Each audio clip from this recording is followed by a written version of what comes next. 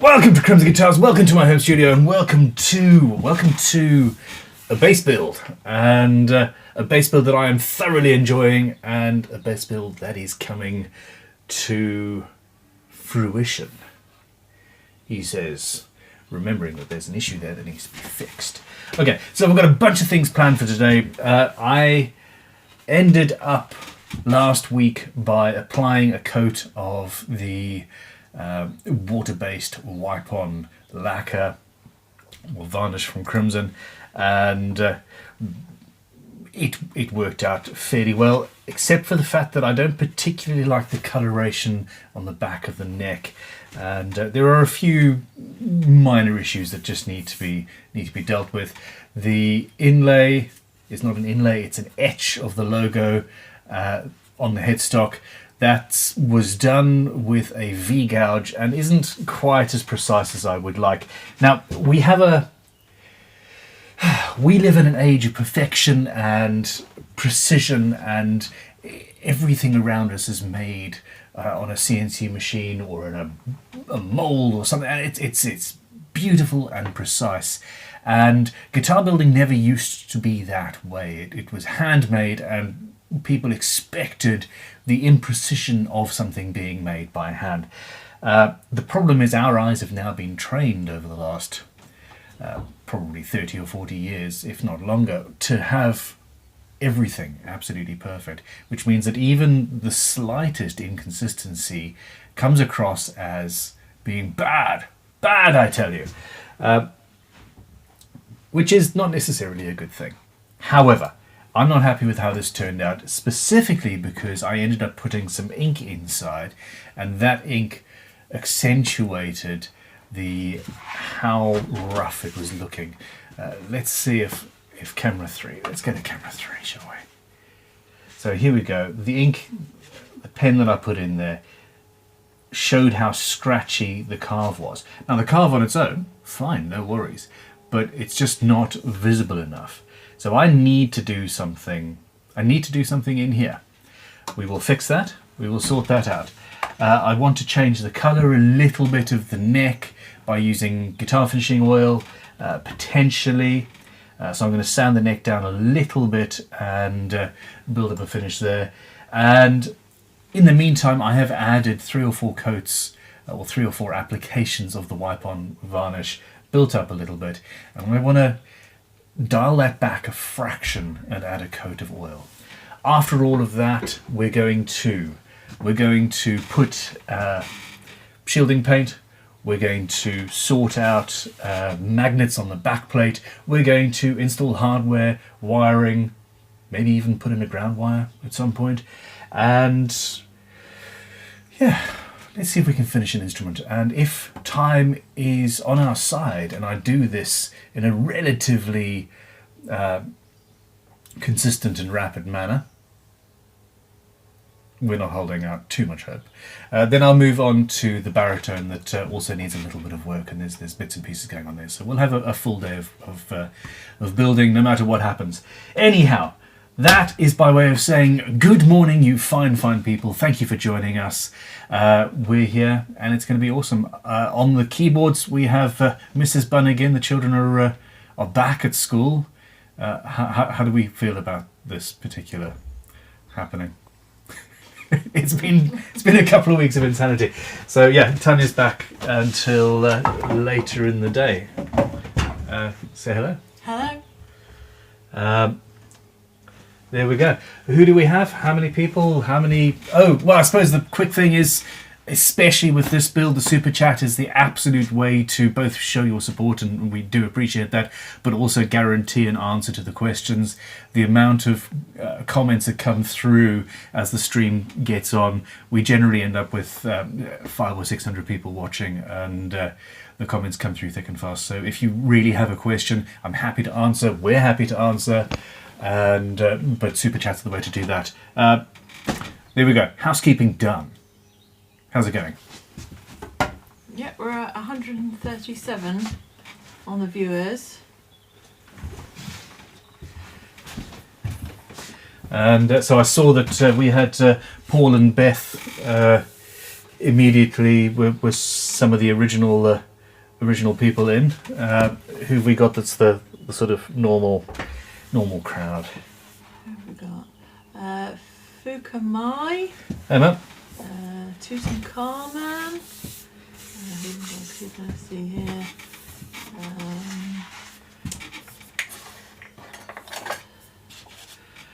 A bunch of people that are supposed to be asleep. I'm absolutely sure of that. Tahoe Mike. Rocket Punk Art, and then a few I don't recognise as much. Dave was there. Dave. Peter Ketanis. A little bit of tissue stuck on the edge of that. This is the one issue with the water-based varnish. Okay, you've already got a super chat here from Fukamai. Emma. Ben, don't give us a list of things you're going to do and then not stick to it. I'm absolute. Well, this is the thing. I said, time willing, we'll end up potentially on another instrument. It's a good day. We're there. We're good. I had a question the other day whether guitar finishing oil was something over which you could apply the water-based rub-on lacquer, and I don't think that you can necessarily apply the lacquer over the oil, not at least without an interstitial coat of shellac or something like that, but you 100% can apply a coat of guitar finishing oil over the lacquer once it's cured. So I'm here using very gently a 600 grit wet and dry paper just to key it a little bit and smooth everything down, and then we'll see what happens with guitar finishing all over it. The water-based varnish is like other water-based finishes in that it comes across as fairly anemic, in my opinion, and I'm not a huge fan. So you can see what I mean in this. King Bob's Guitar Work says, I'm liking that amber stain even more this week. Thank you. It's certainly come to it's certainly coming together. I really, the way it accentuated the various bits and pieces in the grain that we didn't really see beforehand just does it for me. Vision Carmen's telling me to tell Ben he will break his scalpel tip off by stabbing it into the bench. I've got a half-inch thick bit of I don't even know what it came from. In fact, I do. There was a really cool charity near where we used to live. Actually, I think it was a fairly international thing, where they went to factories and took stuff that the factories were just going to throw away, things that could be used by artists and craftspeople, and particularly children. And you'd go in with a black bin bag and pay £5 to fill the bin bag full of just random stuff, and you'd end up with netting and rope and old stickers or empty jewel cases for CDs and things. And we got, at one point, a lot of this thick stuff, and I've had this pad since then, so this has been on my bench now for coming on 20 years, which is all interesting. What are they called, Tanya? It was a scrap store, but it has evolved since then. I think it was a council-run thing, and then it became into a charity. But yeah, I think you get them up and down the country. Okay, so it was Dorset Scrap Store was the... Yeah, I think it's evolved into something else since then. You've got a Quiver Eye saying, did the holes in the body close when you applied more layers of lacquer? Oh my god, you made this tea like half an hour ago, and it is still really, really hot. Okay, to a certain extent, some of it did, but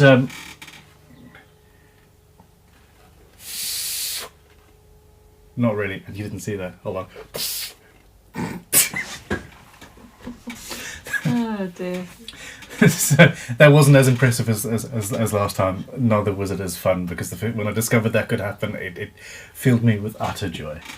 So no, the holes aren't full, not by a long shot.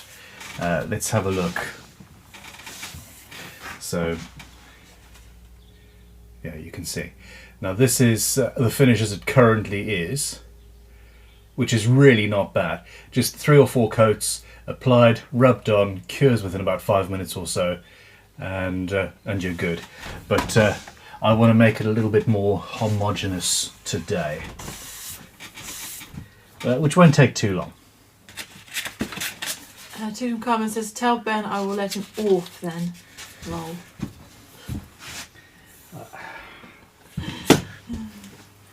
Okay. I don't know what to say anymore. So for a couple of days I started sort of becoming self-conscious about the way that I speak. And then I realised that you're just mean. You're just mean. And I'm not going to change for anybody. Except for you, Tony. Okay, so there's a technical question. I like Forecast drums. Who, sorry? Forecast drums. Cool. Hi.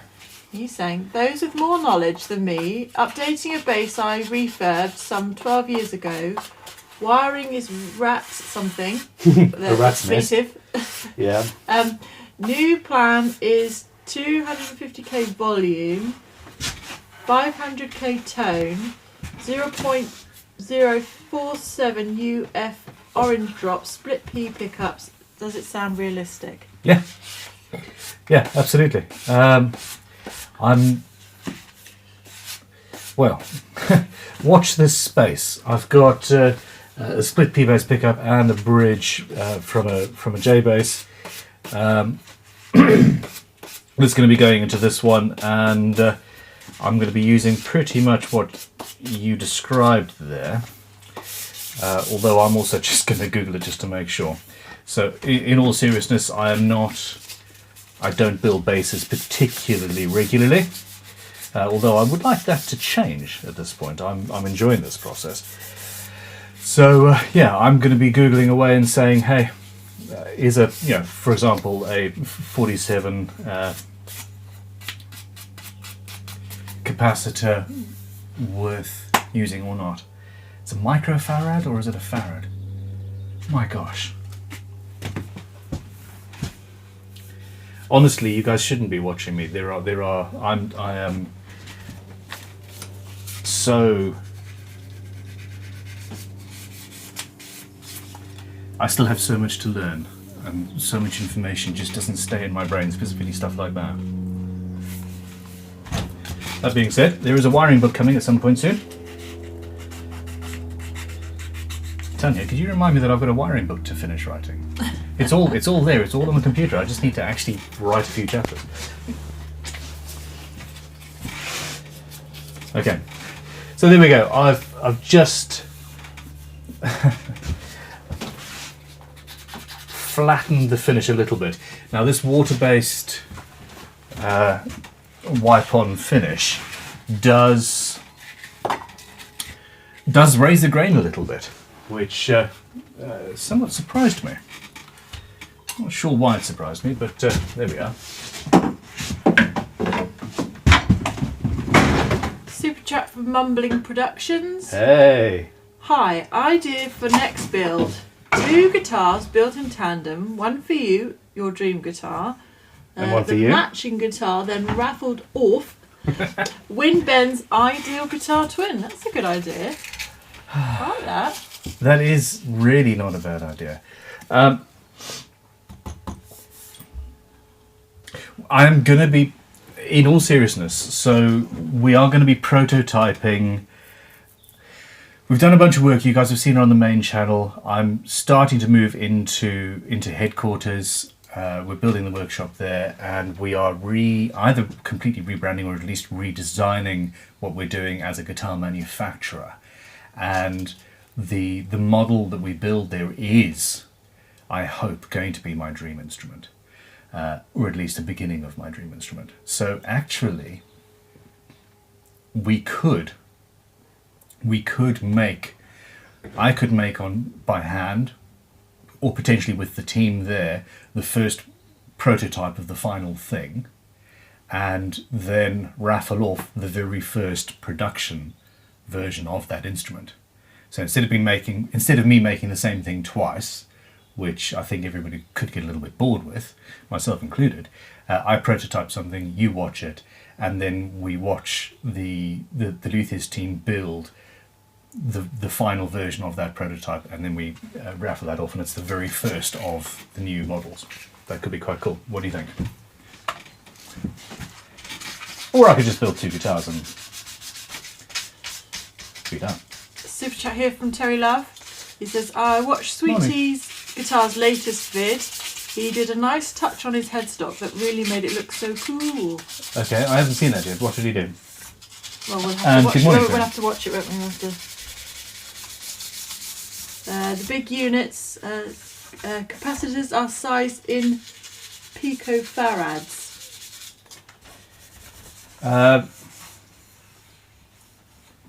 Picofarads. 0.047 picofarads. That doesn't sound right. Not for a guitar. But I'm not going to question a university lecturer on electronics. I'm not. No. I absolutely love how I'm getting to know you people. Okay, so yeah, there we go. I've started out by doing some sanding, which is something that I promised never to do on camera again. And yeah, there will be more before the day is out.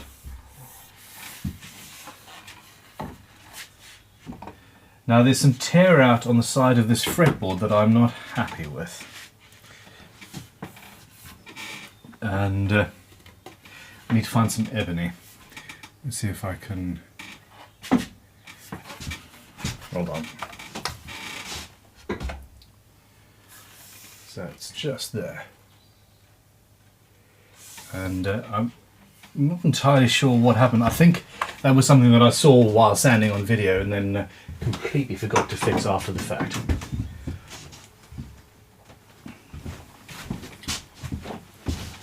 Okay, with regards to Sweet Tea's video, I've lost it now. Terry Love says, Sweet Tea rounded off the bottom edge of the headstock. We do need to watch that. Yeah, we absolutely will.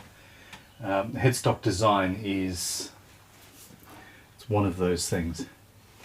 I'm sure I've got ebony offcuts somewhere. This is the problem. I actually I did a little bit of tidying in the workshop today. And not today, well yes, a bit this morning, but over the weekend as well. And yeah, chaos and carnage. Aha! Here we go. Okay, so not quite an offcut, but here we go.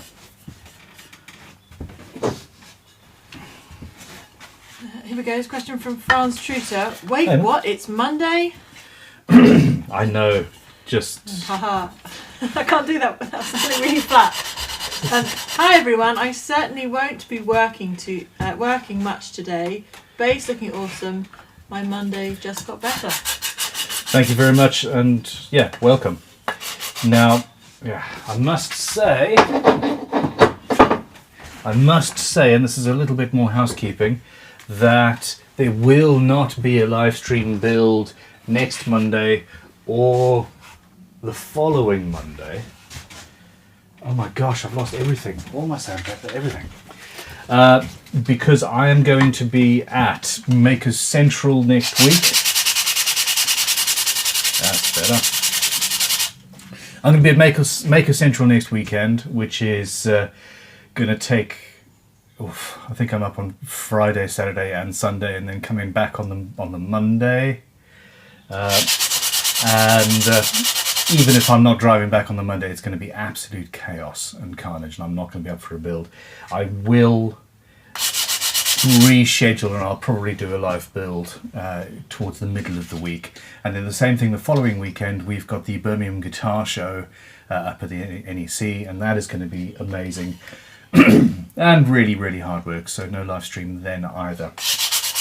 But again, I will reschedule for the middle of the following week, I think, or something along those lines. What do you think I should do?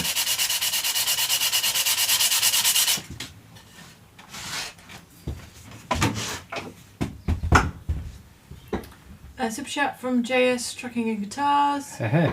Good morning. I'll be Morning. ghosting the stream today. Super chat funds are too low this week. Ghosting is absolutely fine, and you do not need to super chat all the time, my friend. I really do appreciate it. But yeah, spend your money on tools, and yes, you're still looking for a router plane. Are you going entirely hand tool at this point? Or at least non-powered tools, shall we say? Okay, so at this point I'm making a little bit of ebony dust.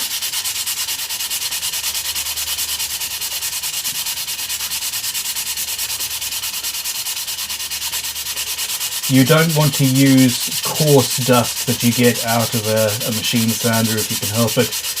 It's very fluffy and doesn't get the same sort of finish. But this is 80 grit sandpaper here, and that'll do what I need.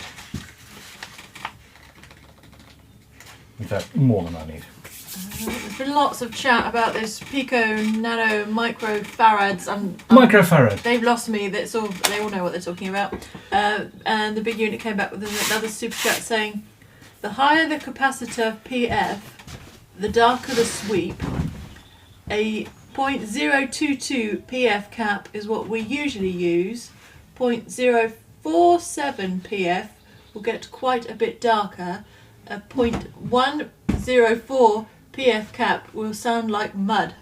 Okay, so so on guitars it's a 47 or a what was the first one? 20. 0.022. Yeah, it's 0.22. I've always thought that it was 0.022 microfarads, or yeah, but anyway, so yeah. If you want it brighter, it's 0.22. If you want it bassier, it's a 0.47. I tend to use 0.47s on guitars, but I also tend to use, humbucker guitars, etc. So it's a fun experiment. In actuality, what you can do is get a rotary switch and wire up a huge range of different capacitors, because it all reacts differently inside the guitar. Now, I will never pretend to understand how this all does what it does. I just know that this thing will make this noise. And in combination with different pickups and different amounts of electronics in there, etc., you might traditionally use a 47, for example, but this particular guitar with these particular pickups might sound better with a 0.03 or something, or much, much smaller. And it's worth experimenting. And I actually really wish I did that more often. Anyway, I need work holding. Work holding is what I need.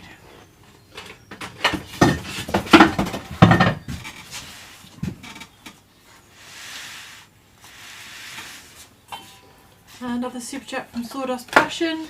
Sawdust Passion. How would you avoid feedback in a semi-hollow body? It's basically shielded wires as much as possible. So yeah, basically we would have as many cables as possible in the build would be shielded cables. Therefore, you're not creating an antenna to pick up on excess interference. Or 50 or 60 cycle hum, etc. Other than that, shielding where possible. I have partially shielded instruments, and I know it's not perfect, but it, in my opinion, does do something. And that's, in the end, the only real option. Use humbuckers, or at least build in a humbucker circuit if you can. An alternative is to, while you've got a massive hollow body, you could have your electronics inside of a Faraday cage installed in the body. The problem is things like that tend not to fit through F-holes, for example, so that only works with certain instruments.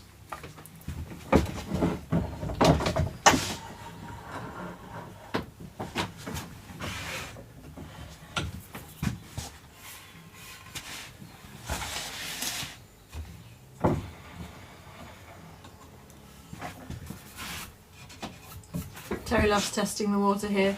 Never mind work holding, does Ben ever need hand holding? I'm trying to see if he's going to be asked to put himself in timeout. I think we've discovered that doesn't work anymore, don't we? Hold on, focus. Oh, the camera wants to move. Come on, camera. Let's just make everybody ill while we're doing this, shall we? Okay, so I've got a bit of tear out there.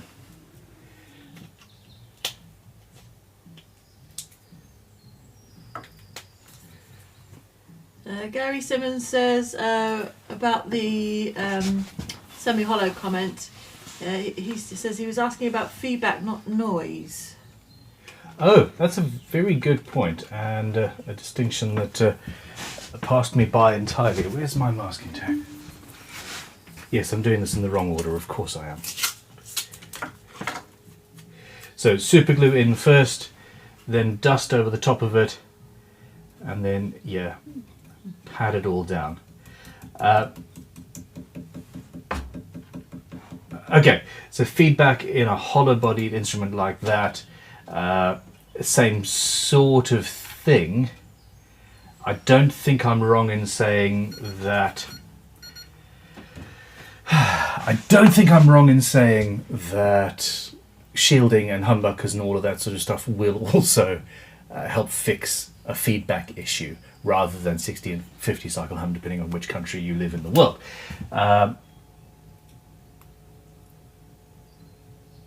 But your only other option is to close off the sound holes and make it an enclosed thing. So there are guitars, there are famous guitars that have fake F holes on, for example. Now you've already got an instrument, it's prone to feedback, do the aforementioned things within the electronics, and shielding, humbuckers, etc. And also close off any sound holes when you are gigging at high volume. But other than that, you know, you have to change either the way you play or the instrument, because it is going to do what it wants to do. Okay. So there we go, I've put a little bit more super glue on there, and let's just flood with dust, because hey, we have a lot of dust. And by doing a glue first and dust second, and then tamping it down, we're ensuring that there's going to be no gaps with just super glue. This is less, or air gaps for that matter. This is less of an issue with the brown super glue that I use, but yeah, still something to be aware of.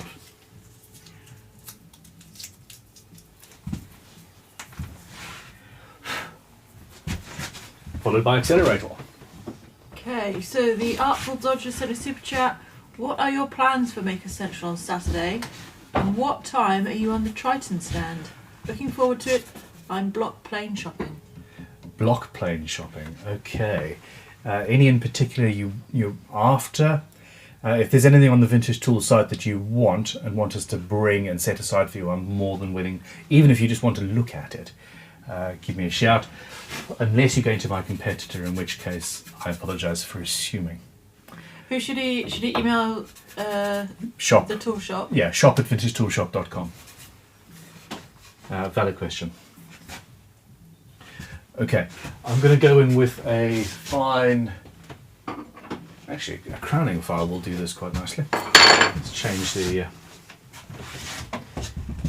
Steen TV says, did Ben see the Adam Savage video talking about the super glue and masking tape trick? I didn't, no. Oh, that's another one to watch. Did he attribute it to me or not? I doubt it. I doubt Adam knows who I am. If he does though, I'm going to sort of just melt into a puddle of joy. I just said that.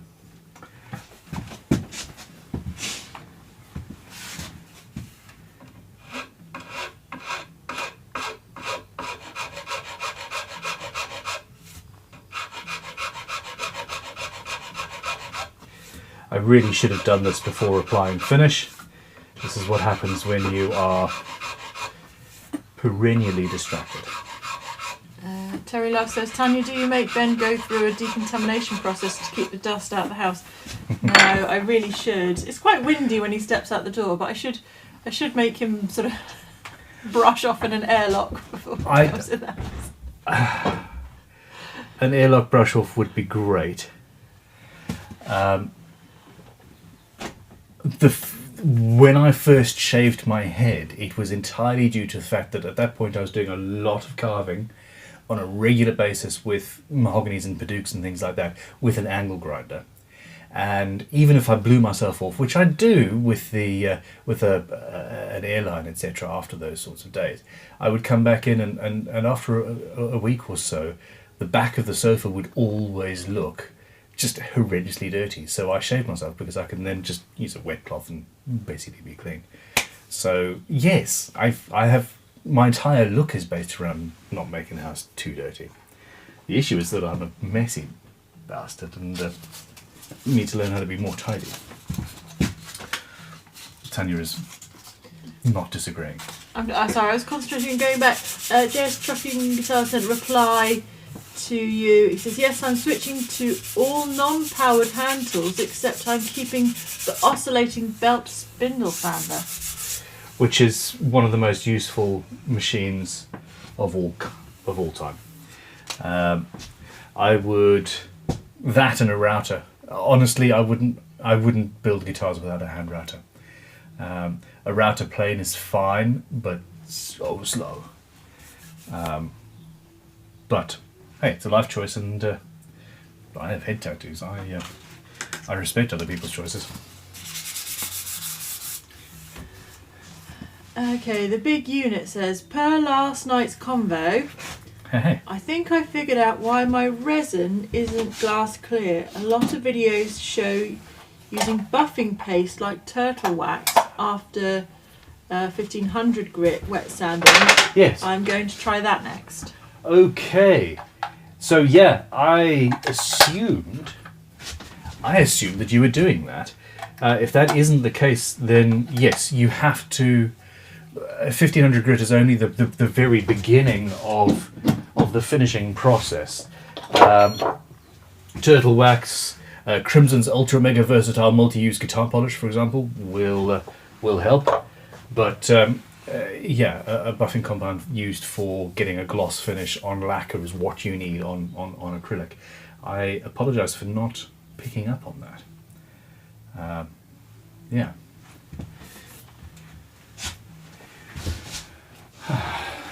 So, interestingly, in spite of all of that, I've ended up with a not particularly good repair on this. Okay.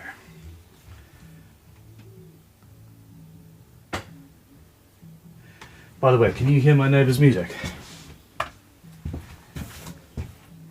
So, yeah, we've ended up with an area that just doesn't look ideal. Now, with something like this, if you have nice, pristine lines, then it looks like you've had to make a repair. If you chip it out, then it looks like a natural occurrence in the instrument.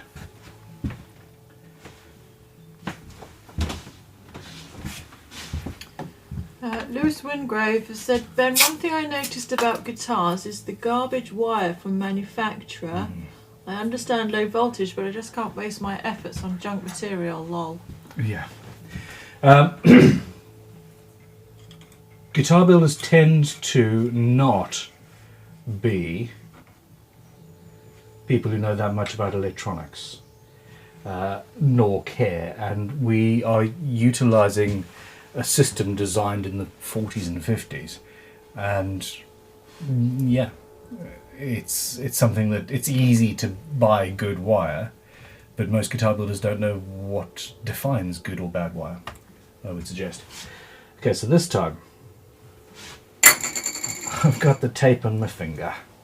I've got everything ready, so it doesn't cure before I get there.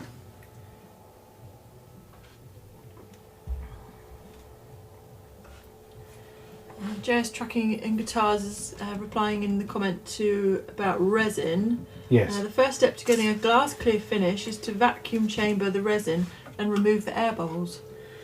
Yeah, that was the assumption that I made yesterday. But one, this is a guitar, a full guitar neck, and most people don't have vacuum chambers. Specifically not that big. But also it's a very, very thin layer. It's not a large amount of cast. So it's it's a piece of glass inlaid into a fretboard and then resin on the top. So you've got a thin layer, and hitting that with a blowtorch to get rid of the bubbles is, it works really easily. The issue we've got is polishing, which didn't occur to me yesterday. And Just Playing Bass is saying, "Hi Ben, will the Crimson guitar polish take out small playing scratches on a poly finish?" Yes. Yeah. I mean, the definition of small scratches is is wide and vast, but it absolutely should.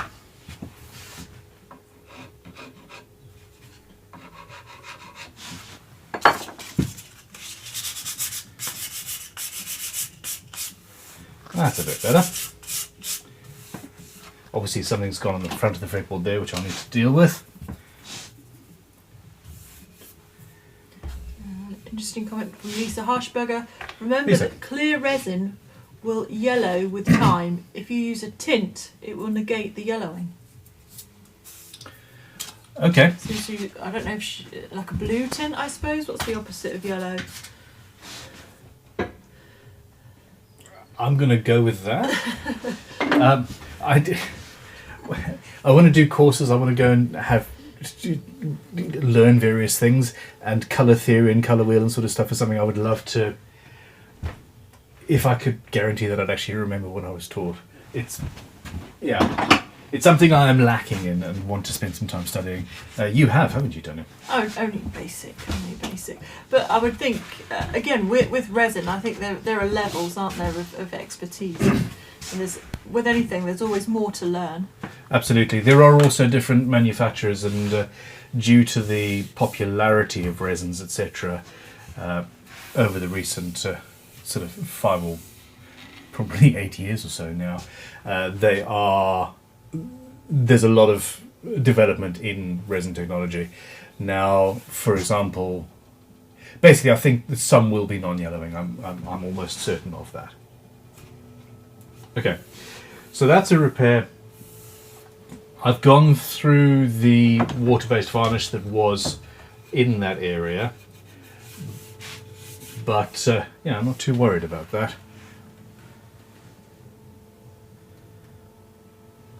I'm going to apply a little bit more water-based varnish on there. Something else that happened is that the accelerator I used melted a little bit of the finish as well, so that is good to know. I feel it's something that I have known in the past as well and just forgot.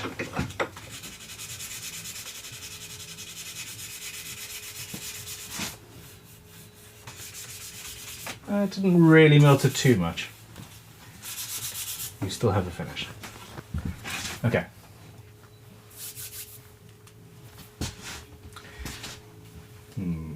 My phone is going. Talitha is sending me an image of bridge ground wire. You can't focus on that, can you? Just because she's causing trouble, I think, is actually the plan. With regards to the tinting, JS Trucking and Guitars, actually tinting it red or black will work better to keep from yellowing. Using blue will just turn it green. Yeah, the problem is we want clear. So, but yes, I think you're right, actually. Or would it? I don't know. Sandy saying, Ben did say last week what is in the accelerator. this accelerator is Did Ben say last week, acetone. sorry. It's acetone based.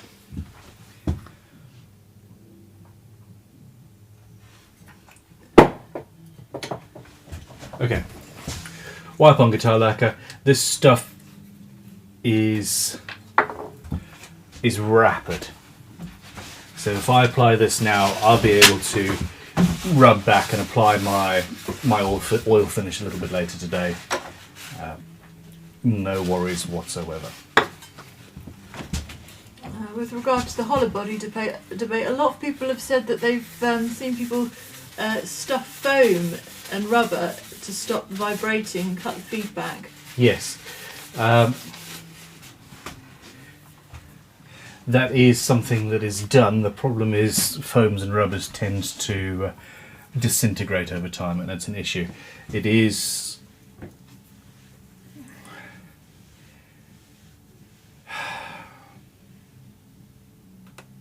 This is the reason why we all need so many guitars, because that guitar is not best suited for what you're trying to do with it. Yeah, there we go. Okay, so I've applied some varnish on there. That is good. The bridge ground wire has been done. It was drilled in episode 1, I'm fairly sure, actually.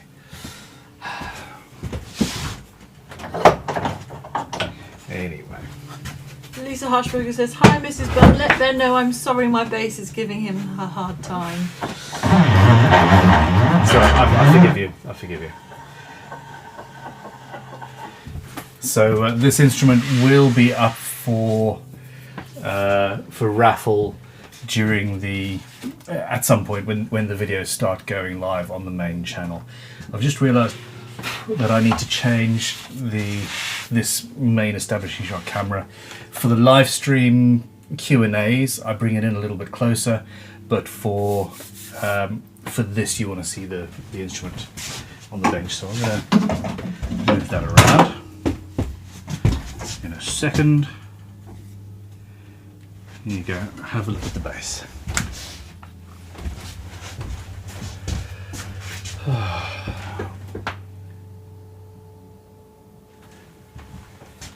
I don't know what to say.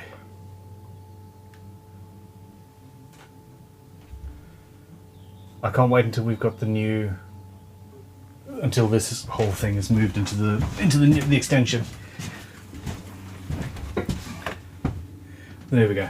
So yeah, this setup has been moved into the new bit, which is a much higher ceiling, which means this camera, etc., is all going to be out, and you're not going to have a corner of wall behind my head.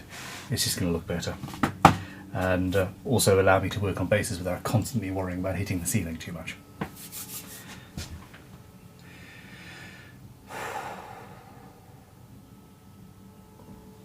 Terry Lover said, "This lot will be shouting at Ben to drill the ground wire hole before he's even drawn the outline of the body on the back next."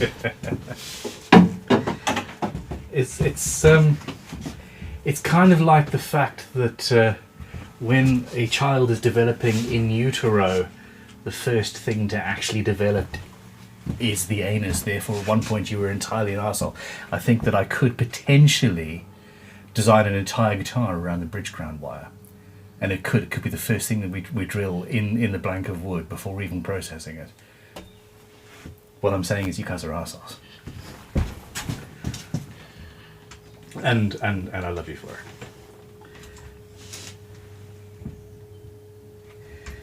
Okay. Now, the back here has been lightly sanded down. I've just knocked the top of the water-based varnish off, and I don't want to go through to the amber, and just feeling my way around. But essentially, we're pretty much there. And I'm going to apply a single coat of oil, and I'm doing that now because it's the beginning of the day, and if any oil seeps out of any of the holes or gaps, I will see that and be able to wipe it away. Super chat from Disky Disky. Do we get to see the shaky bench? Hopefully not for much longer. Yeah, this is the thing. So the floor in the new place is going to be more stable. In fact, once I've moved the office and the hand tool area into there, I want to, at some point in the not too distant, move all the machines into one corner, rip the floor up, and start again from first principles. We'll see, including potentially fix the 3-degree slant of the entire workshop. We ordered this shed at the beginning of lockdown, the first lockdown, and they said, "Oh, we'll maybe 6 months or something." And we did a lot of work and didn't really prepare the foundations properly. And then he phoned me at 3 o'clock or 3 in the afternoon and said, "I'll be there tomorrow with the shed to put it up."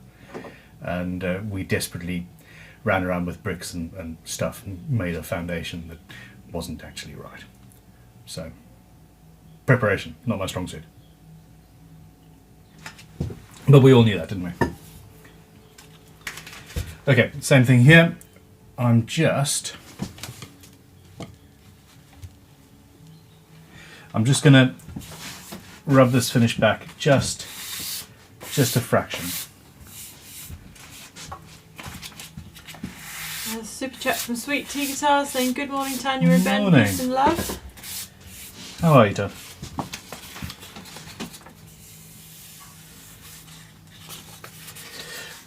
This is... Do you know what? Okay.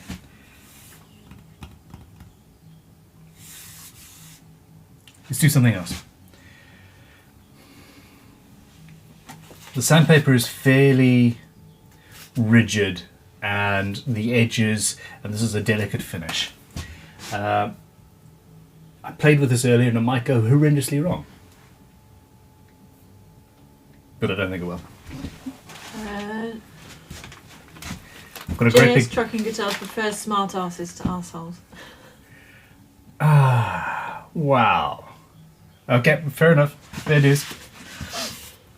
Okay, I've got a bag of powder here, and it's been repaired with masking tape because this bag ended up piled on top of the planer back there, and then a child came in and pushed a button and turned it on, and the machine ate the bag. And it pooed pumice powder all over the building. But that has been sorted now, and I think the fear of that moment has made that particular child never want to push another random button ever again. Do we agree, Tanya? I hope so. Yeah, I bloody hope so as well. Anyway, tissue,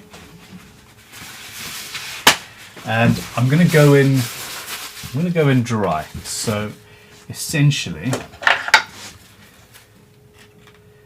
a little bit of powder, and the only reason I'm not too sure about that is mainly because of these holes. But essentially, I'm very gently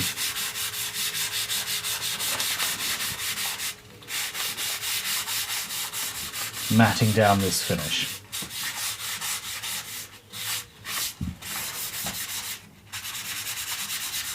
And now there's a load in the paper. Lewis Wingrove saying, "Ooh, I forgot to thank you, Ben. Your great advice not only helped my I'm going to struggle with this one. Schecter?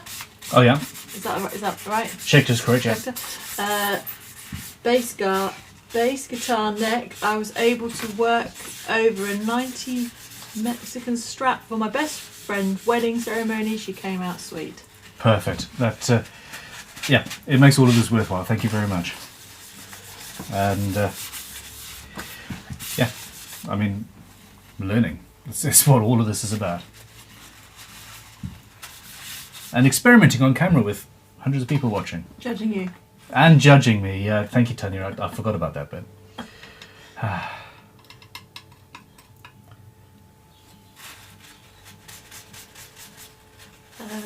King Bob's guitar works, saying paint shielding now so it can be drying while you do other stuff. We're melded at the mind, I tell you. I was thinking about that earlier, and I need to...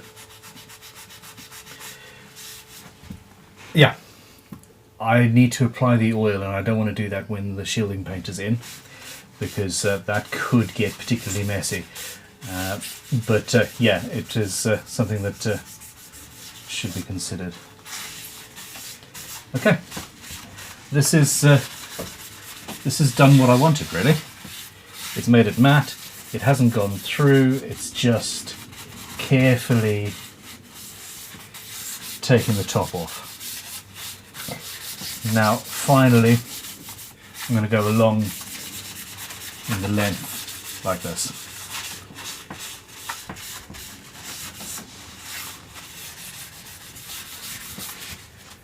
And then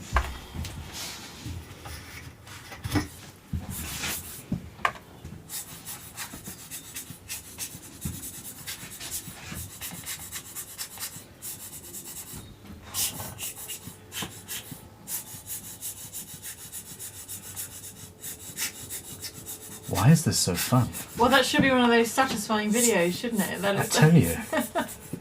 Just slow it down a bit in slow motion. I bet that's really satisfying to watch. It's awesome to do.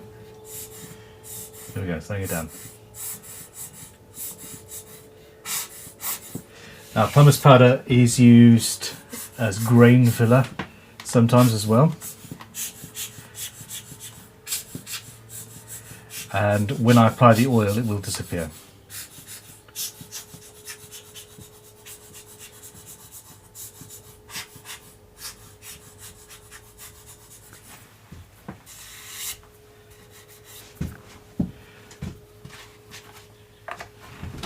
That goes like that.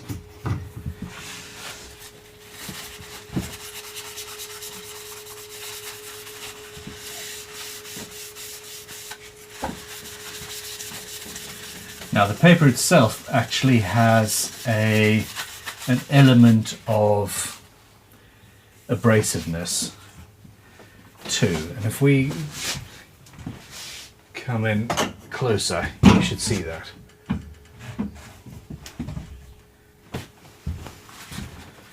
Well, the paper itself has abrasiveness, and this has still got some pumice powder embedded in it, which is also doing nicely. Actually, this is giving exactly the finish that I wanted. That's pretty cool. I think I've had this bag of pumice powder for easily 4 or 5 years, and I've never used it. Or is it rotten stone? Nope. Hold on. Let's actually have a look here. Stuff's getting everywhere. Yep. I probably shouldn't be breathing it in. Okay, let's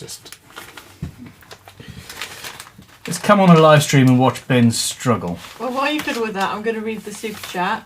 Okay. Not a guitar builder. Sorry, this is from Nocturnal Insomniac, super chat. Whoa. Not a guitar builder, but I love woodworking. Haven't touched a guitar in years, so much useless knowledge I now have. Love and laughs to all.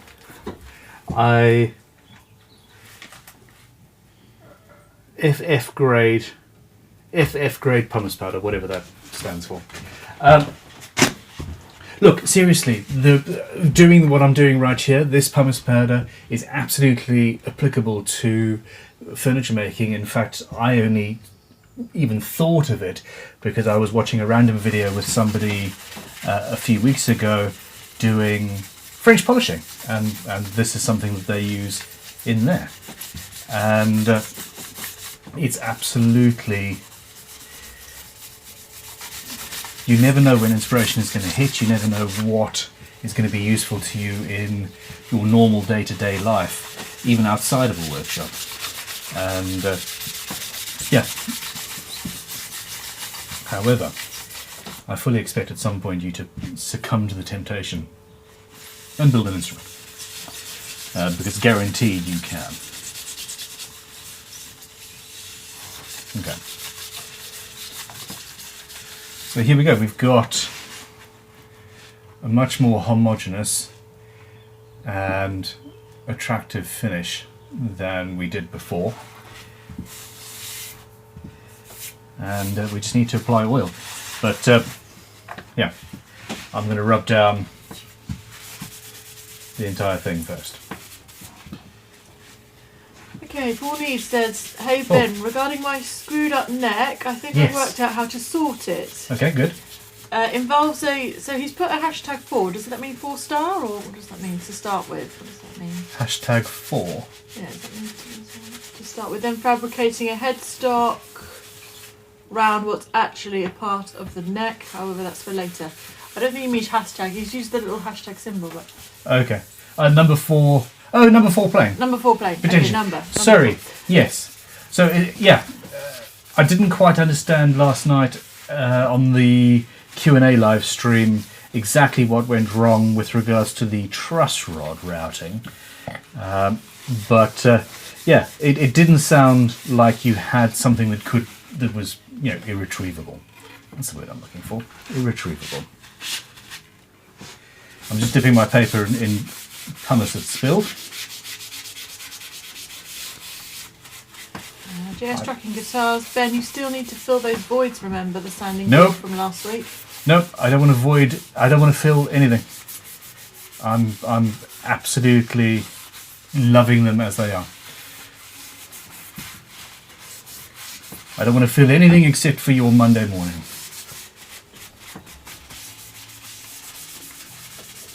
Disky on the super chat says Ben's struggle is the reason I watch. Lol.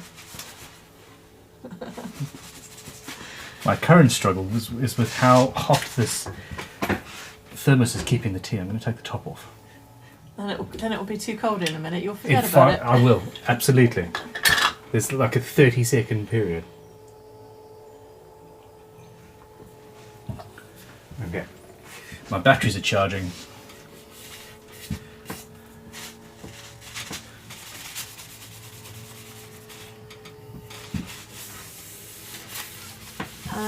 Bernard Clear, quick question for my GGBO build. Uh-huh.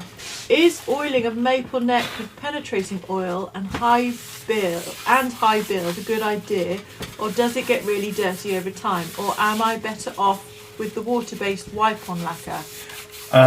You're better off with the water-based wipe-on lacquer, although I would seriously suggest, unless you want a white finish, i.e. a fairly anemic. I love how oils darken the wood, make it a little yellowy, goldy, browny. I love that effect. A white maple will stay very white with the water-based varnish, and that, it's useful if that's the effect you want. If not, stain it a little bit beforehand or something along those lines. But yes, you are absolutely correct. If you use the oil finish, it would be fine for a while, but with playing it 100% would get dirty. A film finish, a varnish or something like that is required on maple. You need to protect it. Okay, Robert R says, yes, if you're dealing with pumice, you really should be wearing a mask. I know.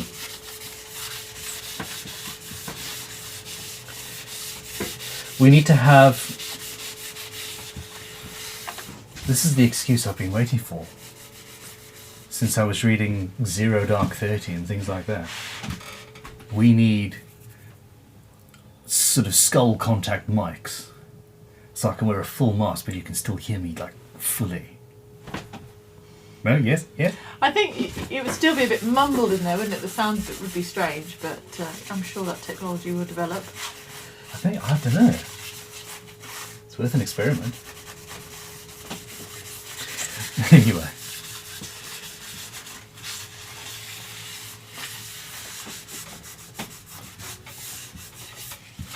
Okay, so this is good. We're pretty much there. I'm happy that everything is now relatively flat and cool. I suppose I'll go down the neck just in the interest of completeness. Some people aren't liking the scratchy sound through the audio. Oh. Hold on, let me just Squeak, squeak, squeak. let me just do it right next to the microphone Yeah, just for a minute. It's better than the sanding for most of last week's session, I think. Terry's saying throat mics, does it mean throat mics?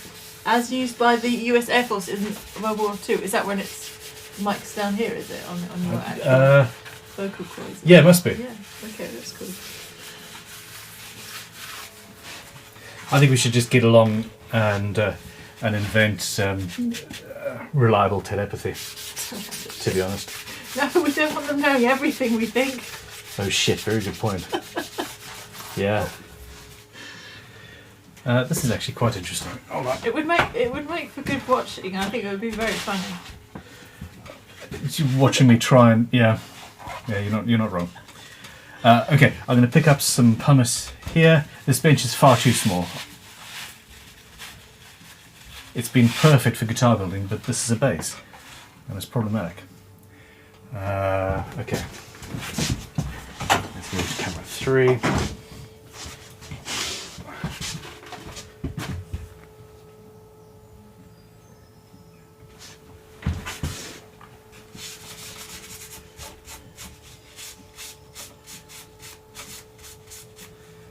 That is actually pretty cool, isn't it?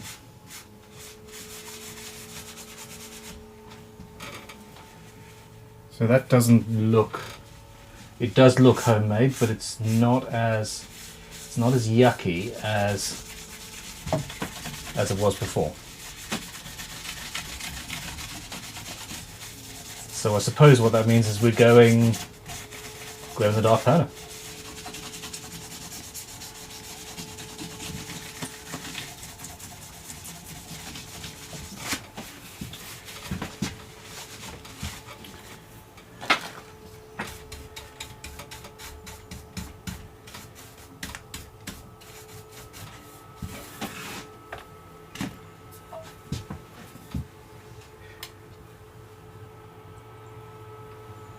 Nope, still too hot.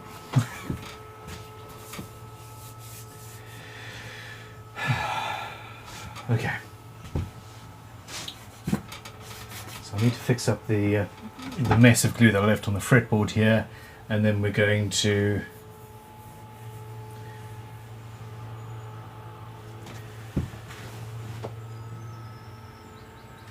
how do I want to do that?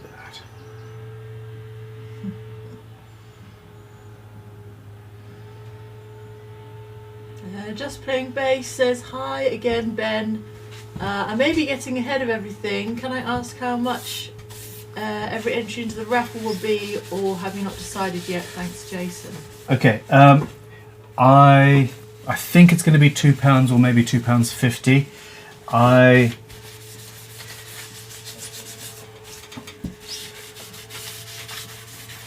Yeah, we don't. Hi.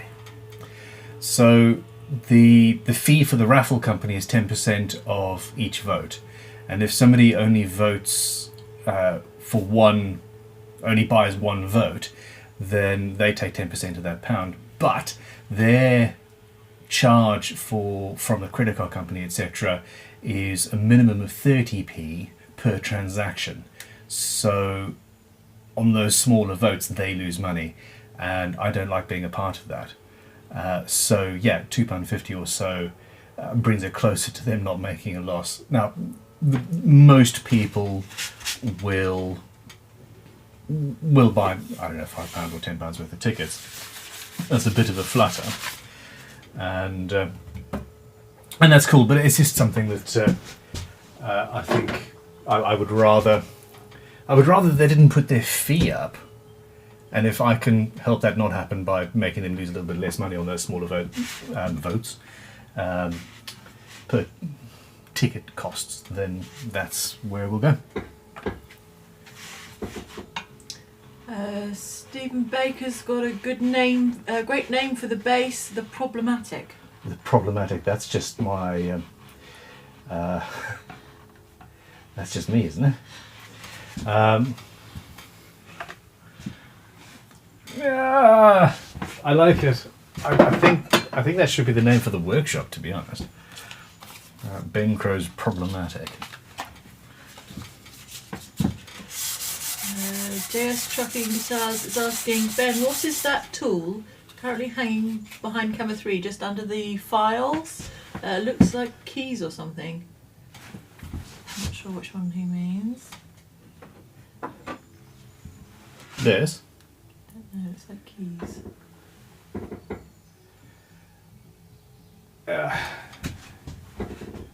That's a mini combination square. There's lots of squares and things, and this is a mitre template.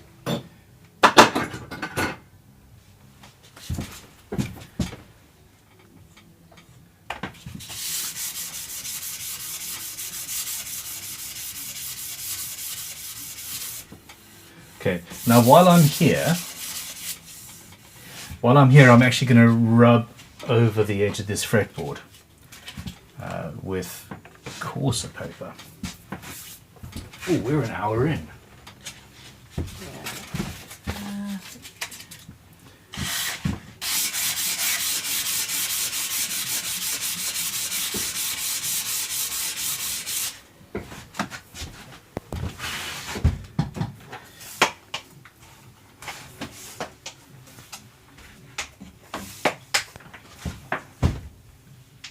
Might mean the combination square. Yeah, I think that's, yeah, it's a mini combination square. Absolutely gorgeous thing. So, yeah, there's two different tools. So you take that off, and then you've got your square, your 45 degrees, etc. I don't use it very often, obviously, because I've forgotten how to put it back together again already.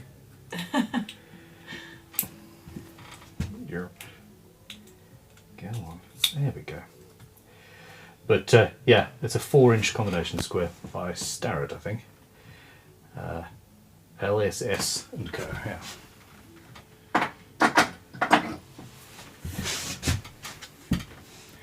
Okay, so yeah, just round the edges over, make it more comfortable.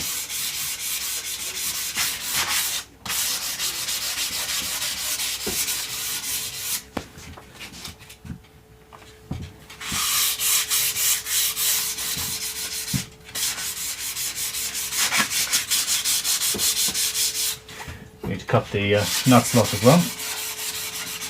Well, I think I might have skipped a super chat from the beginning. Did I say just tracked Crimson Kit should be here by Friday? Oh, fantastic! That's good. I'd ask them to sort of chase that. We've had there's a hell of a lot going on. Yeah, sorry, I skipped that. Sometimes I've read them in my head, and then I go backwards and forwards and wait till Ben's not busy, and then I sometimes forget that I haven't actually read it out loud. That's exactly how I would be if I was in your seat as well, my love. Okay, so yeah, this is starting to get comfortable. Super chat from Terry Love. Actually, a white fill to the logo, etc., would look cool. A happy Pumice accident there. Happy Pumice accident, absolutely. Now, cardboard.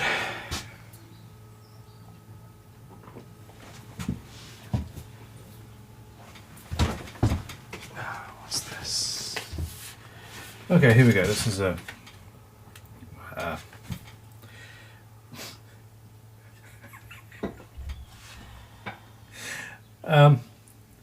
Fair enough. Okay, so we bought a bunch of nut slotting tools on Amazon, cheap ones, just to see what came and what the quality was like, to see what we're competing against. And this is something that came, and it's a Japanese file, which is great. It's a Japanese saw sharpening file, which actually you know, it wouldn't be terrible as a nut slotting tool, honestly. Yeah, that would actually work. It's just not correct for everything. The funny thing though is the packaging it came in, which says that it is a pair of professional 5-inch pliers for cutting copper wire. Woohoo! What can you say? Anyway, that's there for a future video. Just in the meantime, I'm going to use the cardboard that these pliers came in as a guard to protect the body as I go.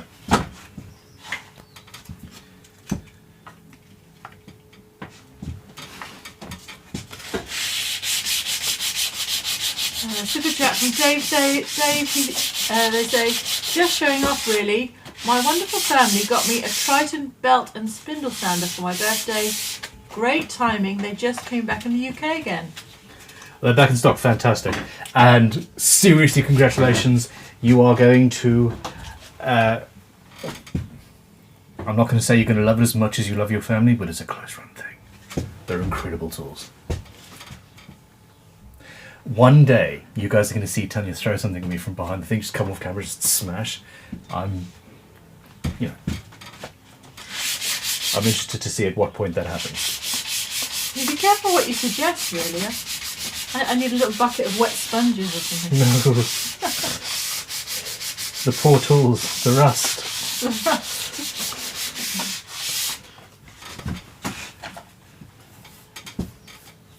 Terry Love Super Chat says, I have to leave for a short while.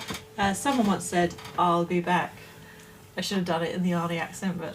Absolutely. I couldn't go there. Every time I've ever tried to do an accent, I've embarrassed myself.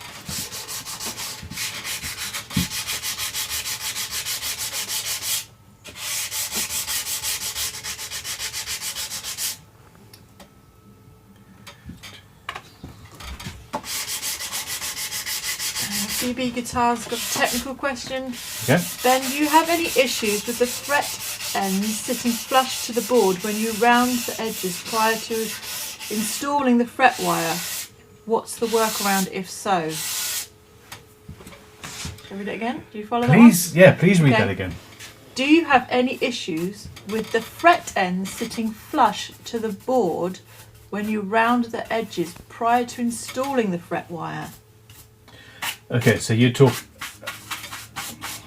Okay, I do not pre...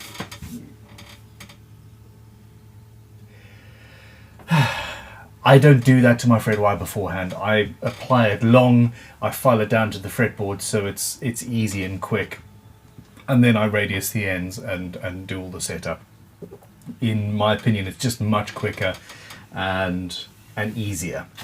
Now, I don't doubt that you could probably get a much better, well not much, but a better finish, for example, and a more consistent fret if you do it that way. But yeah, the issue is that you have to pre-bend the wire to the exact radius of the fretboard, and yeah. That's not, and then cut it to the exact radius before you do anything, and if it's ever so slightly too long, then you've negated all of that work and you have to start again. I don't know, unless I'm misunderstanding your question in a fundamental way, which is always possible. Okay.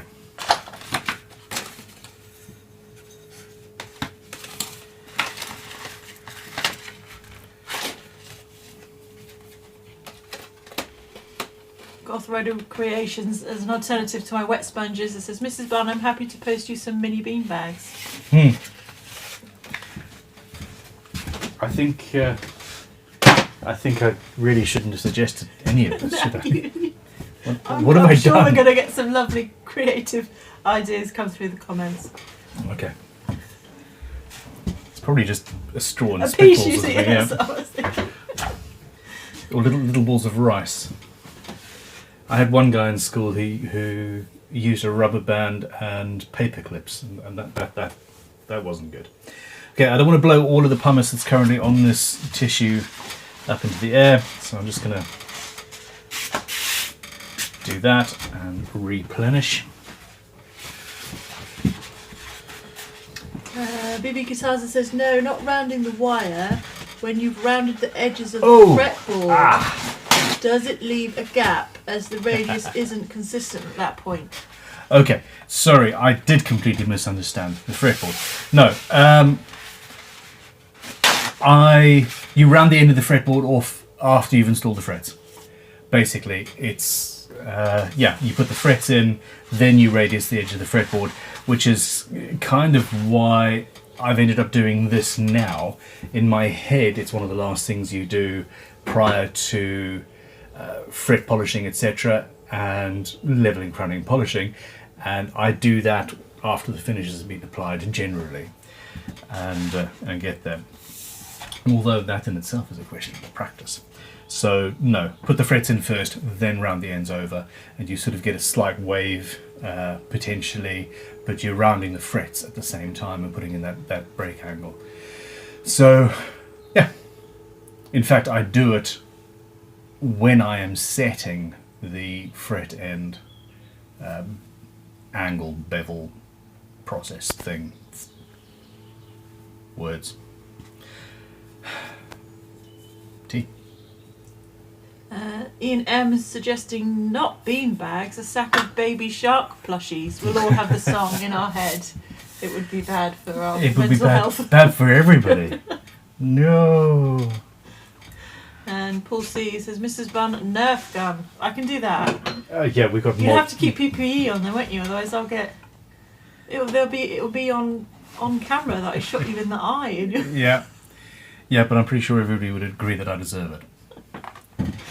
Okay, so there's just a little bit of tidying up to do here.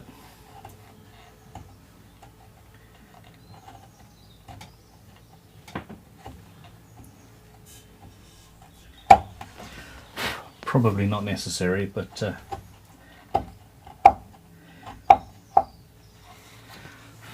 neither is guitar building. We do it because we love it. Okay.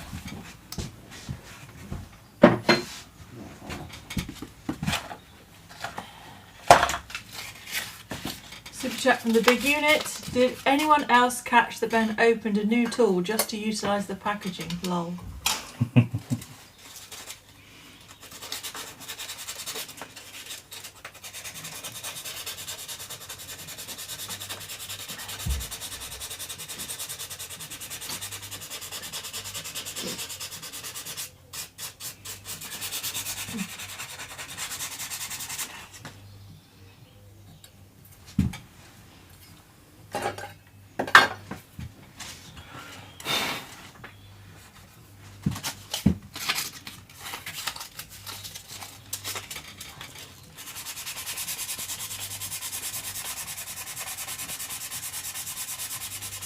Okay, Goth Rider Creations got a question. Okay. If I may, I'm going to be using a lot of super glue for my GGBO build. What finish is likely to be least affected by that much CA in the wood? Honestly, once you've sanded it back, and it's cured, I'm assuming you're going to use the CA before everything goes on, any finish will go over it. Yeah, once it's cured, it is essentially inert. And yeah, it'll be absolutely fine.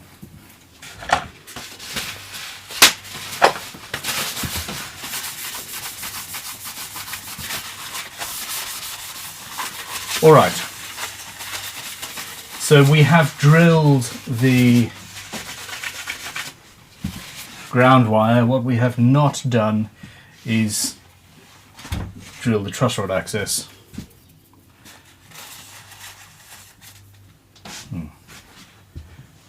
There's still a little bit of tissue here.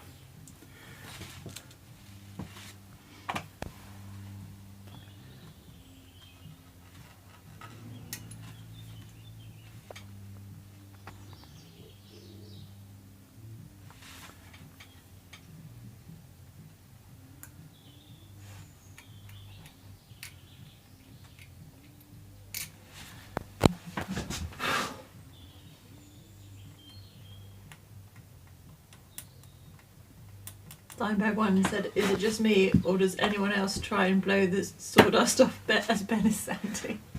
Sorry. I can imagine I would do that. Yeah, I do the same when I'm watching people. It's infuriating.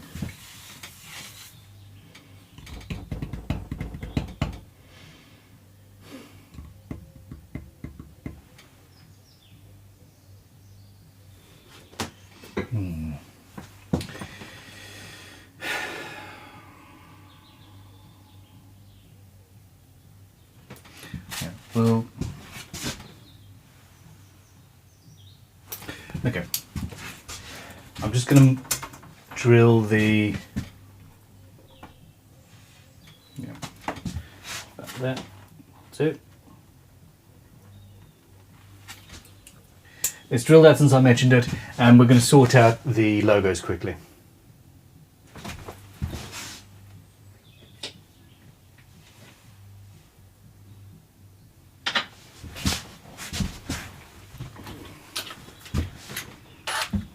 Take a quick break while you do that.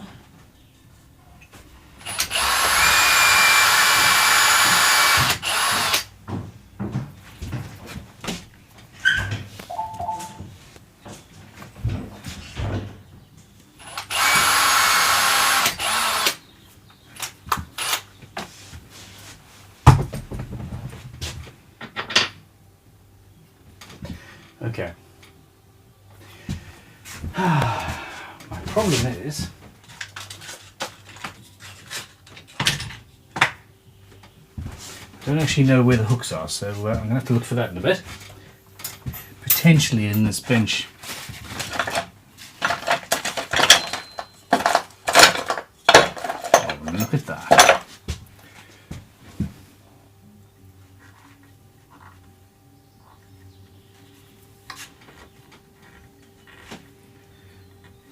So yeah, I'm going to apply a coat of finish, of guitar finishing oil, and then essentially rub it straight back pretty much immediately. And that's just to homogenize the finish and add a little bit of colour. However, before I get there, I really do need to sort out this logo.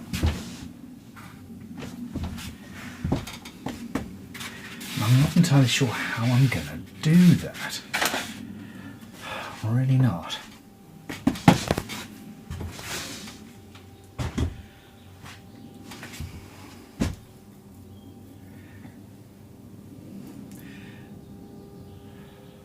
Okay, so we've sealed the headstock. The headstock is sealed, it has got a layer of finish on it, and that means we've got a little bit of ability to play around. I could fill that with powder, wipe away the excess, and then use a wicking super glue to fix the powder in place. The proper way to do it is not that. The proper way to do it is to use a size for gold leaf and then sprinkle powder on there, and that's the issue. It's the proper way. The problem is it takes time. It takes a good hour or two for it to get to the point where you can even put the powder on, which is not something we want to spend time waiting for.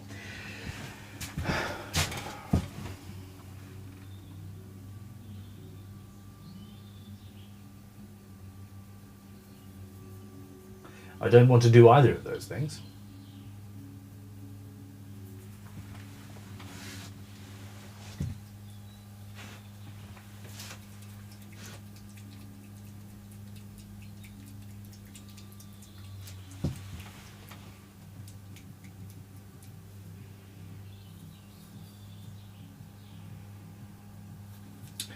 Shielded paint dries really quickly. It also runs the risk of adding carbon to the headstock, which isn't a good idea. I could use standard wood glue, which dries much quicker and would work quite well.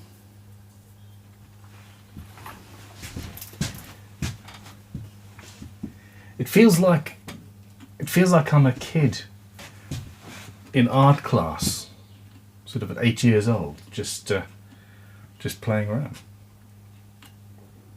I am living my best life, 100%.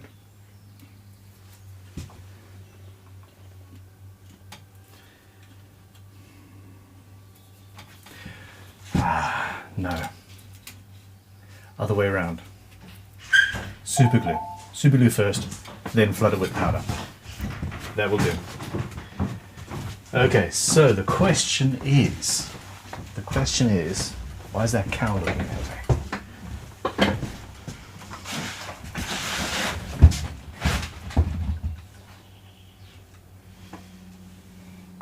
Oh, look at that. They saw the camera and they're turning their backs. You guys look at the cows for a minute. I have some in the dark powder somewhere and I don't know where it's in. Aha! You stole it. How's it going, Mrs. Crowe? Yep, good. Joe's Rocking Guitar says that should have made the truss rod axis before gluing the neck on. The truss rod axis is the headstock, not. This cow's actually quite pretty. Yeah, the truss rod axis is at the headstock, not at the body end.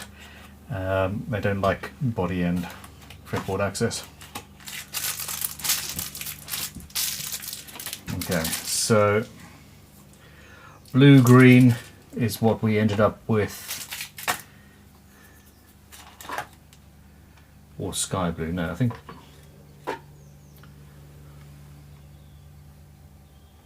I'd say blue-green by how much is in here.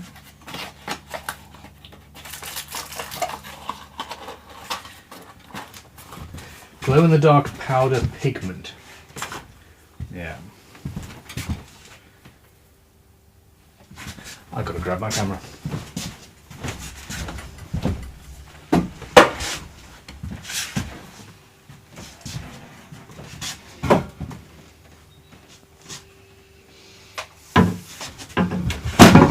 Ow.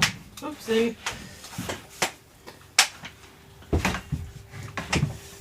This is why we need more space. Bases are just too big.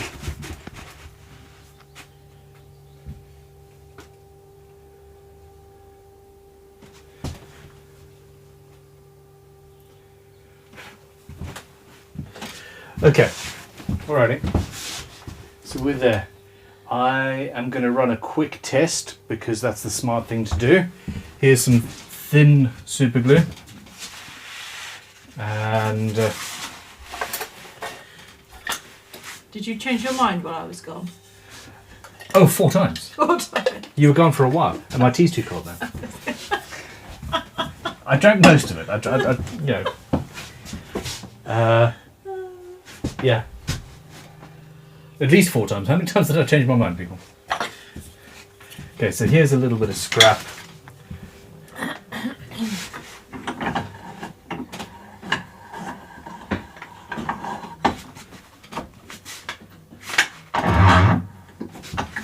If you have the chance, whatever you're doing, if it's something you've not done before, test and see.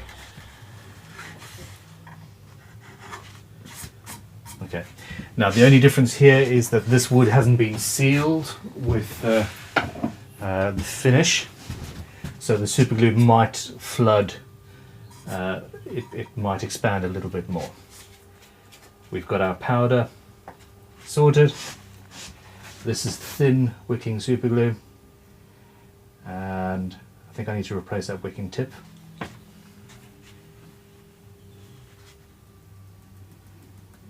I think that's already dried too much.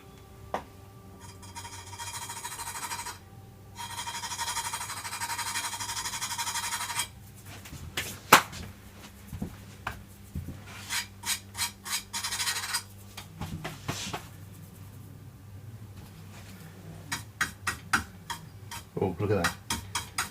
Yeah, so that had already dried too much. So I need to use a wicking tip and medium super glue.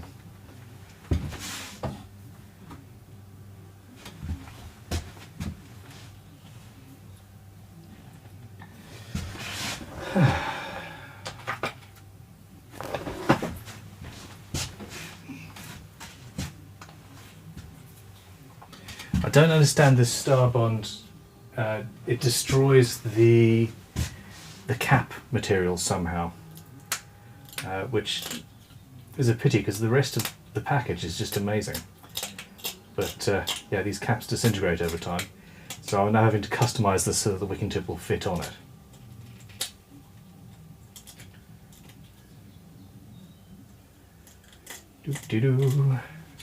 Do. Yes, I secretly wish I was in the A-team. Do.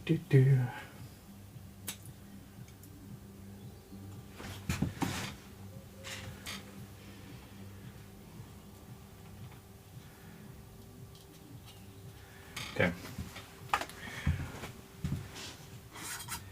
So let's run that test again.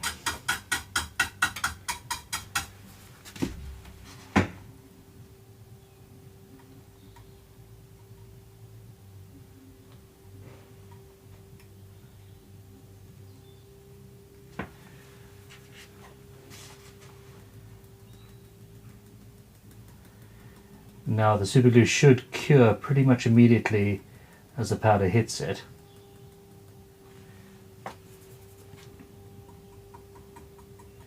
And I should have masking taped up my finger, to be honest. Okay.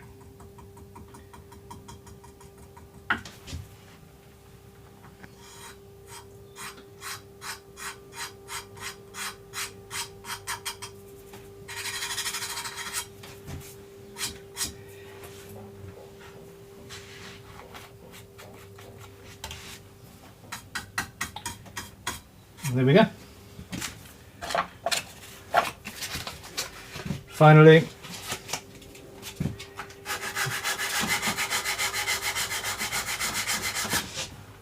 sand back the excess. This is going to be less of an issue on the final guitar because it's already got a sealant coat.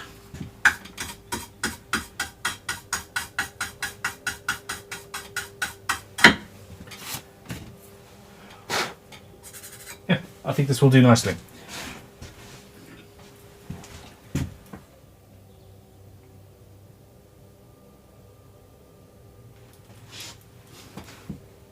It's not amazing, but it is functioning.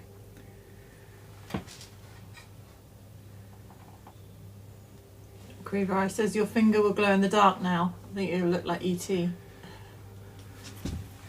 I just saw a random thing before coming down, and this lady went to get a genetic test done because she 100% thought she was an alien.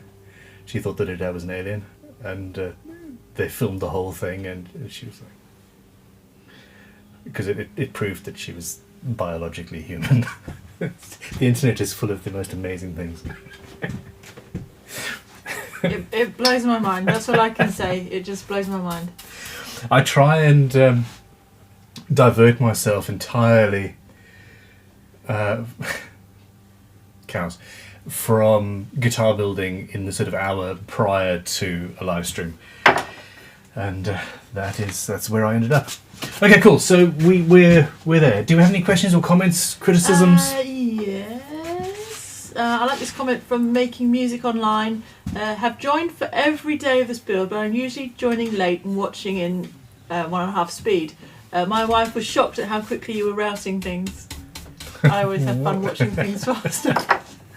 I am Superman or E.T. Funnily enough, that about the glow-in-the-dark finger thing, I've only got ebony dust on my finger. The glow-in-the-dark powder didn't stick, so that's good. It had already cured. Tell your wife I say hi, and thank you for joining us live this time. I hope that doesn't mean that you have not slept at all. These cows are insane. They're just all over the place today. I'm sorry, they're very distracting. They're having fun. Here we go. Tim Jennings, thank you, Ben, for advice on the set neck. I'm almost finished. The coats, and it looks amazing. Imperial purple flame maple top with black hardware and triple binding. Awesome. That sounds incredible. And it's an absolute pleasure. I love helping. Okay, I'm I'm going to change the angle of the camera here so that my hand no longer gets in the way. How was that for forethought? Marsha Levine sent a super chat. Marsha. Off to work, but wanted to say hi. Roommate is having rotator cuff surgery on Wednesday. Oof. Send us good juju, if any to spare. Much love to you all. There is always good juju to spare. Okay. I'm not wearing goggles because I'm not Speedy spooging. recovery is what I hope for. Yeah, absolutely.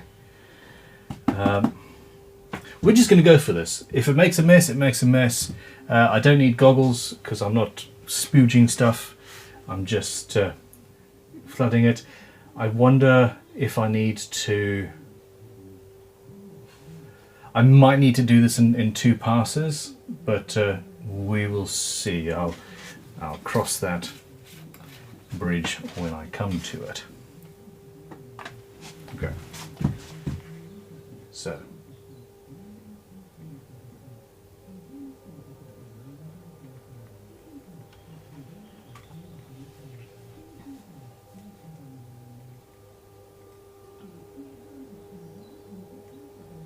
This is medium viscosity super glue. It doesn't dry that fast.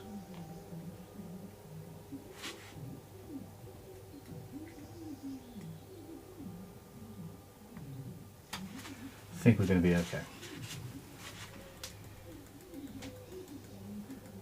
Just go, go, go, go, go, go, go, go, go, go, go, go, go, go. Cool, cool, cool.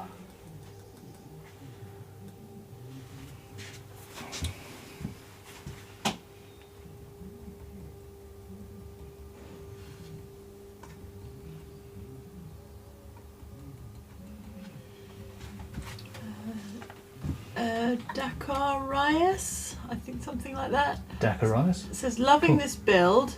Just bought a router table from Yandles. What bit would you recommend for routing the body? Used to big up a 4-fluted cutter. Yep. Is 2 flutes enough? And which brand? Thanks from Martin. Okay, there are many different brands available. Martin, for sure. Oh my goodness. This hasn't worked out as well. The ink has reacted with the super glue. That's weird. It's a gradient, that's what it's called. It's called a gradient, and it was planned, thoroughly planned and thought out beforehand. Okay, 4-flute or 3-flute router cutters are emphatically better. Any router cutter that has got a slight helicoidal shape to the blades is better and is worth using. However, almost any router cutter will do the job as long as it's the right size for what you're after. Now, Radian router cutters, it's a UK company, 3 or 4 flutes, impeccable build quality. I'm not sponsored by them. We used to sell them, but I don't think they're available at the moment on our website at the very least. They're incredible router cutters and we use them all the time. That's who I would suggest. They're also actually cheaper than the alternatives generally. Trend do nice router cutters as well. Those are also available via Yandles and various other places. So yeah, I think a router cutter is a router cutter. For the most part, if you treat it nicely, it'll last for years. But yeah, 3-flute, 4-flute, bearing cutters, half-inch radius, half-inch shaft, for example. And that's what you're after, if at all possible.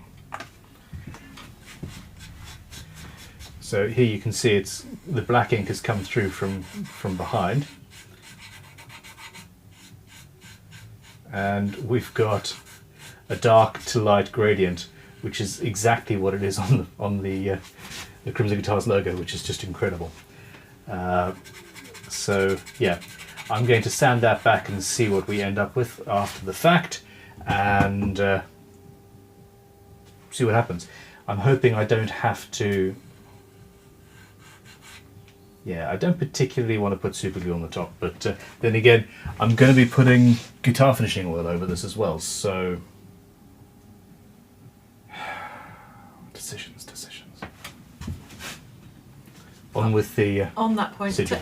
Terry Love sent a super chat saying, I'm back. Has he finished yet? Finished what? Finished digressing, finished... And then there's this comment from Dave. Terry Love, we had a few indecisions to make. Oh, that's brilliant. I like you people.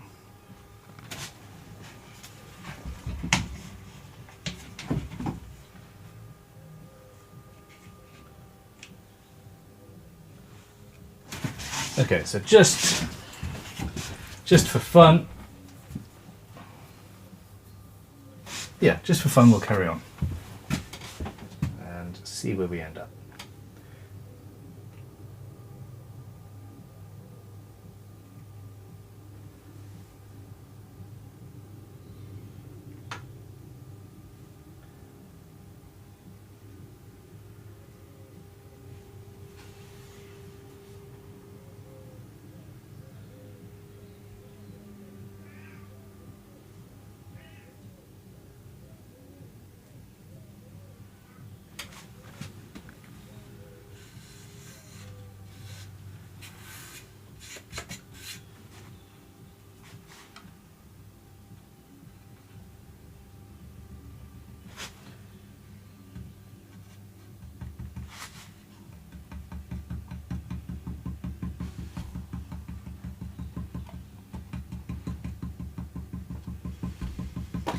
Super chat here from the big unit.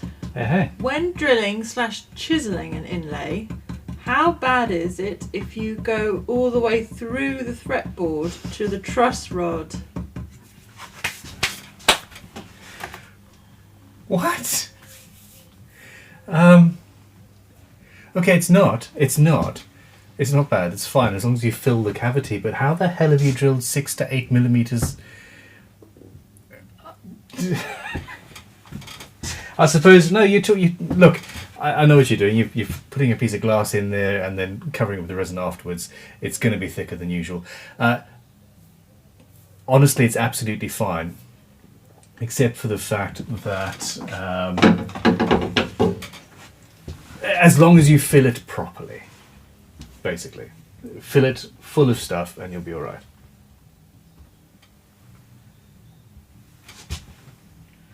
Huh. Will it affect if the resin will it affect the trusswood workings if the resin's gone into there? Do you need to? Yeah, try not to get glue into the truss rod. That's a good point, Tanya. I can see a reflection of cows in that window now as well. It's all, yeah, they're all over the place.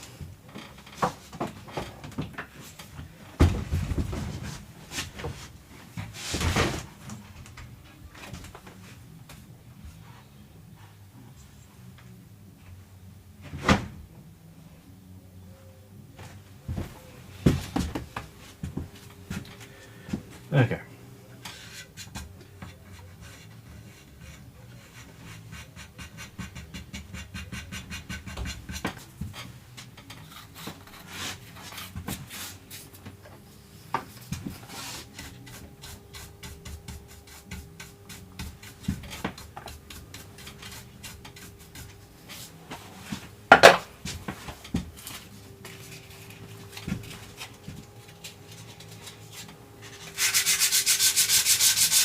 The big unit says he's not done it yet, but just preparing myself for the what ifs. I'm impressed. I tend to figure out the obstacles as they happen. We were having this conversation the other day. What was the quote? What was the Einstein quote that you read in the toilet? Oh, that was weeks ago. What is it? A clever person fixes the problems. A wise person anticipates them before they arrive. Yeah, something like that. You're the wise person. I'm the clever one. I can fix things, but you just never let them happen.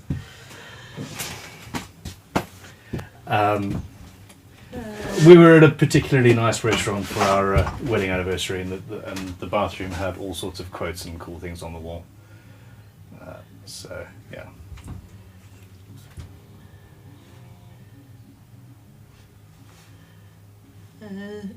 JS Trucking Guitar says camera 3 needs to be on a dolly track like camera 2, that way you won't keep tripping over the wires all the time. There's no dolly track that is flexible enough. In fact, in the new workshop I'm probably going to have 2 on tripods. I don't know, we'll see. I need to be able to get in and around and everywhere. Unless I had 8 cameras, which I don't want to do.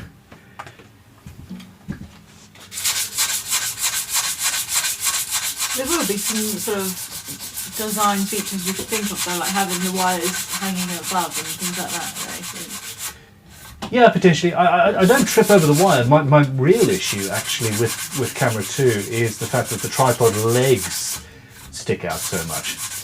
I was thinking about potentially using a microphone stand or something with a very heavy base, but it's a smaller base, and I think that would do the job quite nicely. Dave said another Einstein quote, we cannot solve our problems with the same thinking we used when we created them. Very good. Yes, I like that. Okay. So I've got this, the test here. I'm just going to have a look and see what happens if I put super glue over the top.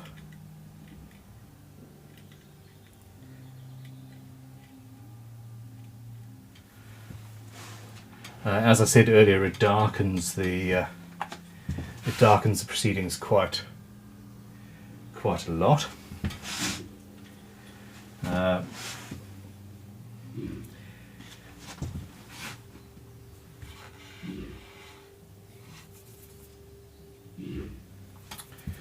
It's a sneezing cow.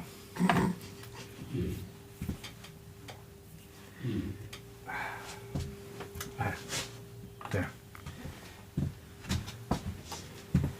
Okay, so this isn't as tight as I would like. Super chat from Paul Needs. Out of idle curiosity, what does your sigil mean? That's a good point. It's just my initials, B and C. So that's the B there, and that's the C. Or it could be M and V, I suppose. But that means nothing to me.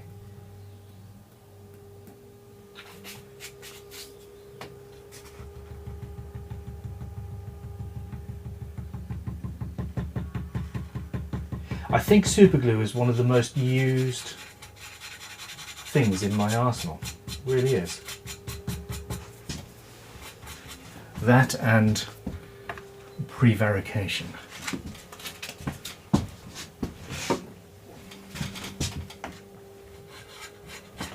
Okay, I'm just going to let that cure for a little bit. That's the tester. Okay.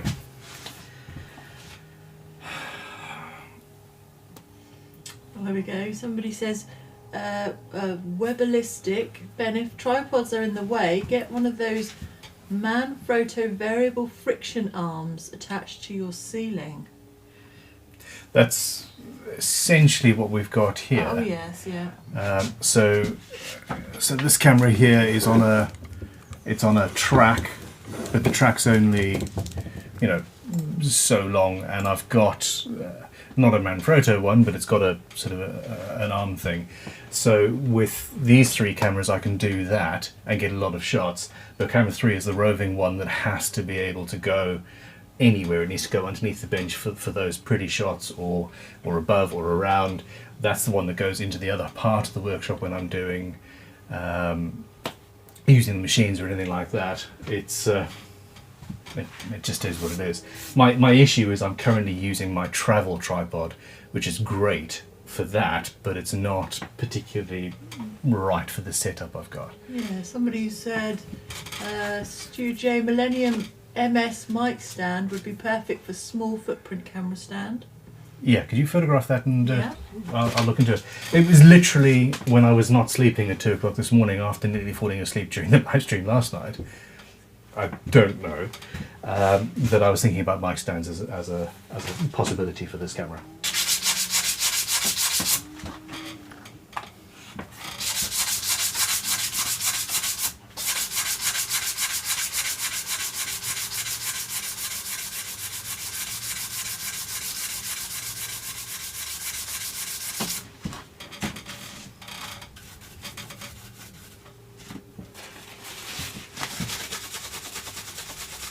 The big unit thinks you need workshop drones.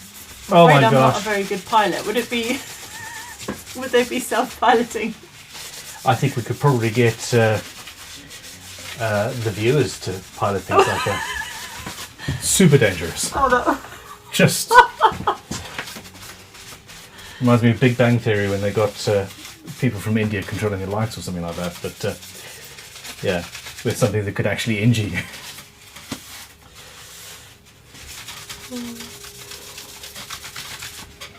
Okay.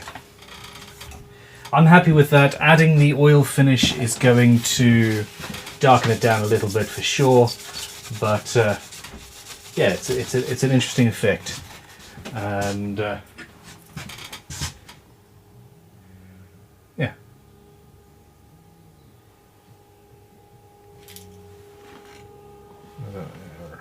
Not really. It's not particularly efficacious glow in the dark material. This is what you get when you buy the only thing available for next day delivery on Amazon, and it's very inexpensive. Doesn't it need to like charge up though? Lots of glow Well, in the dark stuff they need to store. they do. I mean, I've energy been using first, and then I've been using this, which should do it fairly rapidly, but it just doesn't seem to. I suppose it needs a longer period. Actually, in the dark, it's fine. Yeah. it's not glowing in the light. Well, yeah, I thought I'd be able to see it a little bit. Shush your mouth. Okay, yeah, look, so where are we? So there we go. I think I need to leave the room. Are you just laughing at me? I'll stop. If you do it on a watch where it's got really high quality stuff, you can see it. I'm not sure if you can actually see that on the camera. At least leave me alone. Leave me alone. We're done. I'm done. I'm not saying anything. Yeah. No. I'm fine. I'm just quitting this whole thing. I'm leaving public life forever.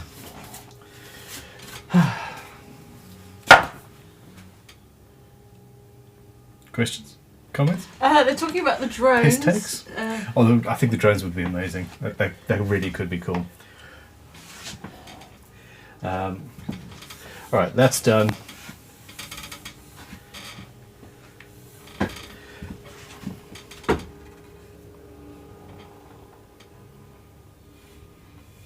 Okay, I just want to double check the edge of my fretboard here.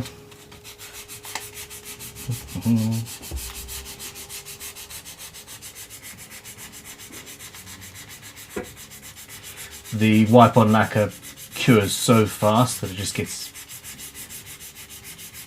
yeah.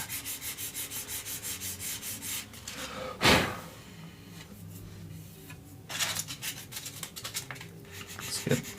Sorry, Tanya, I think I talked over you. No, I'm just reading the I don't know if you want me to bring up the comments on the glow in the dark. Yeah, that's fine. I can take the other pain. I deserve it. Well, nice comment from the big unit. A woman falls in love with a guy that can make her laugh. Good job, Ben. And then Stephen Clark says, well done, you broke your wife.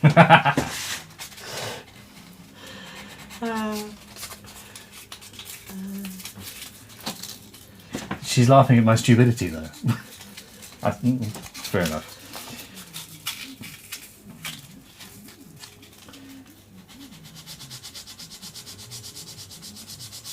So we're nearly there. We're about to apply finish. Or at least the final coat that's going to pull everything together. It doesn't cure as fast as the wipe-on varnish, which is fine.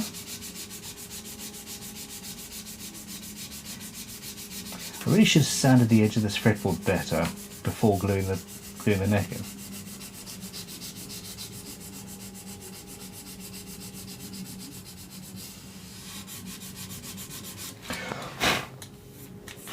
Okay, now my next build, I'm thinking about doing a kit build for the next live stream stuff, and yeah, I'm not sure what I I'm not sure what I fancy doing, to be honest.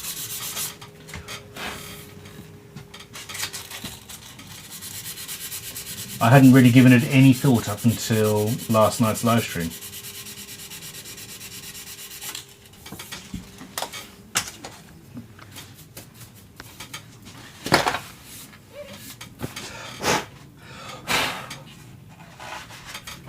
Okay, now just... Where's my fuffer? Where's the fuffer? Whoa.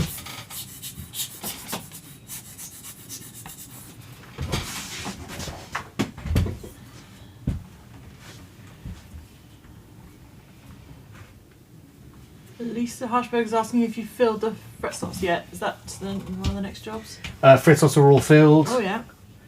Yep. Yeah, we're all good on that front.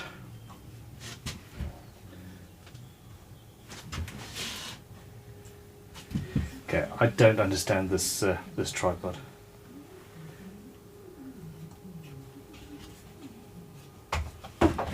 Not at all.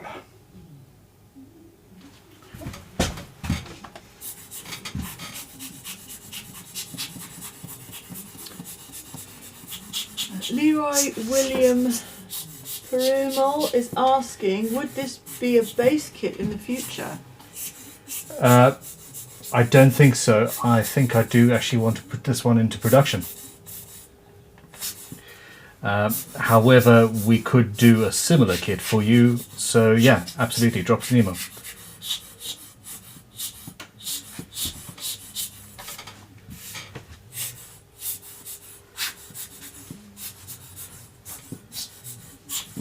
Cool. Alrighty.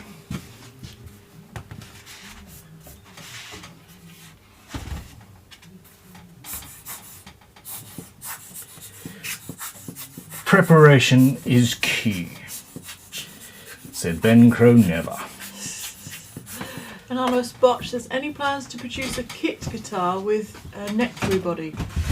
Actually, we are working on exactly that. I think that just offering through necks for people is something that you guys want. So yes, essentially. Okay.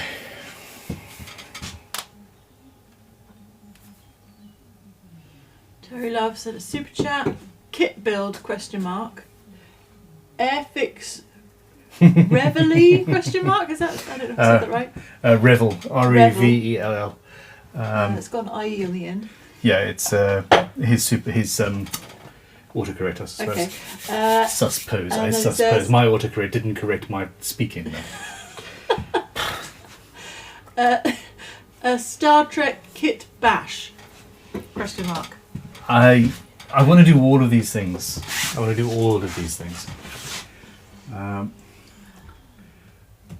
Okay, if I hang that there, you can sort of... Let's just sort this out.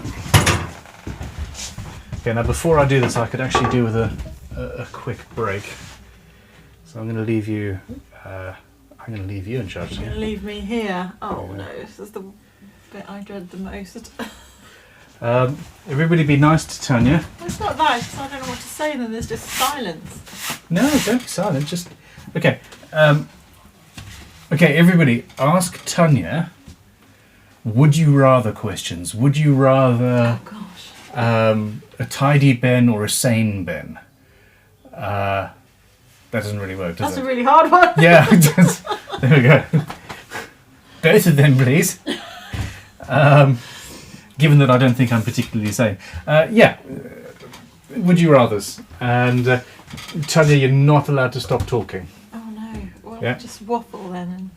Yeah, that's. Have you not been watching me do this thing? What do you think I do all the time? It's non-stop, just yeah, waffling on. Okay, that is charging. Can I get you anything from the house? No, I'm okay, thank you. Okay.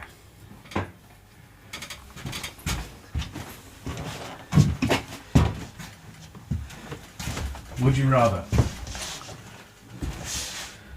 Would you rather? Well, Lisa Hushberg's asking me when are you taking over this space? Yes, Lisa. Well, you can tell her about that it was actually awesome. That, yeah, I think you misunderstood. I think we decided the better thing would be to move you in here, and then we'd all have a lot more space in the house. We were discussing our options, really. Yeah, I mean, you can make me an outdoors loo, and I could shower under the hose. Or we could. I could be you your, could do your one tame of those. hermit. You've set on the water butt now, so you could have a rainwater shower. I'd With rather solar, not. you heat it on the roof with solar power, with those little solar tubes, yeah, and then the. Okay, well, you guys figure out what I'm doing while we're going to pump the water from the. It's actually causing some It's, issue. it's making. We're going to pump the water from the water butt into solar panels on the roof, so you can have a. How cool the water butt is. Where it came from. Hold on, so I've got to read the chat at the same time as trying to talk. Where am I at? Okay. Death Ruddles says, would you rather hide Ben's chisel or hide his super glue? I don't know, I'm quite accident prone. It's probably best if I don't touch either of those, because it'll backfire on me and I'll cut myself, or I'll glue my fingers to the bottle.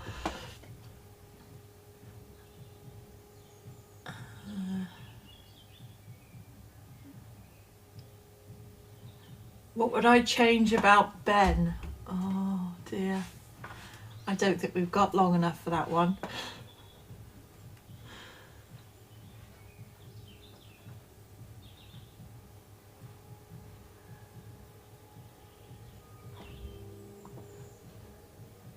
Matt Thomas wants me to goof with Ben's bench.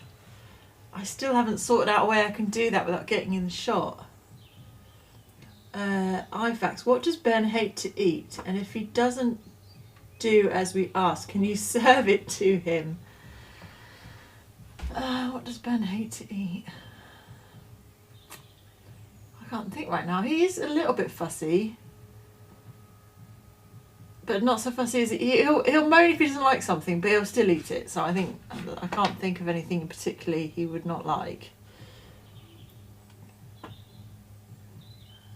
Where did I get to?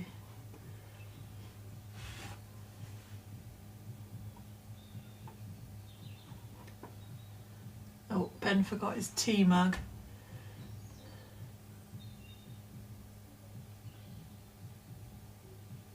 Oh, that's a very good question, Dave.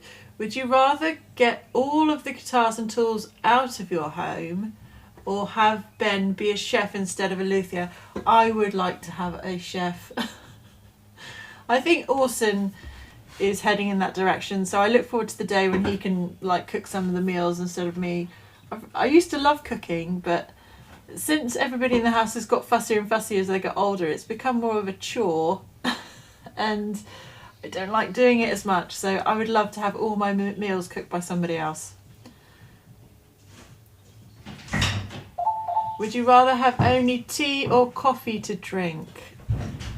Oh, I love coffee, but I think if I can't drink coffee all day, so if I couldn't have tea in the afternoon, I think that would be worse.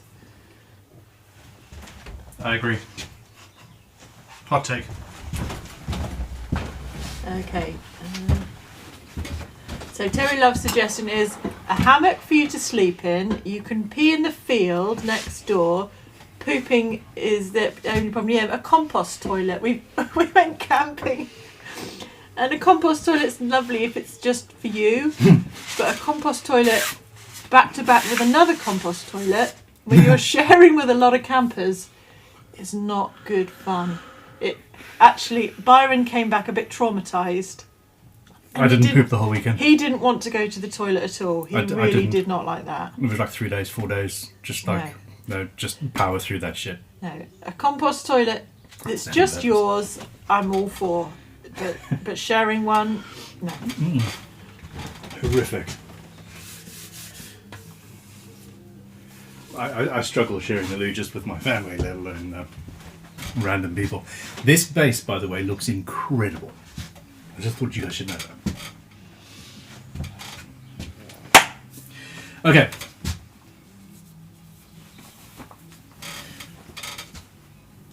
Let the work actually begin.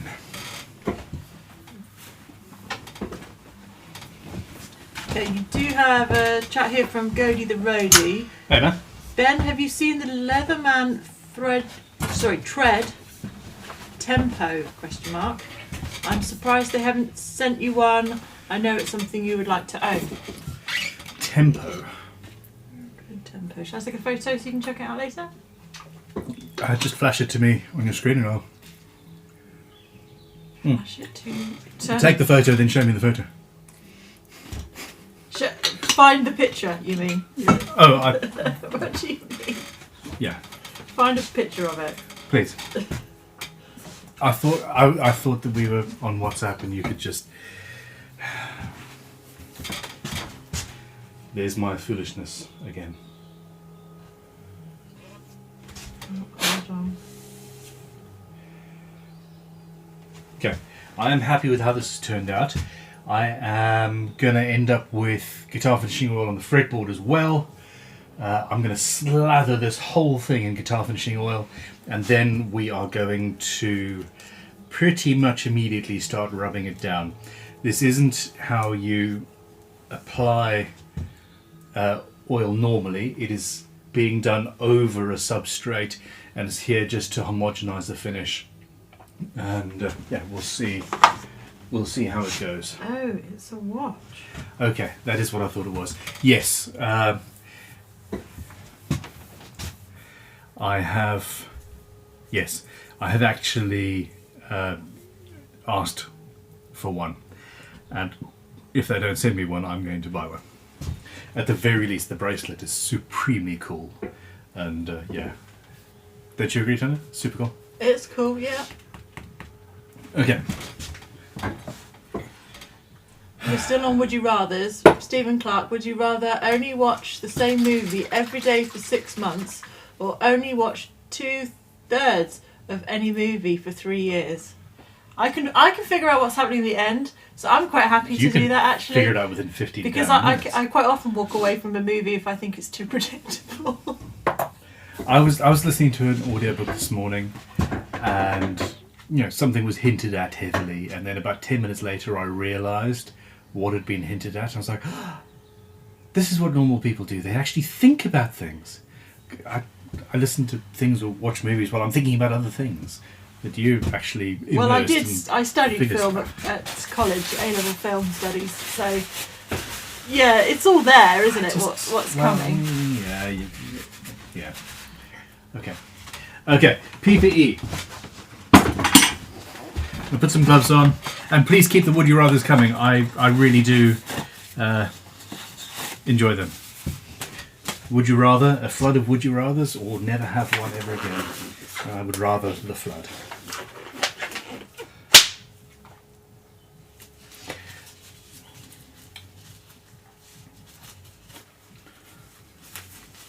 I know I can't stop thinking of Halo.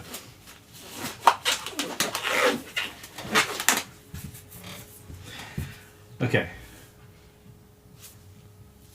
I'm going with high build guitar finishing oil. I'm going to apply it on the neck first while it is hanging, and the fretboard, and then rub that down, I think, and then the body will be done on the workbench.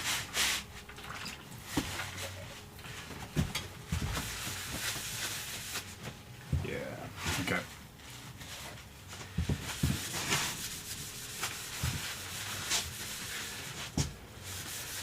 We've got another which would you rather? 1,000 horsefly bites Oof. or 1 flying horse bite? I would go with the flying horse bite. Yeah, emphatically. I think 1,000 horsefly bites would probably kill me.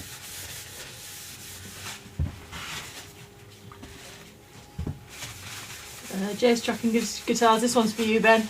Yep. Would you rather physically build a guitar in the rain or in the snow? Snow. Snow doesn't have to be wet.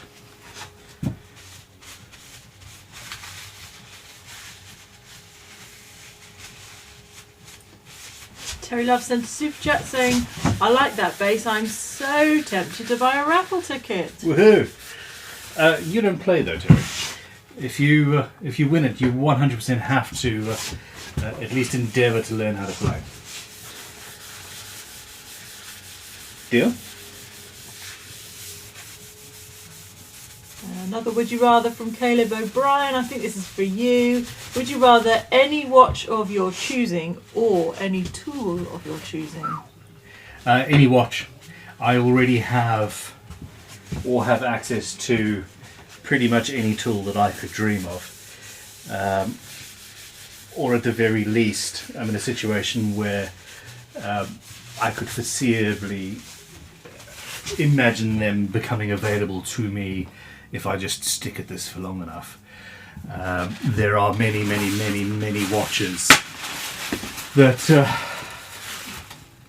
would absolutely just never be either justifiable or even actually available to somebody like me.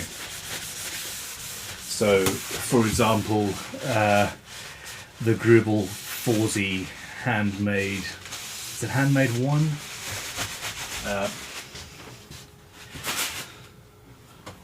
Where's my phone? Where's my phone? Oh. For some reason my fingerprint's not working. Yeah. I can't actually show you, but it was made in 2019 for the, I think the only watch auction potentially. And it's one of the most stunning looking things I've ever seen in my life. And yeah, one of one worth millions probably. And it's like just so inspirational. It's been the background of my phone for the last, well, since it came out in 2019 actually, so yeah, here we go. Okay. Super chat from Lisa Harshberger. Lisa! I was the first with the vision of how incredible this bass is and therefore called it. Now everyone else wants it too, even at Terry Love. No, you were right. Thank you very much.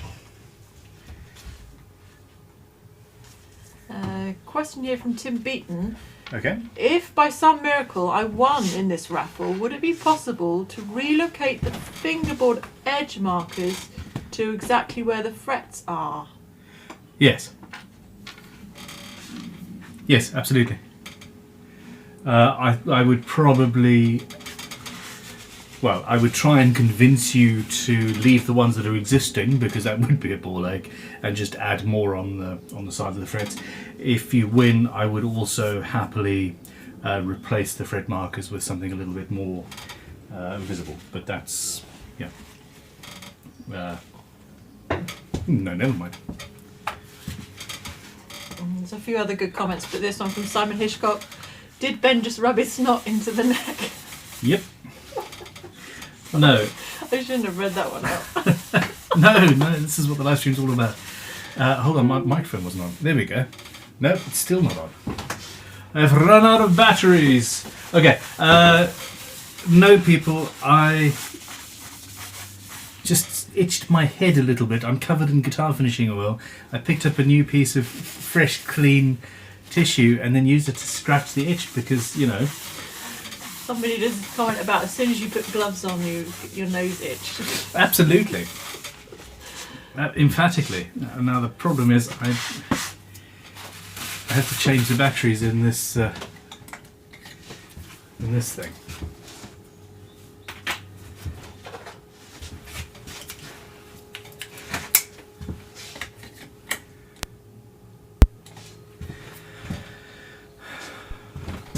Okay, so yeah, the neck is coming together.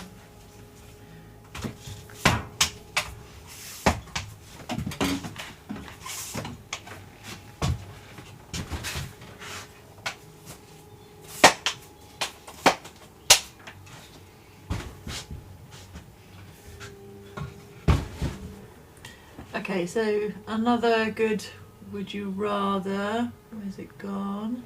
I had it, now I've lost it.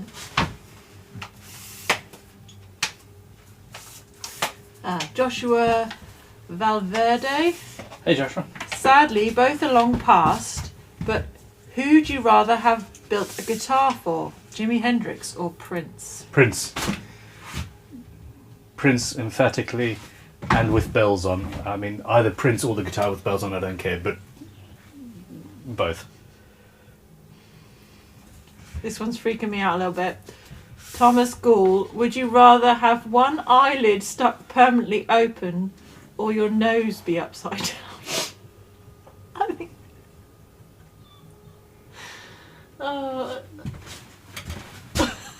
I didn't want to think about that. Who are you? Who are you? Nose. Probably nose. I don't need my nose to build guitars, but I kind of do need spatial awareness. Anonymous Botch said if your nose was upside down, you would drown in the rain. Yeah, exactly, that's the problem. But it would just rush out your mouth, wouldn't it? It would just rinse out your nose. That's even worse. You're turning me into a gargoyle here, woman. Please change the subject, people. Yeah, let's move on. Hold on.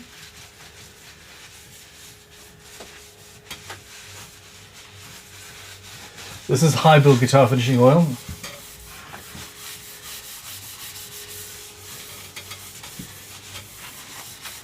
And I actually think that this is pretty much my ideal way of applying it at this point. A combination of the guitar finishing oil and a harder substrate of the wipe-on varnish seems to be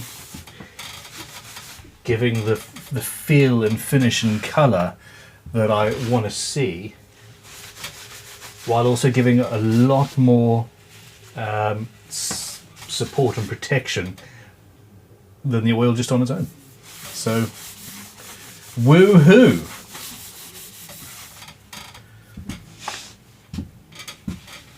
I meant that woohoo. I really did. Okay.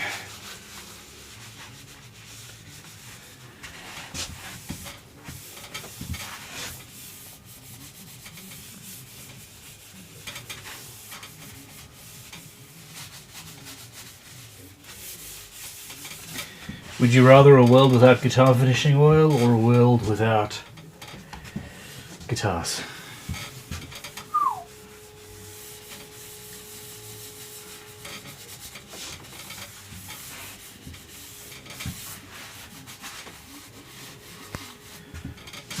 Okay.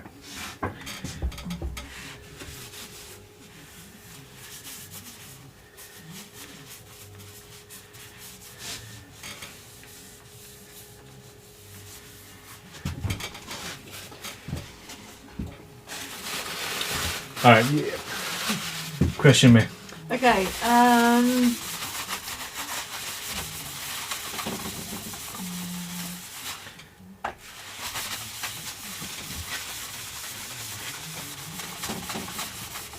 Dan Peacock says, late to the party, but when will the raffle be live for this? Apologies if it's been answered already. Not a problem whatsoever. The raffle will be going live with the first video in the edited series on the Crimson Guitars main channel, which is going to be relatively soon, I think, because yeah, I've got a very, very busy couple of weeks coming up, and I'm not sure how much time I'm going to be able to spend on the hand tool build. So yeah, we might. We'll see. James Trucking Guitars, would you rather have upside down vision or a forked tongue? I already have upside down vision. Well, yeah, so somebody says, Yves Corman says, permanently upside down vision quickly becomes normal vision to the brain. It's incredible how the brain adjusts. It's how I'm pretty sure your eyes already are seeing everything upside down, and then your brain interprets it. I listened to I don't know if anybody else has listened to Stephen Fry's podcast on the brain. It's fascinating. Your brain can interpret and make visual things out of other parts from your body. So it's like people who listen with their ears. They actually, you know, they use the clicking. They actually, Darling, everybody listens with their ears. I just had to do that because you made me feel so bad about my faux pas earlier. People who don't, very good at people who don't have eyes. Explaining it. People who don't have eyes. People who don't see Yeah. can see with their listening because the brain still interprets it as visual So information. it goes into the visual part of your brain And rather than the auditory. I don't know, but you can. They actually do see things in their brain. Yeah. They do see things. I can't explain it, but No, it's exactly that. Jim Fry explains it much better, and it was very fascinating. Yeah, so if you are born blind or if you become blind and you end up, your only cue on the world is hearing, then eventually your brain says, all right, well, this is what it is now. We're going to translate that information into something in your visual cortex, and scientists are able to measure your brain patterns and say, oh my gosh, they're actually seeing this sound. In much the same way that bats and echolocation and all that sort of thing work. And yeah, I haven't listened yet to that podcast in spite of the fact that it's you told me fascinating. I need to. Here we go. Jamie. Crowd-crammer? Yes, there we go, you said it. There was an experiment where students wore goggles that inverted vision, and within a short period of time, all of their brains corrected the inversion, and they could see fine. It's incredible. Yeah, I've read not that study, but of that study. What is also incredible is how this finish is now looking. It's got character and depth, and the wipe-on varnish was not. So yeah, I'm really, really, really, really happy with this. This is a guitar finishing oil as an over sort of a final thing on the bass. Woohoo! There we go. Casey McDermott sent a super chat. Tanya, don't feel bad. My wife jabs fun at me for saying feet socks. Ben, can you refinish a guitar with lacquer after an oil finish? Yes, it's not easy, but yes, you can. I would suggest that. Okay, basically, if you sand it down, cool, no worries whatsoever. If you want to apply lacquer over oil directly, then you need to key the surface. And you have to have an interstitial layer of shellac. Shellac goes with anybody. Shellac goes with anything. Shellac is my dancing name. Shellac will bring any two finishes together. It's great. Stop. I can't do this anymore. I'm struggling today. Let's apply some varnish. No? Oil. I also don't want to pour this on, actually, because it would just flood through the instrument. So I'm putting on a light coat of high build guitar finishing oil. I don't want too much of it to go into the gaps. This is going to make this whole instrument look even better.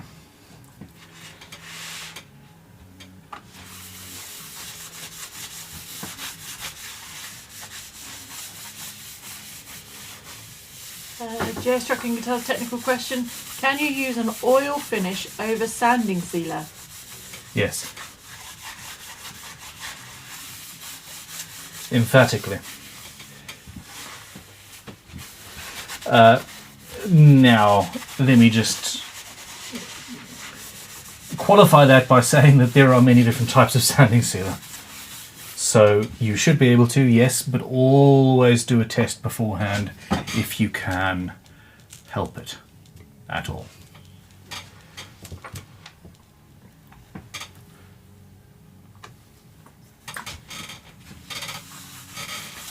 Super chat here from Casey McDermott. Casey. You're welcome for getting Ben to say shellac.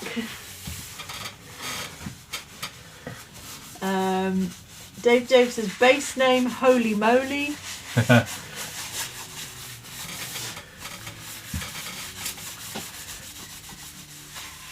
Thomas Gould says, shielding paint going into the control cavity, question mark? Yes, pretty much the next thing we're going to do, actually. Once I'm happy with this finish, then shielding paint, and then we can sort of let it cure.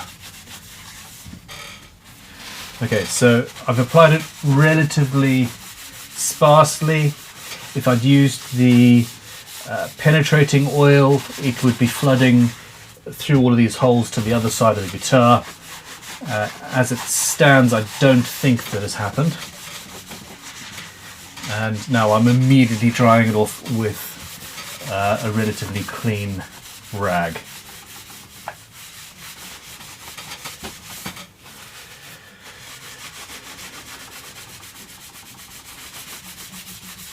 Just dropping guitar says it's a brush-on sanding sealer. Again, you can have a brush-on sanding sealer that's spirit-based or shellac-based or acrylic-based or epoxy-based, but it still doesn't really matter. Most finishes are compatible. That's sanding sealers are designed to have to be fairly straightforward to use. On the same sort of lines, Phil Wild, should you use sanding seal for putting on crimson water-based stains? No.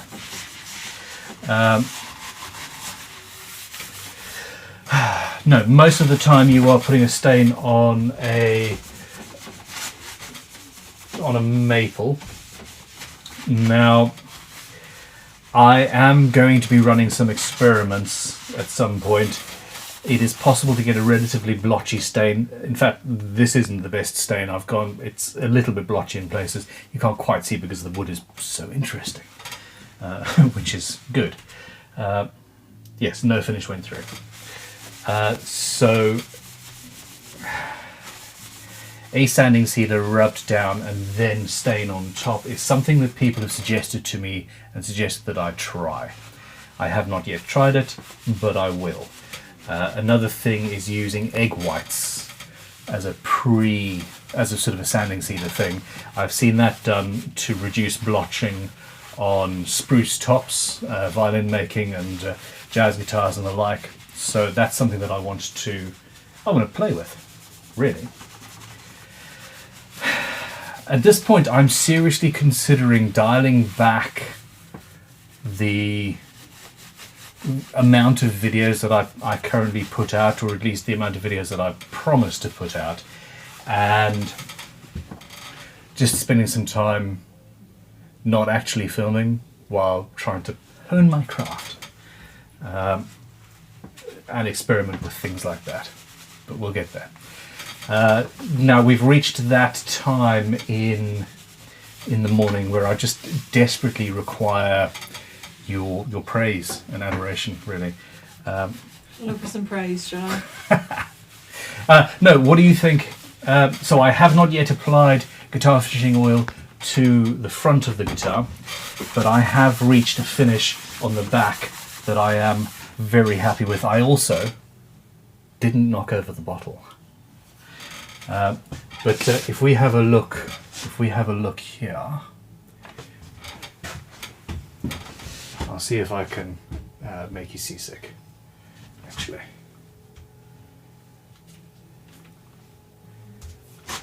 This isn't really working. Hold on. I don't like this tripod. It's a really, really, really nice tripod, yet it in comparison with this camera on this head, it's not working properly. Okay, so this is the finish we've got. And you can see the coloration, you can see the sheen we've got going on. Look at that neck. And then this is the other side.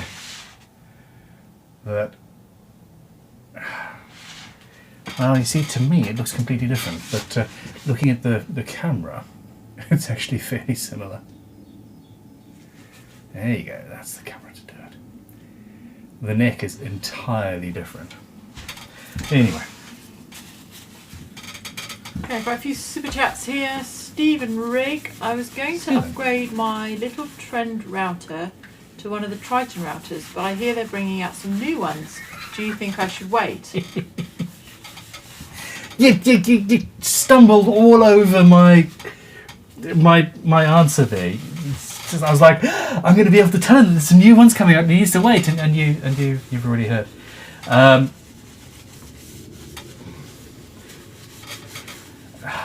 Tanya, when could you pass me that box? You've got the line of clamps behind you, and there's a box on the corner on the floor, a black. This thing? Yes, that's the one. Okay, and I'm camera 4, so we're looking down. Okay, where do you want it? If you just I'm going to drop it on the base. Let's go this way. let's go. There we go. Here you go. Worth waiting for, and are also imminent. Now, can you read the question again? Is it a Okay. small router? I was going to upgrade my little trend router to Yeah. one of the Triton routers. Okay. Now, it depends on what you mean by little, but I have currently touching my foot and also responsible for putting immense strain on my elbow. Triton's new little router.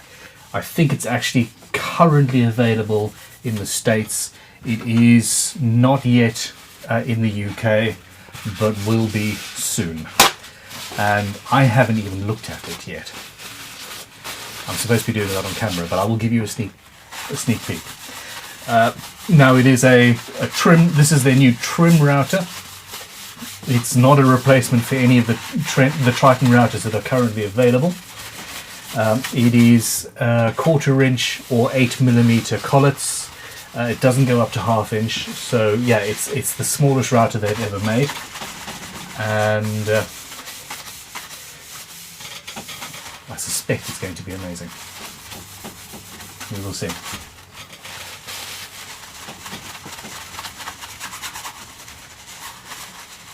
And honestly, I didn't plant him in the audience. But yeah, on top of that, they are also coming out with other larger routers soon, which excites me.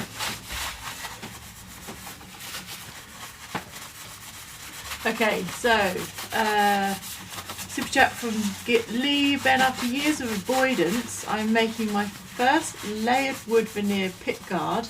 Cool. Many opinions about finish. Yes. What is your recommendation? Continue avoiding. No, I take it back.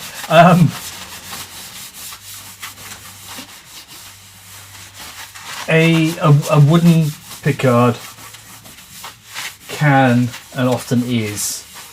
be and often is incredible, and well worth the time and effort, in my opinion. So seriously, go for it.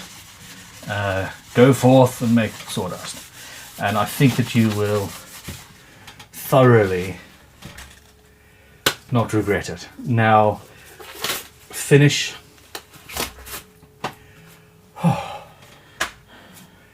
And work out. That was my workout for the month. Yes. No, finish is entirely dependent on the instrument and what you see coming out of it. I would suggest that a hard wearing finish is probably ideal, but I've used guitar finishing oil on many scratch plates in the past, and it's really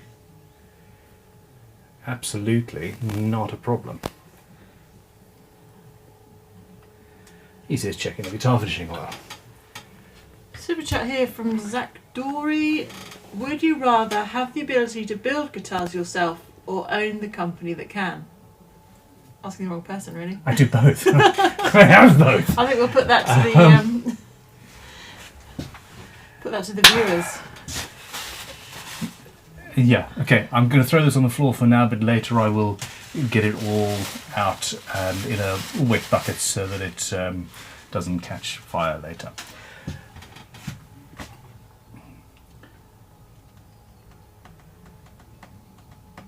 Eighteen-year-old me would have 18-year-old me would have said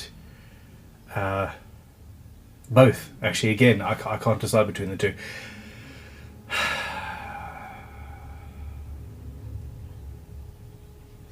There are people who are business people, and that is what they are, and from the beginning they are not. They know that they don't have the capacity to build guitars, and they would choose one way, and other people choose the other. Okay, so this is a proper. I've seen photos of this. I held the prototype about a year ago, but didn't use it at that point. So this is a little bit of a sneak preview.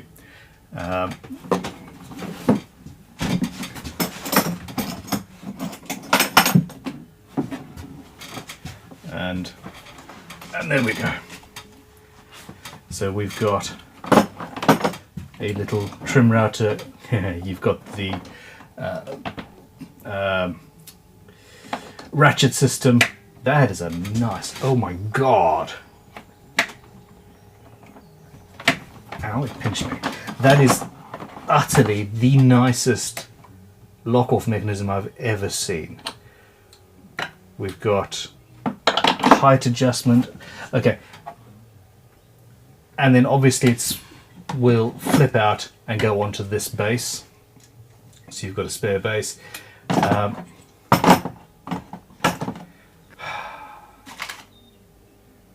that a center jig?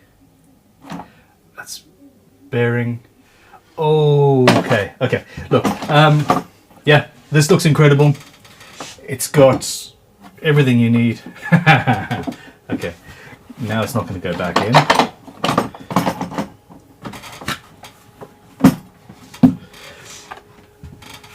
There we go. Sneak preview. I normally at least try and read the specs before I open things up in public. That is very exciting to me. With guitar building, you need smaller routers from time to time, and a trim router is something that is going to find far more use with me than any other router, apart from potentially the router table. Binding, pickups, even control cavities would be fine with that with the right bits. So, fun times. I would say wait a little bit. A standard trim router with that fine adjustment depth control, bring it on. Okay.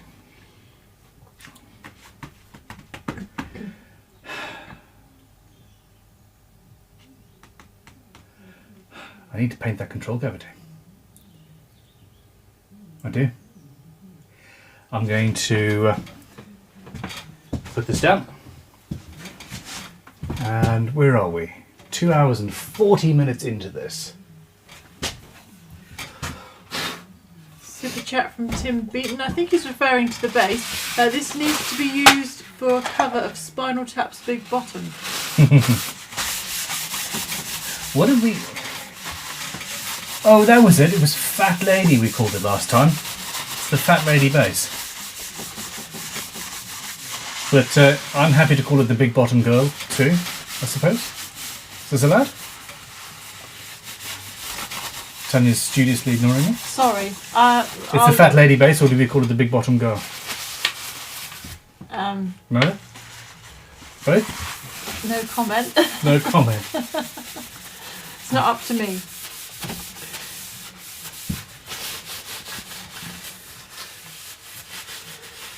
Okay.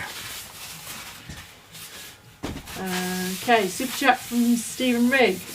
My trend is only 1/4 inch, and I was going to upgrade to a 1/2 inch. Yes. Really like the ratcheting height adjust. Yes. I am just finishing off my 9th guitar / bass and loving it. It's all thanks to you. Thanks, Ben. Okay. Your trend is... Keep it then. It will last forever. They are also very, very good routers. I had my 1/2 inch trend router and it lasted the first sort of 10 or 15 years, well, probably 10 years, and ended up in a router table at Crimson and only died, you know, not that long ago really.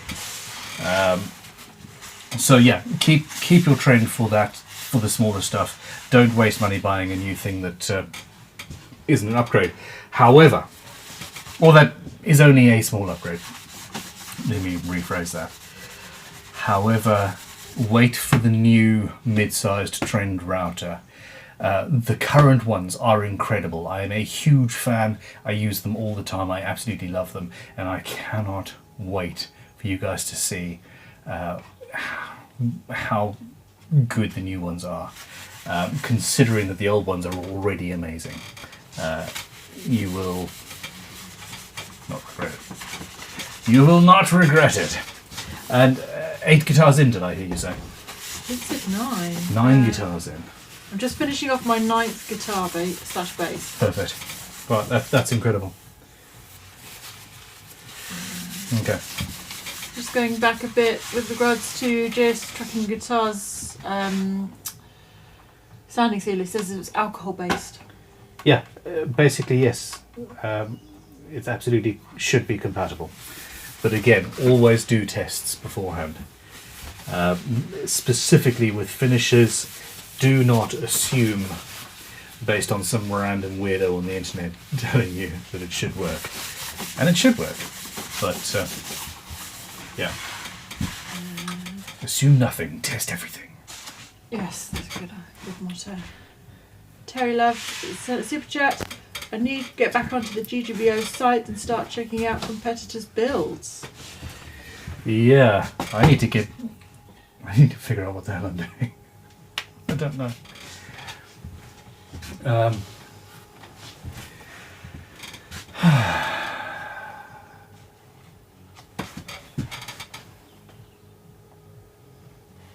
We've been watching a few, haven't we? We haven't done it for a few days.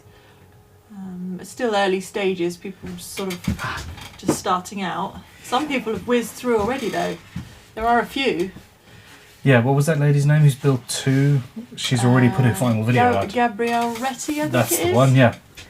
Now her build last year was cool, and this year she's done both an acoustic and an electric, which is just like, and they're really, really good looking, innovative and interesting.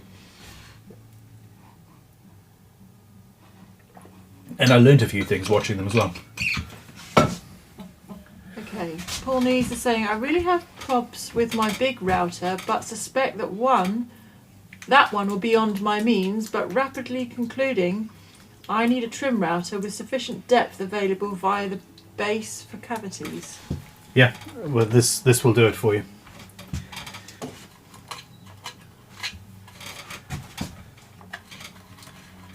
Okay. Where are we at then?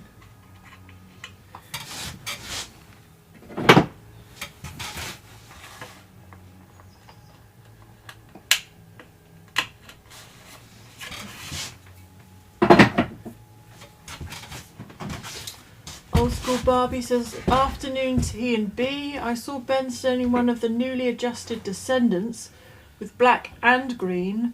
Were they both water based or was the black spirit based, as I need to order soon? Okay, they were both water based, but I think that a spirit based base with a water based top coat is better. And I will be doing some experiments soon, but yeah, I would thoroughly suggest spirit-based, sand that back lightly as I did in that previous video, and then go for a water-based over the top. In fact, you know what? We're doing a live stream. Let me paint in this, and I will do exactly that as a quick test, and we can see how that would turn out. How's that for service, eh? Patting my own back. Just. Okay, comment from Lisa. Can we get a list of GGBO vids with links, author and brief description, please? There. I think they're coming thick and fast. We need to... Yeah, the sheer amount of work involved in doing that would be insane. But, sorry, Tanya, carry on. We do need to do some sort of promotion so people can find them easily, but they're coming out quite quickly, aren't they? And it's sort of...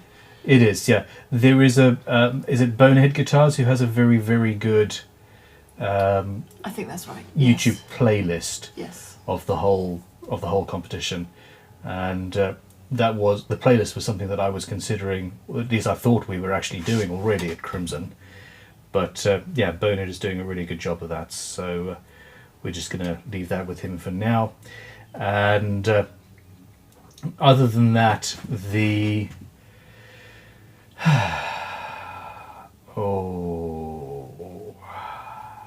on the GGBO website, there is a list of each competitor in each competition, and that should be up to date. But I've just had the scary thought that maybe that is actually not the case. Tanya, would you mind reminding, even asking Talitha when she arrives, which will be soon, if that is the case, and tell her if it isn't, to immediately get in touch with Dale and make sure that that actually is being kept on top of.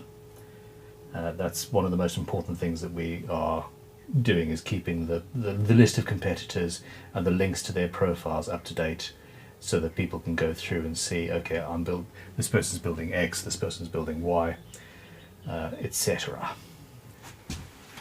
So that link, sorry, so there should be from our website. That's on the website. Isn't on the it? on the GGBO website. There is a page for each category, so you'll be able to say, okay, here's the professional category. Here are the people entering into it, and that link will take you to their profile, where you can see all of their videos and pictures and comments and things that they've put up.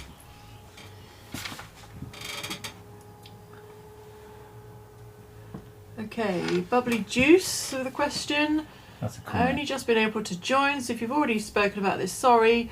Are you going solo to MC this week, Make Essential this weekend, or do Crimson have a presence there? And they also say bass looks wicked. Thank you very much. And I am going with both Crimson and the Vintage Tool Shop and Triton and I'm even going to, I think, be on a couple of other stands doing also. It's going to be interesting. So yes, oh my god, I didn't answer the first question about when I would be on the Triton stand earlier in the day, because I got distracted by myself.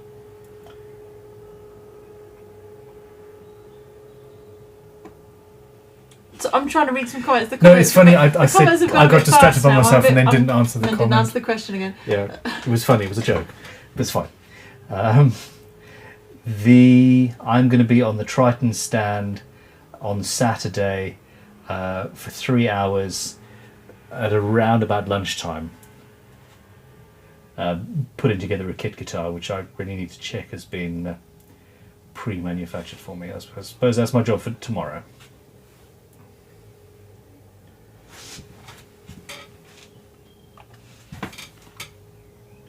But yes, Crimson will be there, Vintage Tool Shop will be there. We're going to have some guitars. We're going to have a couple of workbenches with people working on the Crimson stand, making things, working on guitars. No, hold on. I've just remembered what the actual plan is. We're going to have a couple of workbenches there, and people will be able to come along and do try their hand at doing various guitar building kind of things on our actual stand, which is going to be cool as. So yeah.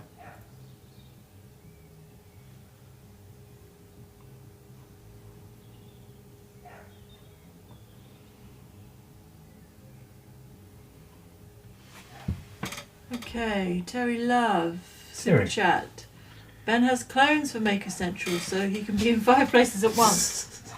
That would be good. 5 Ben clones. My first thought is, one of me could be tidying up, the other one could be, writing the book, the other one could be, but in reality all 5 of them would be distracted and we just have 5 times the mess. There is that movie, isn't it, where I can't remember who is it? Is it Michael Keaton? I think you That's might be who right. comes to mind. And he clones himself, and they all want to do the same. They all want to have fun. And Yeah. yeah. And it ends up being a whole major cluster of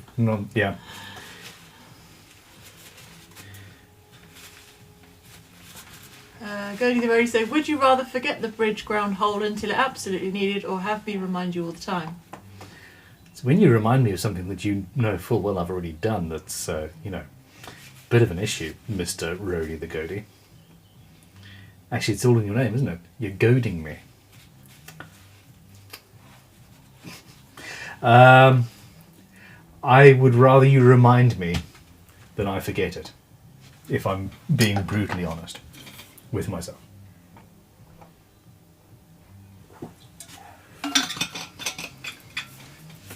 Okay, this is from Marcus Dresden Guitar. Oh. Ben, a serious question. Lately I have the problem that the screws from my pickup slip out every now and then.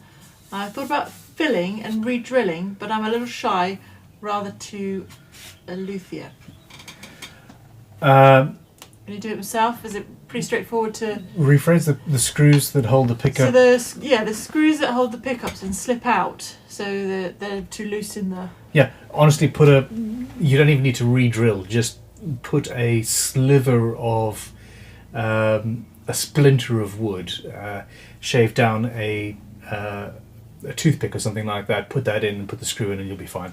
You don't have to take that to a luthier and waste your time and money doing that. It's straightforward. You're not going to hurt the instrument by fixing that.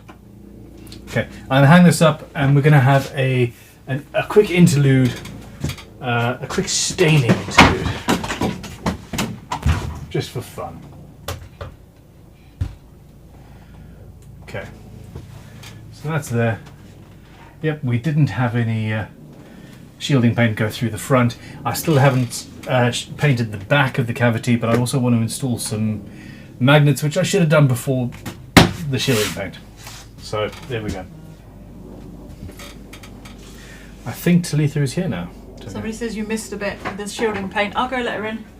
I missed a few holes for sure. Thank you, darling. Okay, everybody. So I just need to find a piece of maple to stain. I don't have offcuts.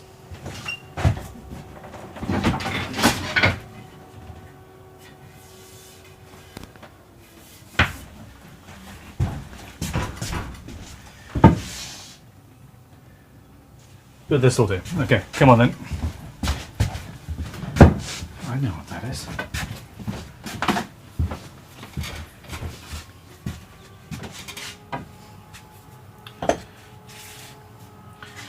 Okay, so you don't want to do a staining test with the wood not sanded properly.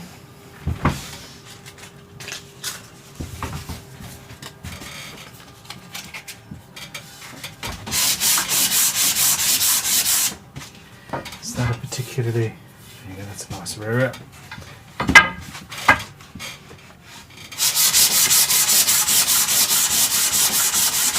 Okay, so we're going to just run a test of a spirit-based black base coat, lightly sanded back fairly rapidly, and then a coat of water-based green over the top.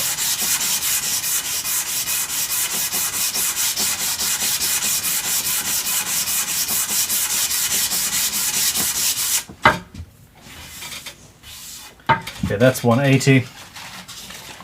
And this is an old, used 240 grit.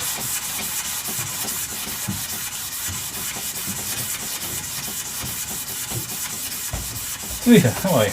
I'm good, how are you? To be decided. Okay. Yeah, these people are difficult. I don't know. Yeah, Ben's the real difficult one, right? Yeah, emphatically. We're just doing a quick stain test. For? Fun. Which guitar? It's no for a viewer. Oh, okay.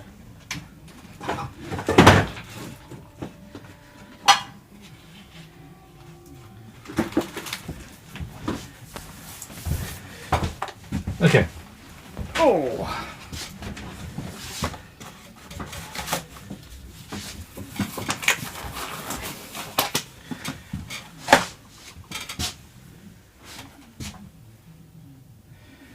so I want a black spirit-based stain. It's Lisa. Say hello to everybody. Hello, everybody. Saw Good Guitar says this sanding isn't going to take 5 hours again, is it? I'm already finished by the time you read the comment. How are you doing on Lisa's bass? It's coming together. We just put in the shielding paint.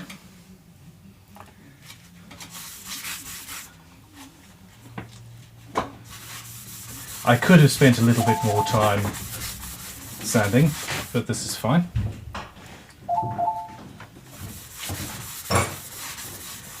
That's a really nice chunk of wood, actually. Is it safe to come in? Yeah, absolutely. Right.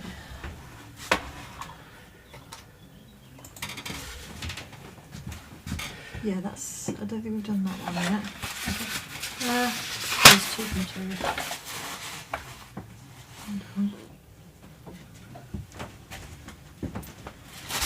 Oh no, you did that one.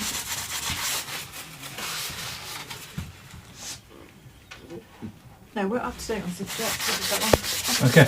What does he want for lunch then? Could I have a cold burger? No. With cheese? Have you eaten them all? Oh, well, it's not allowed to eat them because you didn't want to eat them. Sadly, they were left in the oven overnight. Oh no. We forgot.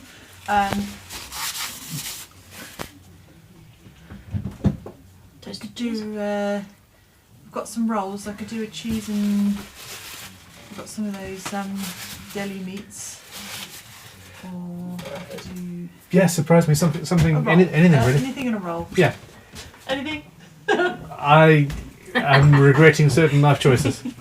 Damn it. Okay.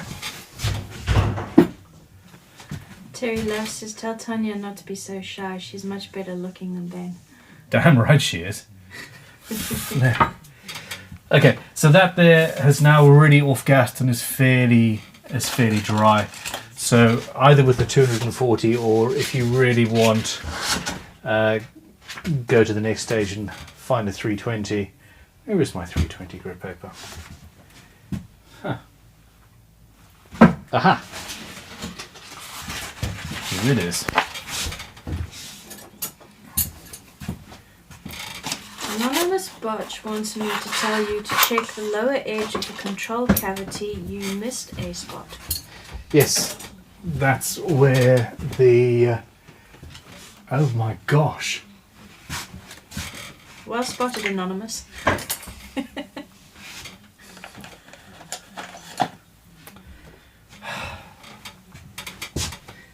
You guys keeping me honest. Can't believe I really did.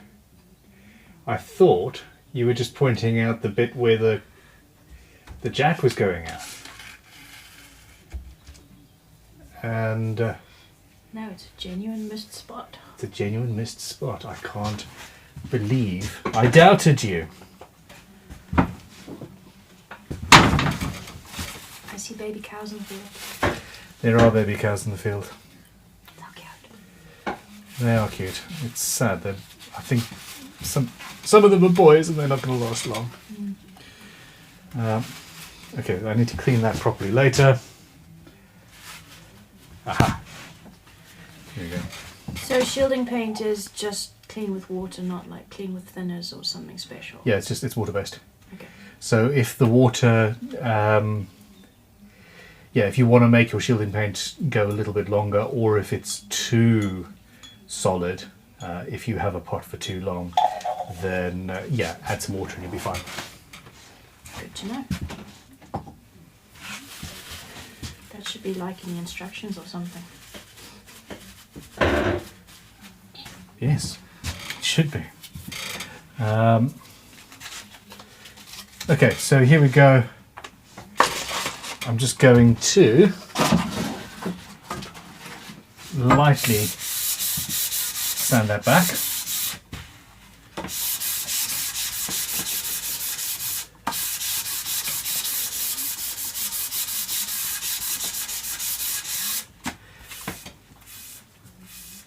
And to be honest, you might not need to do this. run your own experiments. But I like keying it a little bit. That is a beautiful finish. Is that not beautiful? That's almost silvery. Couldn't you find a bigger piece of wood to do a test on? No. Ooh, seafoam green. We're going to do that one.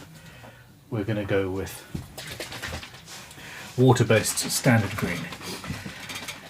What about vibrant aqua? Hmm? Vibrant aquamarine. Is that what I... Well, I don't even know what this test is for, so ignore me. It's just, what did I do on the guitar at headquarters? I think it was a vibrant. Yeah, I don't know. Anyway, it doesn't matter.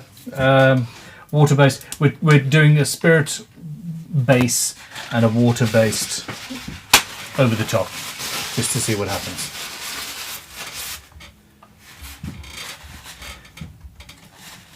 And it's going to be delicious.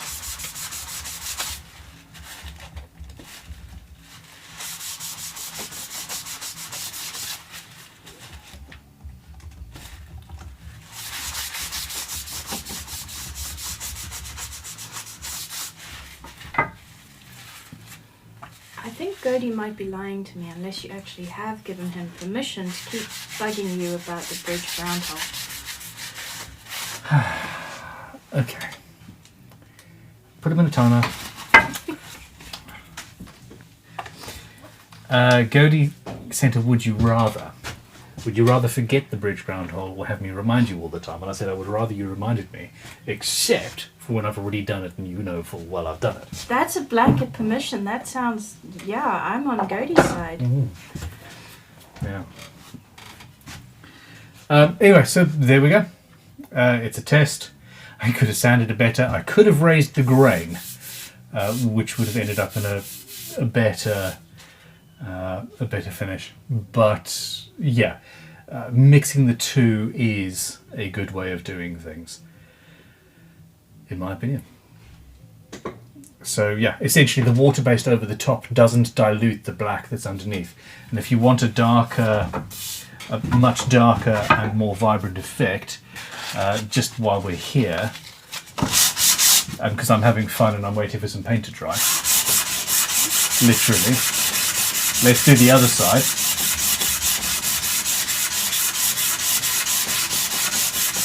With even less sanding.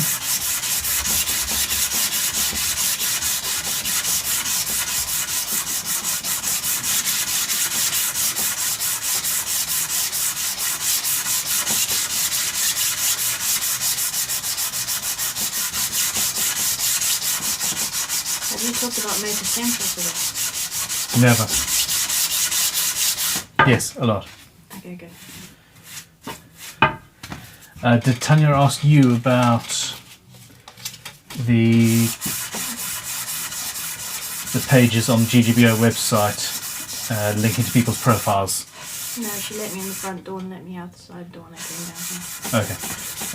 Are those being updated? As quickly as we can, but with the work Bear and I are doing, that's not very quick at the moment. Yeah, but Bear and you aren't supposed to be doing that job. That's supposed to be down. No, it's not. We need to talk after this. Yes. Okay, so yes, that is not ideal. There's tear out there, and yeah, it's what it is. Phil Wild says, can you do a test with the electric blue water-based stain and save me a job for later, please? What, black Electric to start? Blue? Is that phthalo? I'm pretty sure he's talking about the vibrant aquamarine. I'm going to say that because Yeah, it's electric blue water-based. that's the vibrant. I would suggest. Let's do it. Okay, so we've got a black, spirit-based, and just for fun, I'm not going to rub this back. I'm just going to let it dry a little bit, and then I'm going to apply this blue.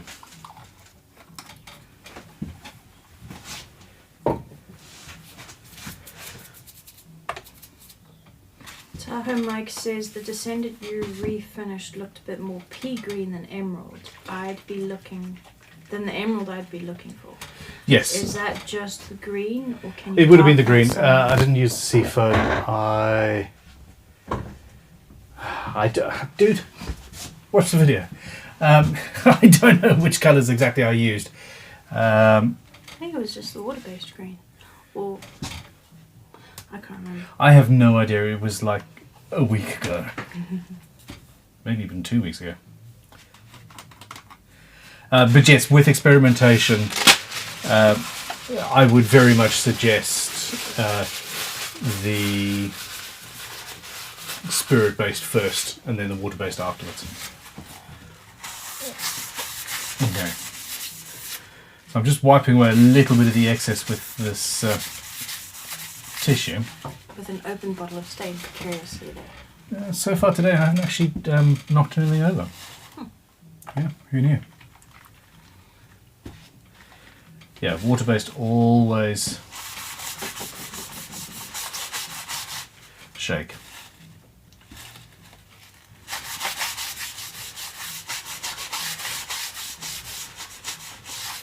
I like that. The big unit says it was the crimson lime green Crimson lime green, was it? on the refinish. Oh, there we go. Yeah. So look, I'm not picking up any of the black stain with the overcoat of the blue.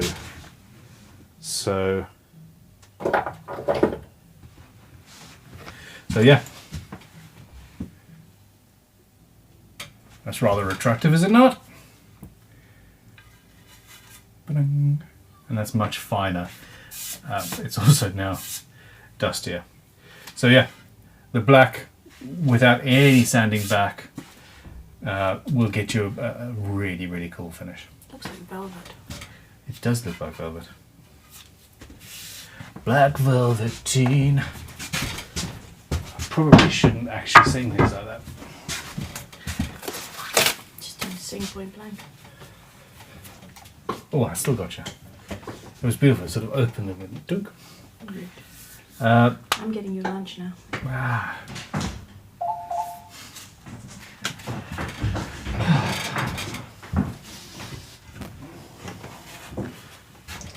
What do you think?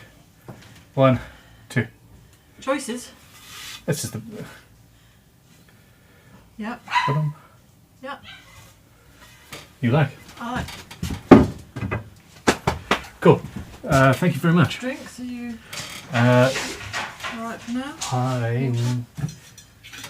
Yeah, I need some water if that's okay. Did you ask Luther about the GGBO page? I did, yes. Could you remind me, because we need to. Dale needs to be doing that. Talitha and Dale do not have the time to do GGBO stuff. Oh, we're going to have some discussions later. Ah.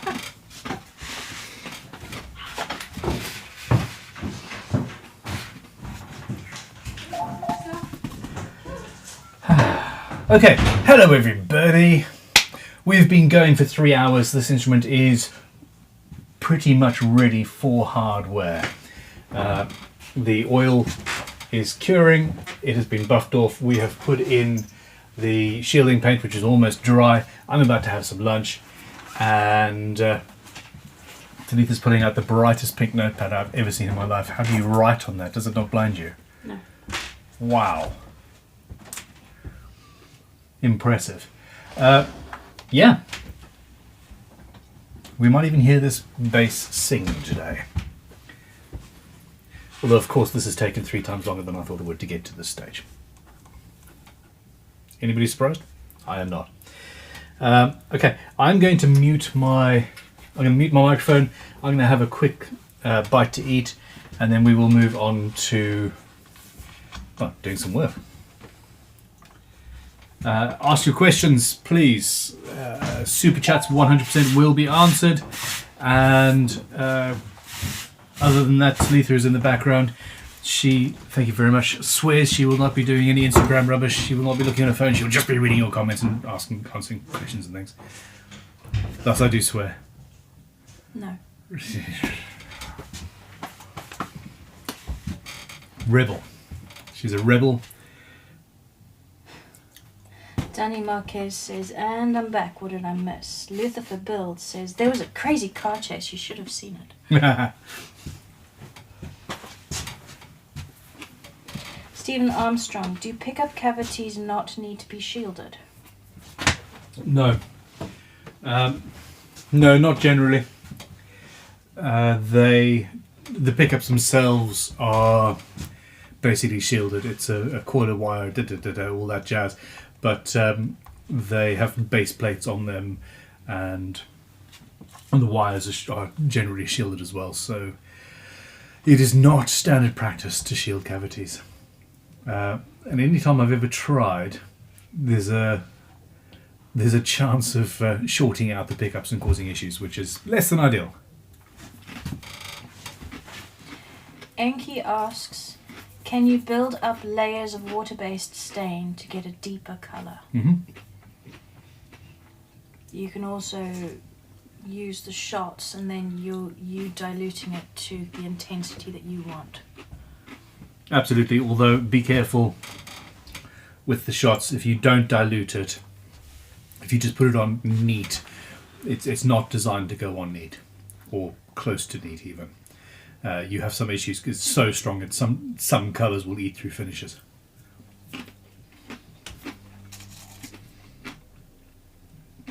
I'm trying to figure out what... I think these are Worcestershire sauce crisps. I got lost in the middle of that word. What's that mean? There's certain words that are really hard to pronounce. And that's the third one. And you failed. I tend to do it as a joke, to be honest, but yeah. Yeah. Fukumi is sending a whole lot of squirrel emojis to get my attention. Would you rather? I have asked for would you rathers. I enjoy them. Would you rather Sometimes. build only cheap Chinese kit guitars but wear a Patek all day, or build really nice kits but only wear cheap Chinese watches? If I couldn't build nice guitars, I would wear cheap watches. Did that make sense? I would rather wear cheap Chinese watches than not be able to build nice guitars. Yeah.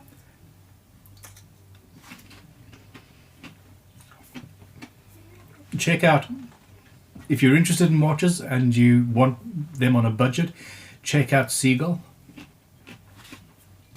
You can get some really, really, really interesting looking mechanical watches that are actually relatively good for under 100 quid, that are mechanical and chronographs and all sorts.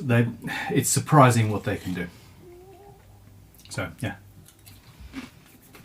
I know the answer to this, would you rather? Mm-hmm. From Joshua Valverde. Hey. Would you rather be bugged by our questions or hounded by your sister to get your footage together?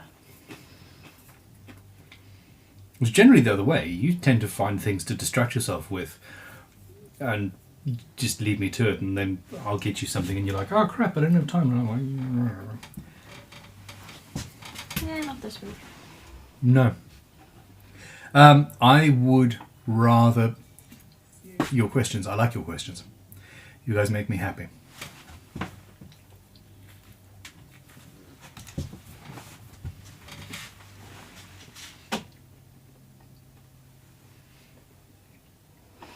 Terry Love says, like me, Ben can't even remember what he did yesterday, never mind last week.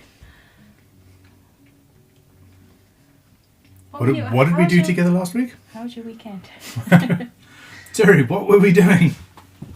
Oh, you were talking about what's the stain you did on the refinish and you couldn't remember what colour you used, so... Oh yeah. You can't remember what we were talking about. Not even.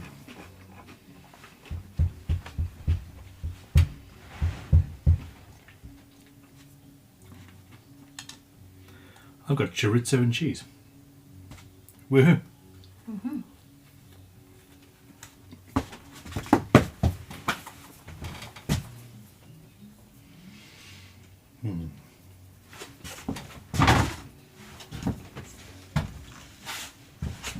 You've got to keep the questions coming, Susan. I'm reading comments. People ask questions. Skit Lee, tip for Ben. Hey. I have a couple of bottle-sized shallow holes in the corner of my bench to keep my bottles from tipping over. Ooh. That'll like be it. for the new bench, right? The one that doesn't wobble. I think that's a really good idea. I am... Yeah, I'm going to adjust... Ooh. Question from Decarius. Hey. I have an old mahogany tabletop, but it's only half-inch thick. How would doubling it up look for a body? Have you ever done a multi-layer body, not just a different top? I have not, but Gibson at one point did that with the Les Pauls, which is absolutely, it's absolutely fine. I know what I need. So yeah, I think that would be fine. I would put a veneer. I would put a veneer in there if I were you, just to delineate it and make it obviously planned. And yeah, half-inch thick is yeah, could be interesting.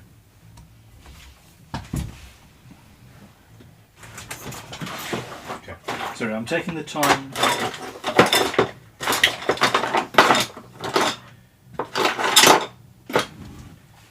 Helly Kevin says, which is better, a bottle-sized shallow hole or a hole-sized shallow bottle? We're going to go with shallow hole, but I like the way you think. Okay, so this whole setup's been annoying me for a while. I'm just going to adjust it quickly. I think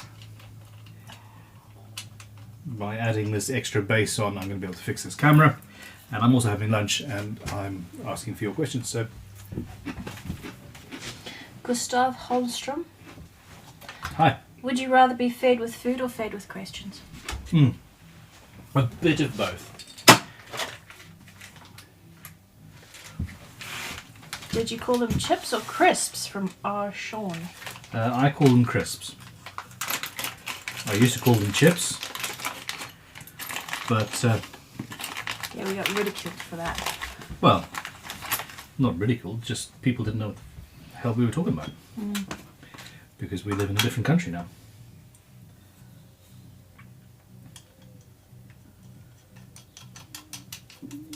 Okay, so yeah, essentially this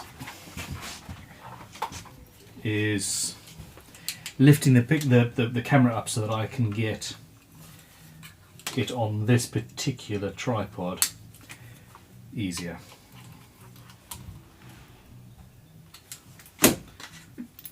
Lisa Harshberger has a question. Hi Lisa. Can you make a knob without a lathe? Yes. How? No, that's two questions. You only get one question. Lisa, ask in another comment and I'll ask him. No. You can use a pillar drill. You can set up a pillar drill as a lathe. You can use a hole saw or a hole drill to do the same sort of thing as well. And yeah, there are ways around it. You could even, there we go, look at that. Ha! Okay. So this, fine. That's one of my biggest issues now, sorted on this tripod.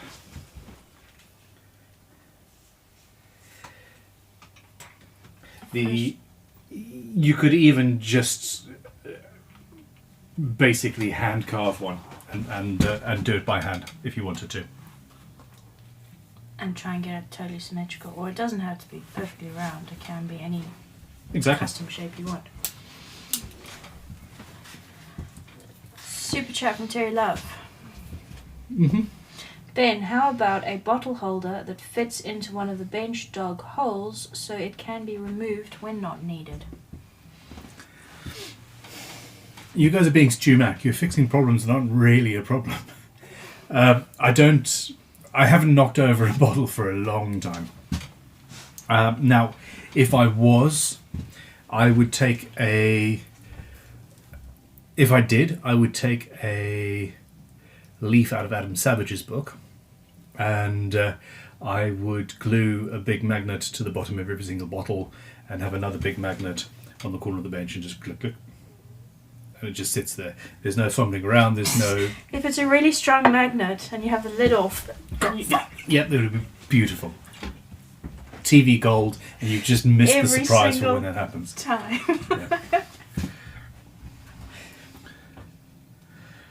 A couple of guys did that as a joke on social media. They put magnets on the bottom of their tight bond wood glue, and they just have it on the edge of the bench, on the edge of the bandsaw, on the yeah, that's cool.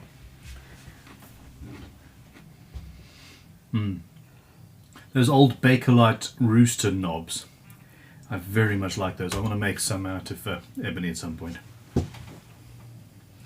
Paul Need says Ben will knock a bottle over soon, almost guaranteed. But whether it's his water bottle or a stain bottle. It used to be tea cut.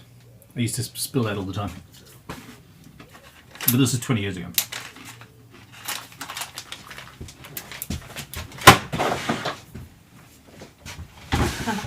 Lisa Harshberger says, tell Ben it was Woodford Guitars that Adam Savage saw the superglue masking tape trick from. Huh. Well, second hand is better than no hand at all. I literally just set up that camera looking at my food. I don't know why I did that. It's just that's what's on my bench. Let's frame it all nicely.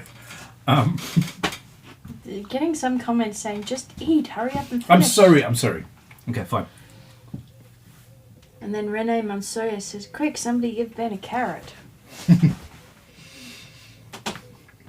Is that a carrot and a stick thing, or...?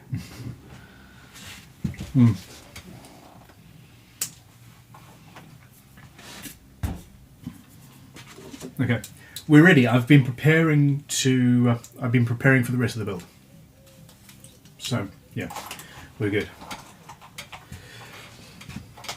I think there's builders 2 doors down blaring their radio. It's most intensely annoying.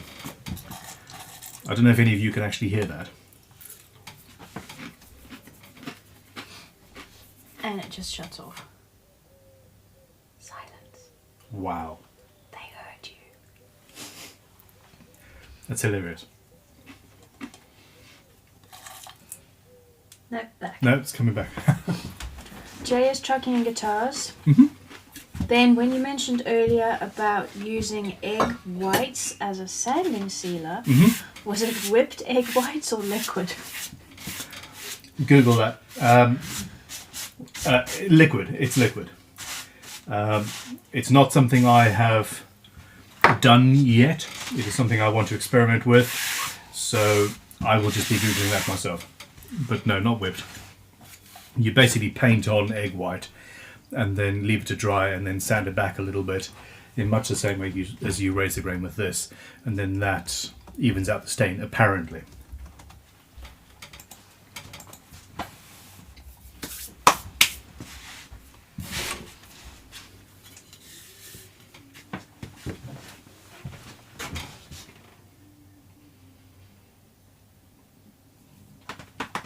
Lisa Harshberger says Adam Savage did say he wants to make a guitar as well. Well, we've been trying to get a hold of him for a long time.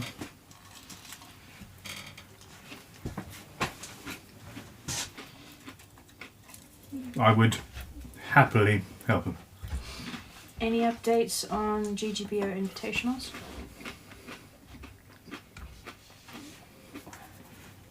No dates on the invitationals just yet. Super chat from the big unit. You should stain your sanding block pink. Looks like a tuna steak. It's not even 9 a.m. and I have lunch on the brain. I'm the same. You're eating lunch.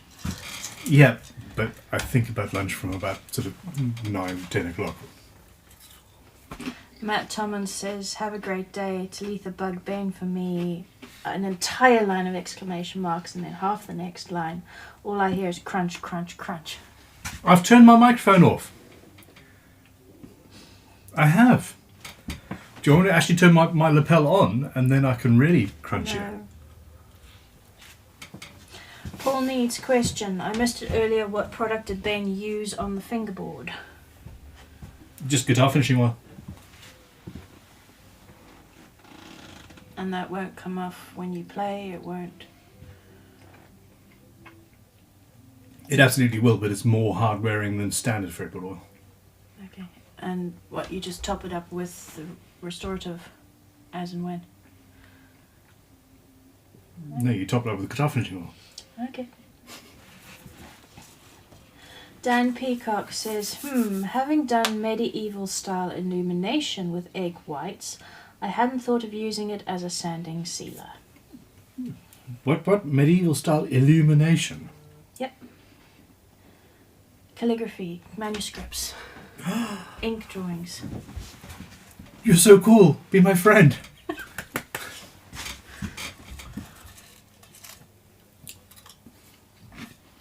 And Terry Love says, I believe egg white can be used as a size for gold leaf, maybe also painting canvas.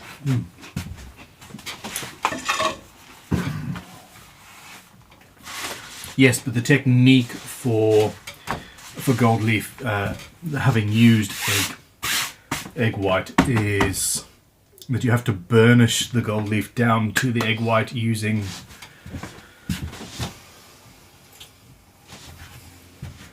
a gemstone in a stick. For some reason. This isn't even a particularly good one. I don't even know why I've got it. Specifically a gemstone, you can't use, a burnishing tool. Well, that's what the burnishing tools are made out of. It's made Okay, out but it of has to be a gemstones. gemstone. You've got a burnishing thing that's made out of metal. No, that's a different thing. Okay. Yes. You've got to use the right tools for the job. Agate. There we go. Agate. Semi-precious stone. Okay, not a gemstone. Right. Question You're a gemstone. from Gustav Holmstrom. Are crimson stains food safe?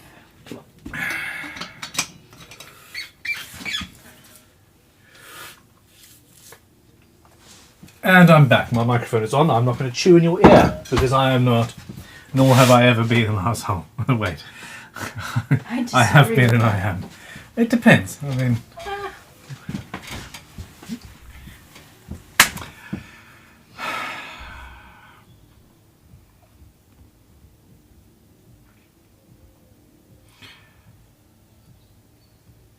In and of themselves, no, I don't think so. But underneath a finish, yes, emphatically. If they're sealed in, absolutely.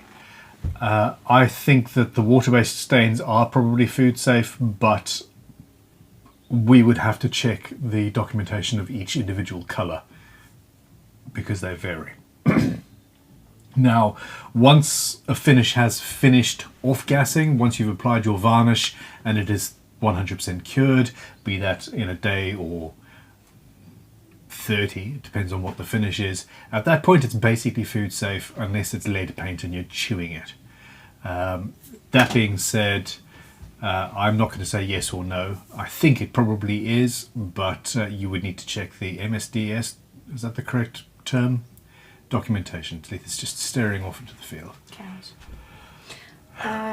It's the Kosh documentation that we have and can send out on request. Yeah, which is MSDS. I think is the correct. I think they're both the same thing. But yes, it depends on what finish you're going to use. Now,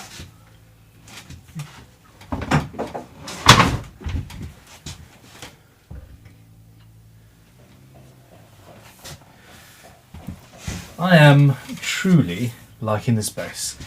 I'm going to buff it down with some fresh tissue. One final time, get off any excess. Finish. Andre Silva. I drank some stunning stains. I died a little inside. Oh, Not recommended. no.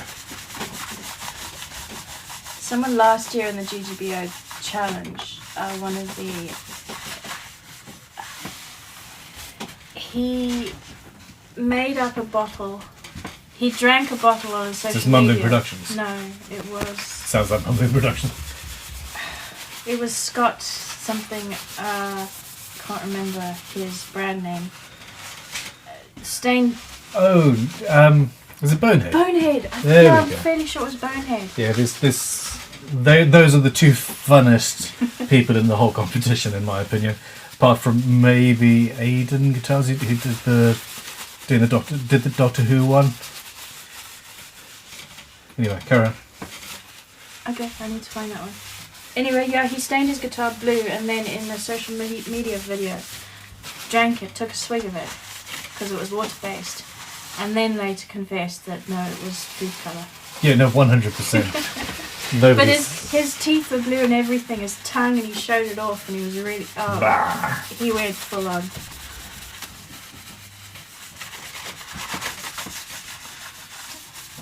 No, Terry Love, I'm not staring at the cows, imagining how they'd make biltong. But now that you mention it... Damn it.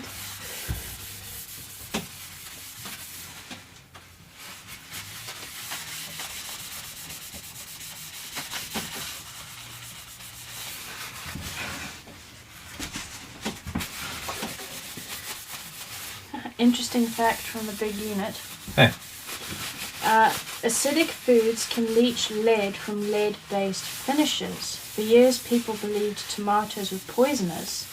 It turned out that it was the acid drawing lead from the plates and cutlery. Yeah, I mean, tomatoes are part of the deadly nightshade family. Which... Did you know they used to throw tomatoes at Shakespearean actors because they honestly believed that if they managed to hit the actor in the face, it would poison them and they'd die on stage? That I did not know. That is harsh.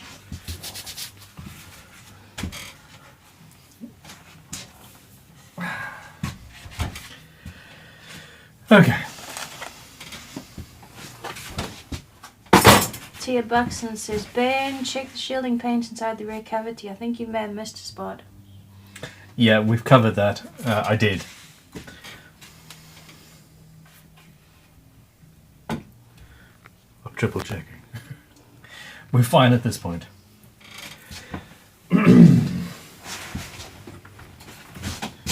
Apparently, Adair Guitars is doing Lord of the Rings this year. Yes! Yes, he is. Yes, he is. I watched the first couple of episodes. It's going to be an epic journey. An epic journey. Maybe that was a bad joke. I don't know. You're a difficult audience to lead.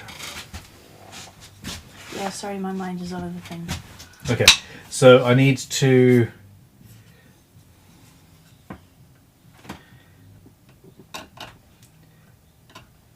prepare for my nut. Tahoe Mike says, Talitha, Ben says he's not streaming next week. How about you do a How to Make Biltong live stream? How about no? I think I'm taking a day off next week.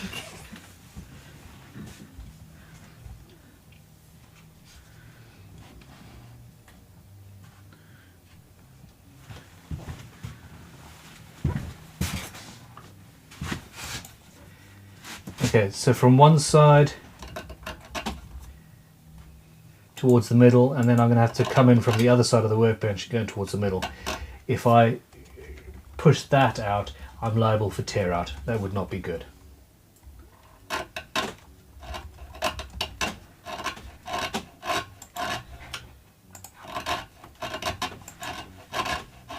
My favourite username of today, Nocturnal Insomniacs just said good night all. Hope you have a good one. Yes, they commented earlier, and I like the name very much.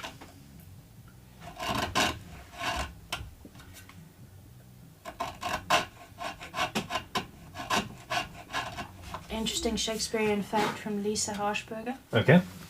Actors during Shakespeare plays had to wear real swords because if the audience didn't think it looked real, they would fight the actors. No, thank you. No, that's just the wrong shot.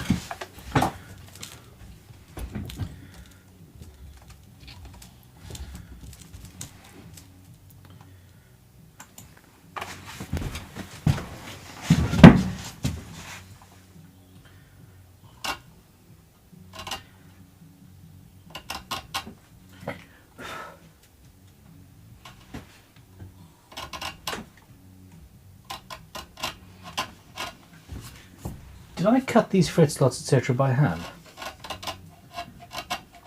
Yes. How else would you have done it? Fair point. Are you meaning without the jig or anything? Yeah, I didn't have a jig, did I? No, because of the base. You didn't have the right rulers. Hmm. Why are you ballsed up? No, not at all. I'm just... I've got so much going on right now that I'm forgetting what I've done where, and yeah, I'm forgetting where the bodies are buried, you know?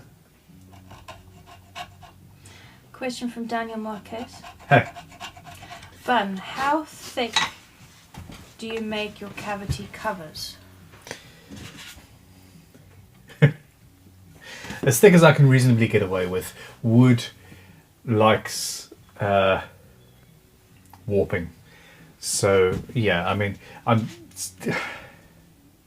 this is ebony, it's very, very stable, and I'm still not certain that I want to use magnets in this case, because it might warp over time.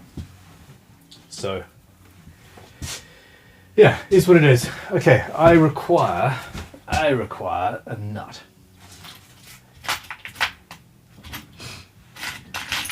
Two questions and one that needs a bit of clarification.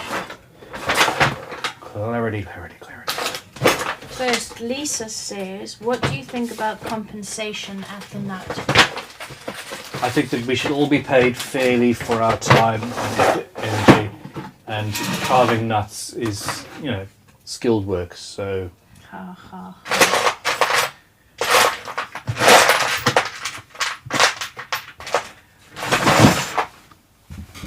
Come on, I worked hard on that bit. Yeah, sorry. Like I said, difficult audience.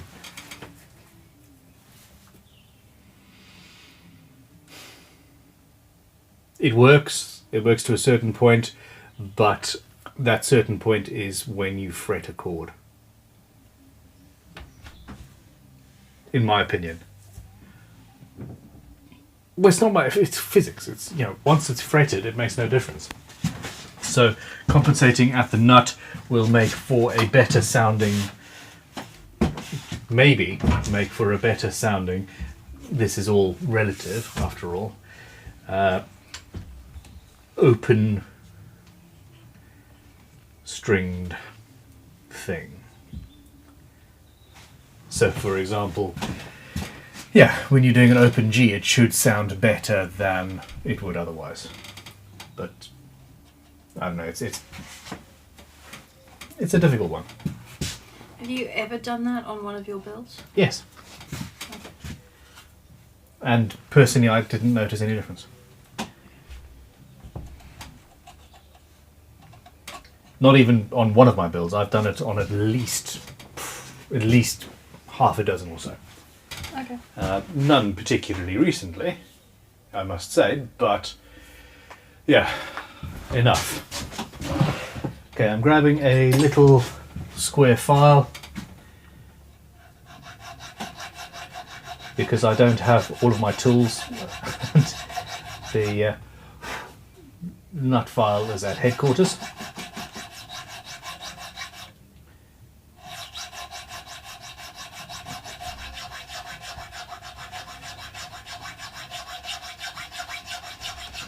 Gavin Buchan says, is there a link for raffle tickets for this guitar yet? No, not yet. That will be going live when the video goes live. Sorry, let me rephrase that. We will be starting the raffle for this bass when the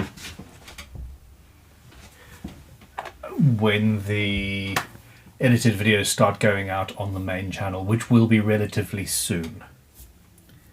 This is going to be the first build, Talitha, that has been finished before you guys start an edit. Start a vid. That's what I said. That's what I'm sticking with. Leave me alone.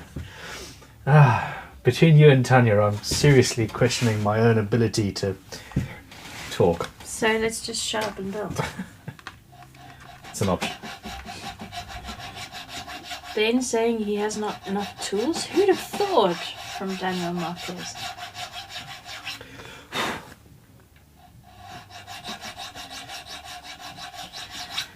Steen TV has a question. Okay.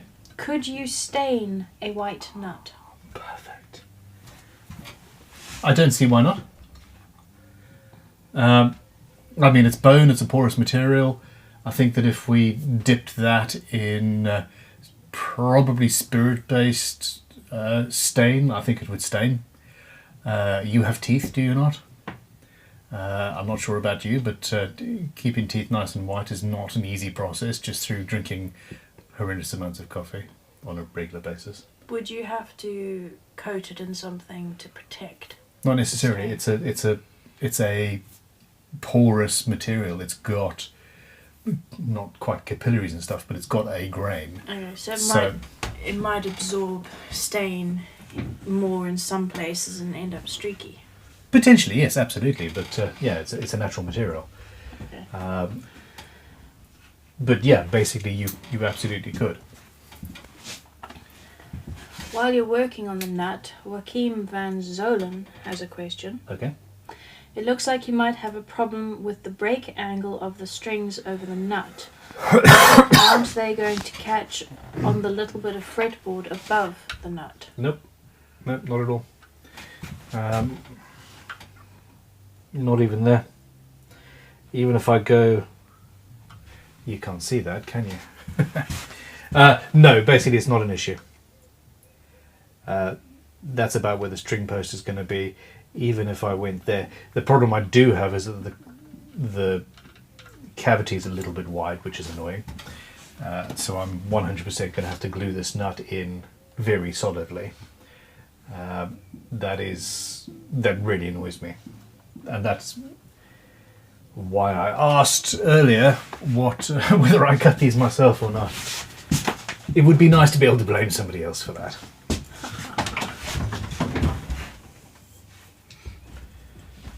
Yeah, I'm not sure. Honestly, not sure how that came about.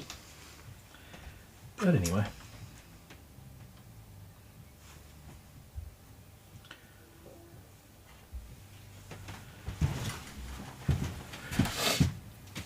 Now. Dan Peacock, Vedit, a definition. Verb, the act of editing a video made by a vidiot. You bastard. I like We it. do a lot of those, Dan. I like it a lot. Isn't it good? I don't mind it when people take the piss out of me. And inside you're seething and curling up and dying. Oh no. No, it's funny. Shows you care. This vice is... Okay. This is... I've been wanting to fix this for every time I use it. I think, I need to sort this out. So you choose a live stream to do it? Well, that's the thing. I use it during the live stream, and then I think, oh, I need to sort this out at some point. The screws are just too short, and it's just they come loose. You're using this is a substantial thing that I'm putting force into because I am using it to cut stuff, etc. And you put it off thinking, I'll wait till I've got not a live stream to do it. And then you never do it. And then you never do it. Never put off till tomorrow that which can be done today. I can't find my screws.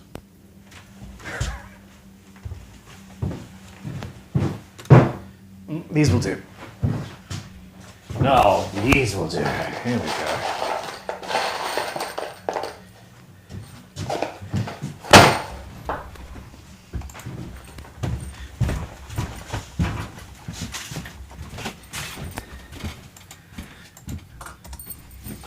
Okay, so we're going in with, I think, 70mm screws instead.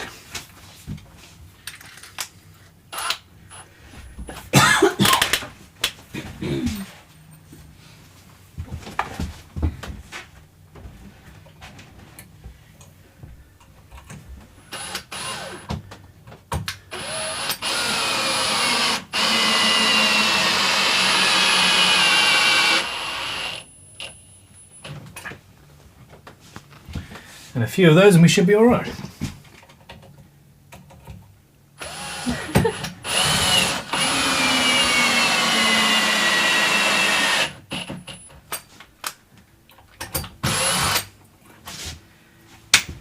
D-Man says, Ben's lost his screws? Say it ain't so.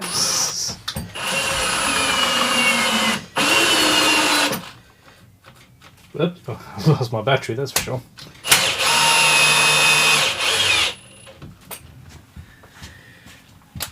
There's certainly a screw loose. And also this is broken. Building the shed extension has not been kind.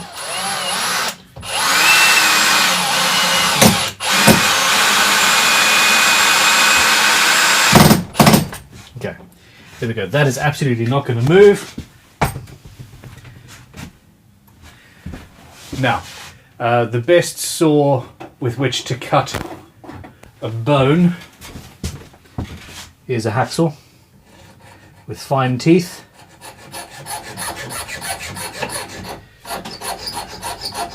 We're talking amputation on this.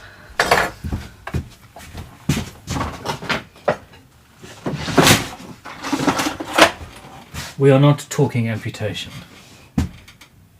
That's not as impressive as your stainless steel surgical tools. I do have some stainless steel surgical tools. No, this is an 18th century surgeon's saw. Ugh. When you were awake when they did that. Very awake, yeah. There's one doctor who he won the Ig Nobel Award, if it would have been the thing. I think he touted himself as the fastest. Yeah, and he killed 3 people with one surgery because he went so fast. He cut through the guy's whatever in 30 seconds. He died of infection. Someone he went fainted and hit their head and died in the audience. And he cut his own thumb off, or cut an assistant's thumb off or something, and they died of infection as well. It was just a huge clusterfuck of insanity. I think he also almost severed his own fingers at one point. Well, no, that's the thing. Anyway, it wasn't this particular saw, but Goodness for that. but it's a very cool saw. It looks pretty, and yeah. Funnily enough, Sean over at Crimson has, I think, the exact saw that he bought from Sam over at Crimson. Not Sam, other Sam. Okay. The big unit. New Sam. Laugh my ass off, you would have a bone saw, wouldn't you? Okay, so the new workshop, the new extension there is going to have my tools on one side and a workbench and all that, and then an office area on the other side. And I'm going to actually have my tool collection in glass cabinets behind it, where we'll be able to actually see things and take them out. And it's going to be, I'm looking forward to doing that. Now, Nut, that's what I'm working on.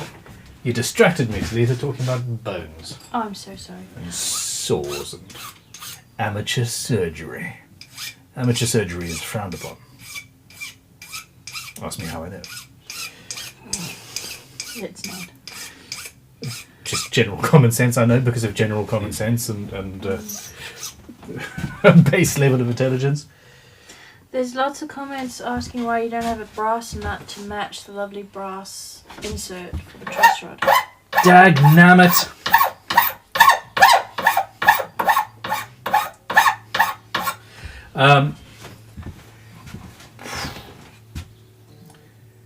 That's not actually a bad idea, except for the fact that this is a fretless instrument. I think that a brass nut would make the open strings sound like they're being fretted, whereas a bone will sound a little bit more natural. That also sounds like me making up an excuse, but it really does sort of make sense in my head. Uh-huh. Mm-hmm. Plus a brass nut can be changed out at a later date if they feel like it. Well, any nut can be changed out. Terry loves his use of veneer shim to hold the nut. But it'll be obvious that there's a veneer there, that's the problem. Something I need to remember is to mark it out for 4 strings, not 6. Just saying.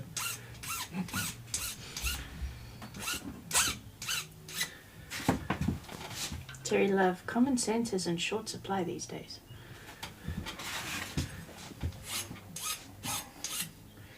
Yeah, I mean, nobody carries cash anymore. It's all cards or online anyway.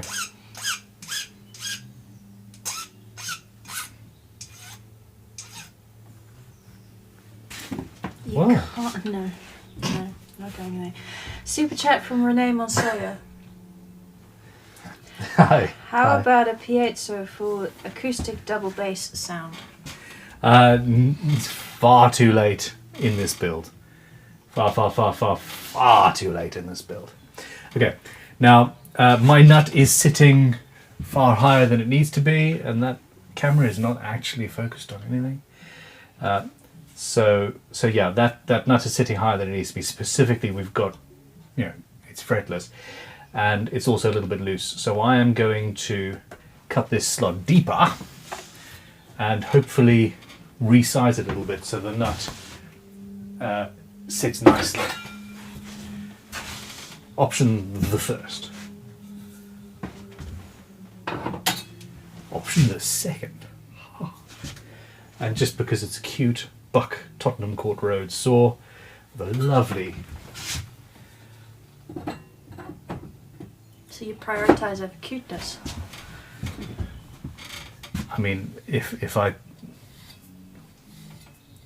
Yes. Where tools are concerned, yes, absolutely. Renee says you should have asked 2 weeks and 10 bags of crisps ago about the piezo.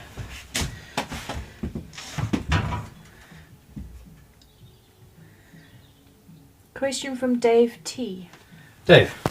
Will you be shielding the pickup cavities? The P-base pickup will be okay as it's a humbucker, but the Jazz pickup when used on its own could have shielding issues in current situations.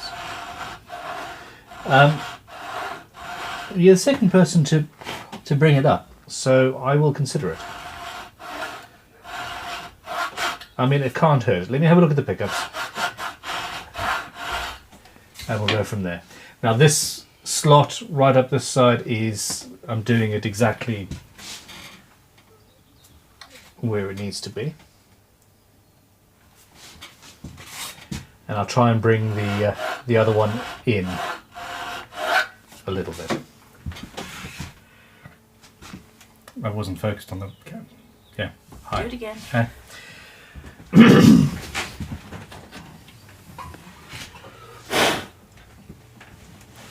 Okay, so yes, this pickup does not have a metal base.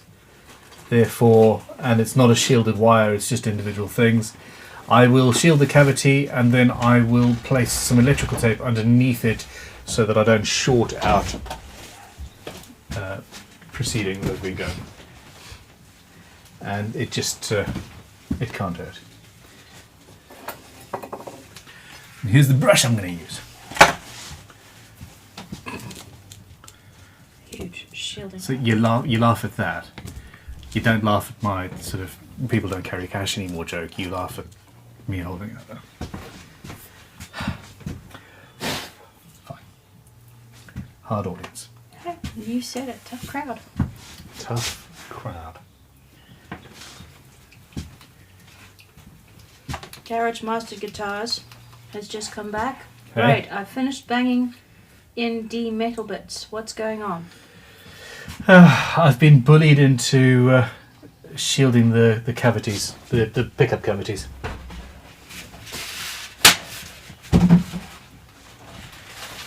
Which I kind of wanted to avoid, but you know, that's fine.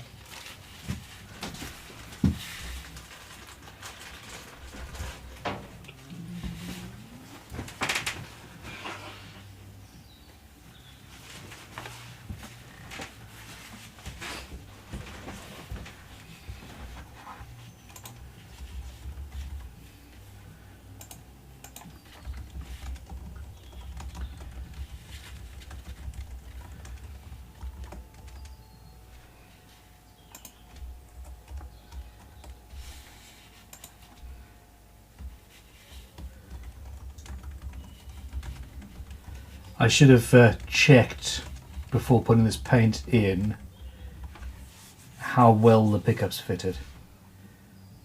It's relatively thick stuff and it might actually cause an issue, which would be sad.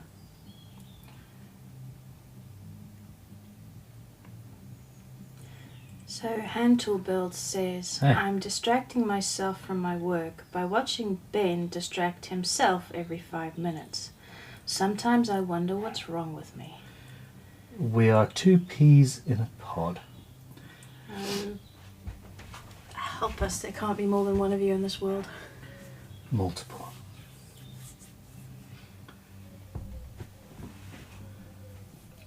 Terry Love says, since I mentioned biltong some time back, I've had an alternative to the Goons' Ying Tong song, but the biltong song. Nice.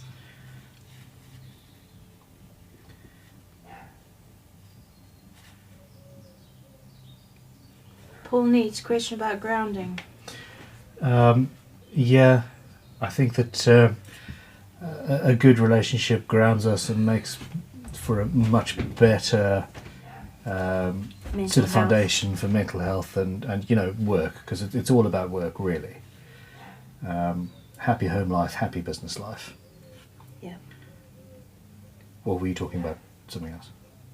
Do you have to connect that grounding paint to actual wiring ground?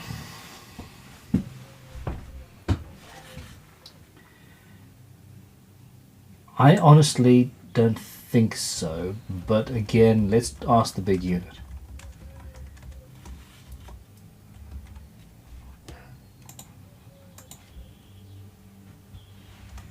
Essentially, this is an open-sided hole that will stop interference coming from behind the pickup, but isn't going to stop interference coming from in front of it. So it's like you've got a microwave dish. It's like you've got a satellite dish that brings in the signal. Do you guys remember the giant satellite dishes that used to bring Sky TV to people's houses? Almost the size of this bloody shed. I think that it probably works better if it is connected to ground, etc. But I do think that it also inhibits the signal coming in to a certain extent. But I could be wrong. It's something that I have never really researched, and And you're writing a book on wiring. Okay. Well, The big unit says I always do. okay. Well, there we go. He knows what he's talking about. And Robert R says you missed a spot. 2 words. Time. And, oh my god, I missed this one.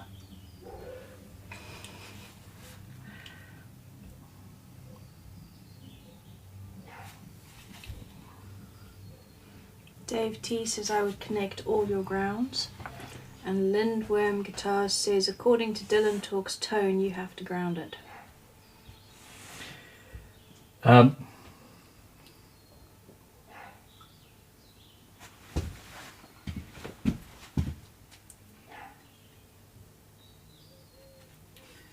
Andy Collins says the paint shields RF interference, not grounding noise. None of my jazz style basses have it in their cavities. This is the thing. There's 2 different... Yeah. This is the thing. So, for example, most... you can improve the sound of a... for crying out loud. This isn't my strong suit. Wiring is not my strong suit. You get differing things. You get lots of different ideas from lots of different people. And actually what you just said is absolutely right. You've got 2 different things that is happening here. What I was talking about is RF interference, the 50 cycle hum and all that. No. Yeah. No, I don't know. Leave me alone. Okay. Robert R says you've still missed a spot.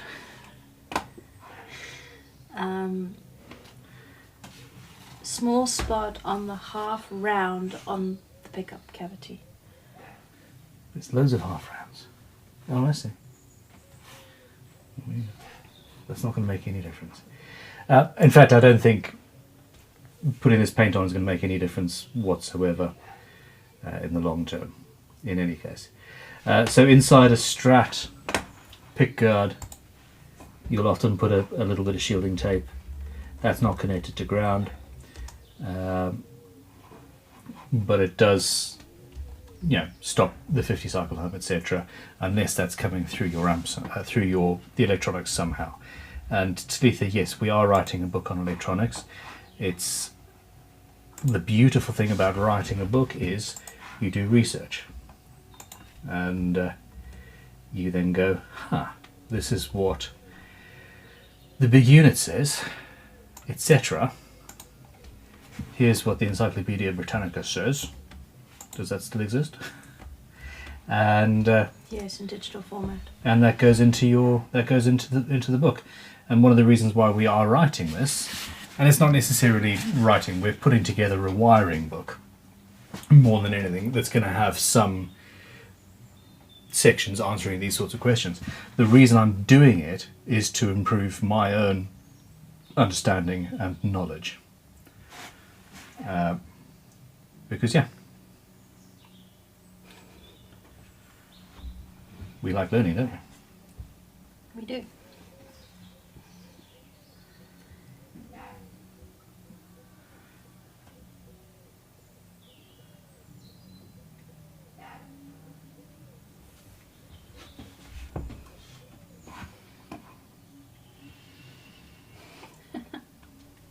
Speaking of grounds, Beth McKellar says, I'm sitting here with coffee grounds now. I have finished my pot.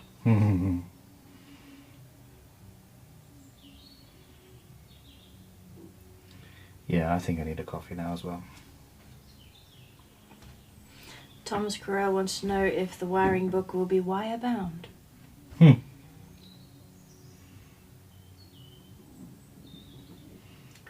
am not certain what it's going to look like, but it's going to be thoroughly researched and accurate. There we go. Alrighty, and I missed a spot. Joshua Valverde said missing a spot on that dome plate bun. Dome plate?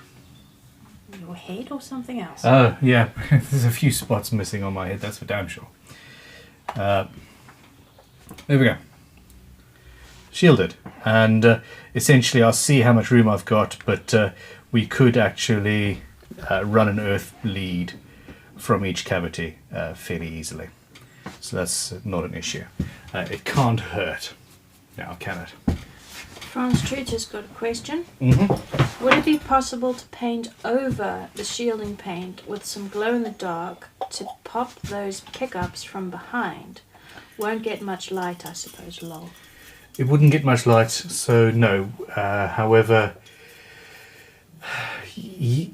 in principle, yes, absolutely. You could paint over, you could finish over, and it would still have the same effect as long as, assuming everybody here is correct, as long as you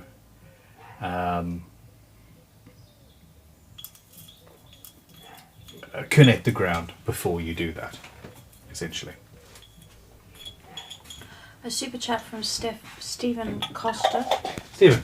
He says, hiya, Faraday cage. A charge on the outside of a cage cannot exist on the inside of the cage. Yes, that's in a full Faraday cage. And this is the problem. So we were only sort of basically shielding from one side. So if you, and again, this is somebody who doesn't study electronics, if you've got a sort of a burst of radiation coming at the front of the guitar, it's probably going to pick up that noise, but from the back it won't. So we're at best only partially fixing an issue.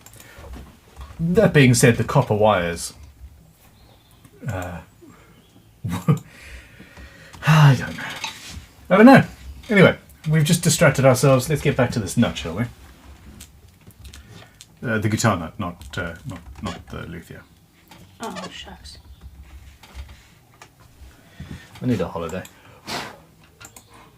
Would you settle for a coffee? Yeah, I think I'm going to go and grab a coffee in a second. Okay, I need to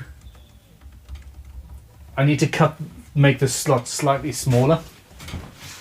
So what I want to do is grab a feeler gauge, or no, let's grab a feeler gauge. This is one of the old type crimson feeler gauges. And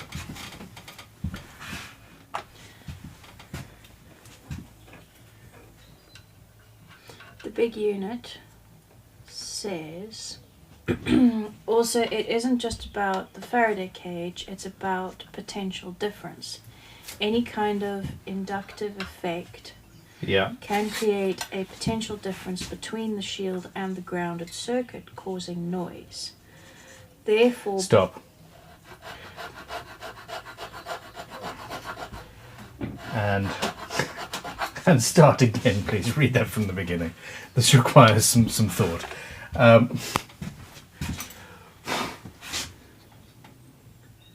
Okay, hit me. what, from the beginning? Yes, please. Inductance field. It isn't just about the Faraday cage, it's Yes. about the potential difference. Okay, yes, absolutely. Any kind of inductive effect can create a potential difference between the shield and the grounded circuit, causing noise. Therefore, bonding together the shield and ground prevents the possibility of difference in potential. Okay, so in other words, big unit, please drop me an email, stream@crimsonguitars.com, and we need to talk. But in other words, good practice is 100% to ground your shielding paint all the time.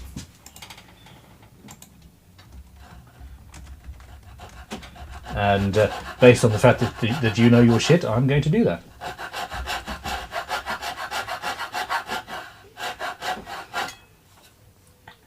Sandy Drozdick, are you calling Gertie the rodeo nut? I can neither confirm nor deny. I don't know. Okay. So, this is going to be too tight. I think I'm going to have to file it wider. But we'll see where we end up. I also need to sharpen this chisel.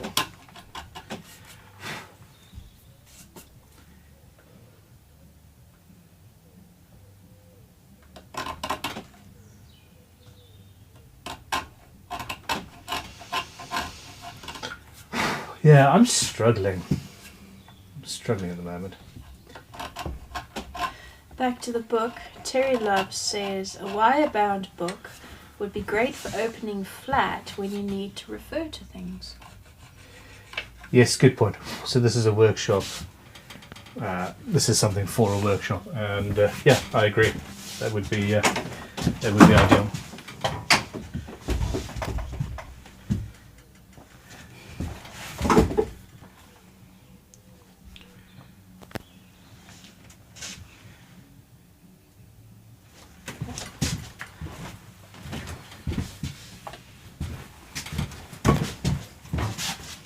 Are you struggling in general or just with that? I'm sorry? Are you struggling in general or just with that? No, in general, I haven't been in the workshop apart from the live streams, really.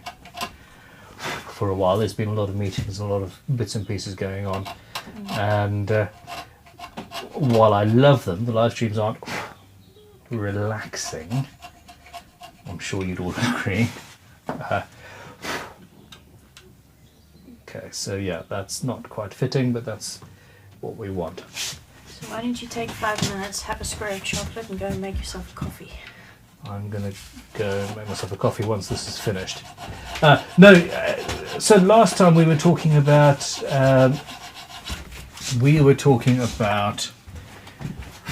depression and you know, and all of that sort of stuff. And yeah, I 100% get my energy from being in the workshop, and I get a lot of energy and dopamine, etc., from you guys. That's for sure. There we go. We're almost there. We're almost there. It's just in the middle, which needs a chisel. A chisel is often the answer. Often. But yes, I really need to have time in a workshop. Don't mind filming, but headphones in, quietly making something, doing something. And I haven't had enough of that for the last week or two. And it's funny how cumulative that becomes. It's just, yeah, it's just interesting. Disco Stew says camera focused on a camera, and Andre Silva says your focus needs some coffee. Boom, boom, boom.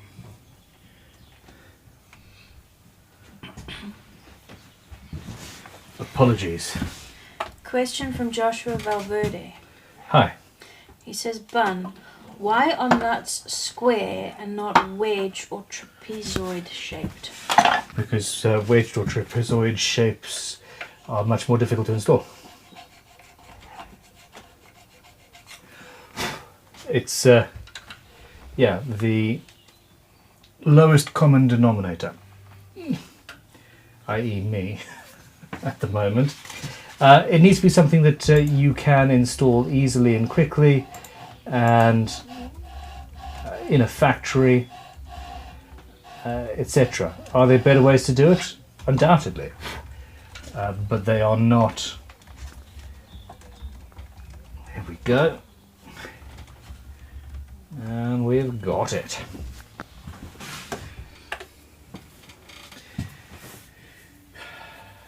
Super chat. Arguably, a zero fret is better than a nut. I know, horror. Carry on. Sorry, Lethal. Super chat from Terry. Terry. He says, okay, I'm waiting for my grocery delivery. The tracking app says I'm next, so don't do anything interesting for a bit.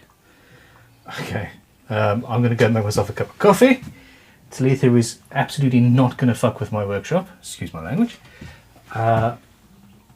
And yeah, I'm going to have to cut another nut because I've made this one too narrow. Brass nut. No, I'm not going to. Honestly, my argument absolutely fits. Brass would not be ideal.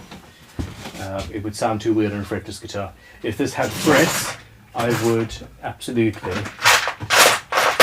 do that. Oh, Yes, I do have. Come on. So of course I've got another one. And oh, it's good. We're good. I just need to flatten the. Yeah. You're being told off for the F-bomb. I'm sorry, people. Let me just have a look and see what other nuts I've got. Beam TV says graphite. Graphite could be quite cool. I don't have. No, I don't have. I don't think I have one. Let me have a look. Oh, come on. Dang Peacock. My ears, my ears. First he flies the finger of friendship and then drops the F-bomb. Alack and alas, I am undone. I'm sorry, I think I need to sleep more.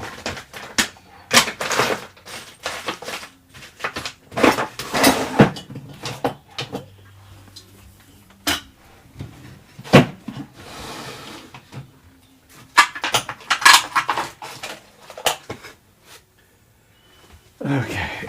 Oh gee. Terry Buff says any walrus ivory? Yeah. I have walrus. I don't think I have walrus, no. Hippo?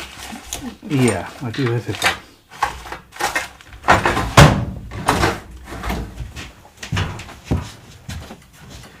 Okay, we're good. So the replacement nut I've got's just got a flat bottom, but that's fine.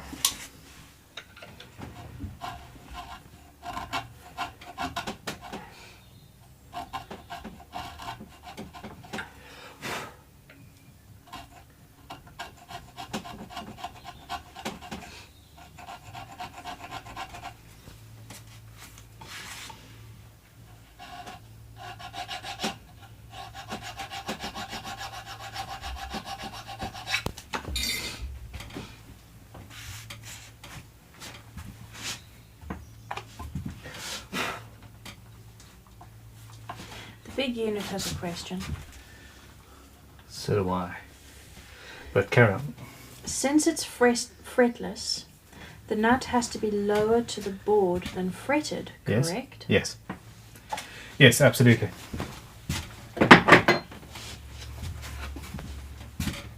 Hence me being able to rework this. I cut it essentially to the height that I thought it should be.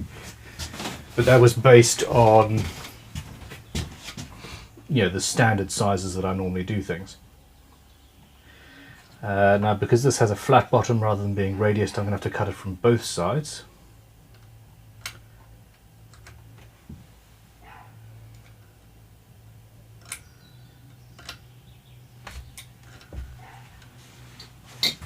Which will be fine. Dirty fingers to mark that.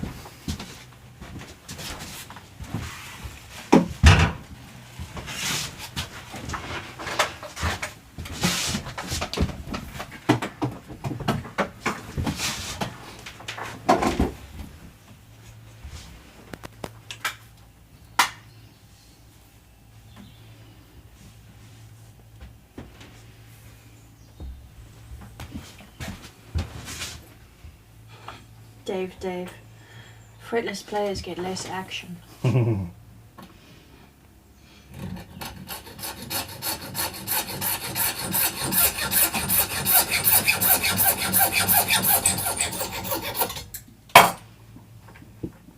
Bass players do it lower.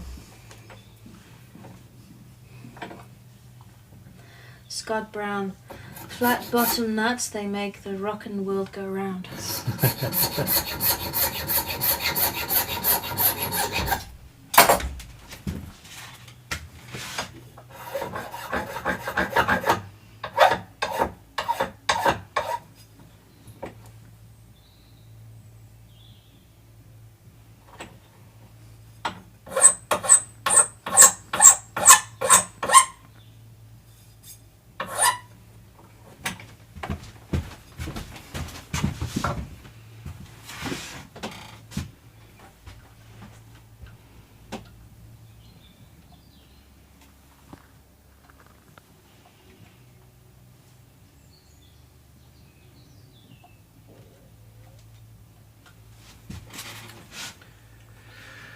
Okay, here's an interesting thing. So this file's got some aluminium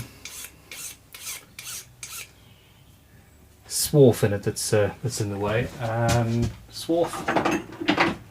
I don't know. But it actually chipped out part of the nut. So always make sure to clean your files, people. And what are you using to clean it? A squished up piece of copper pipe and a nice little handle. This is a single cut file, so I'm just going along with the grain of the teeth, and that's pulling out or pushing out the aluminium, and that's going to work nicely.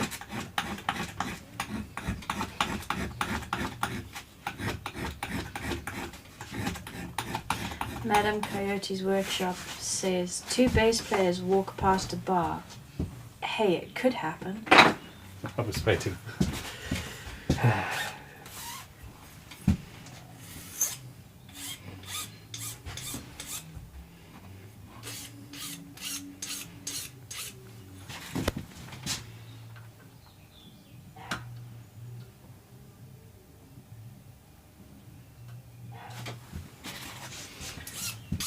Okay, sorry, I'm just gently sanding this down to size.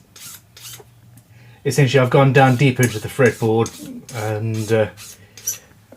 that's a little bit wider down there than than I originally thought. And I'm sorry for just coughing in your ears.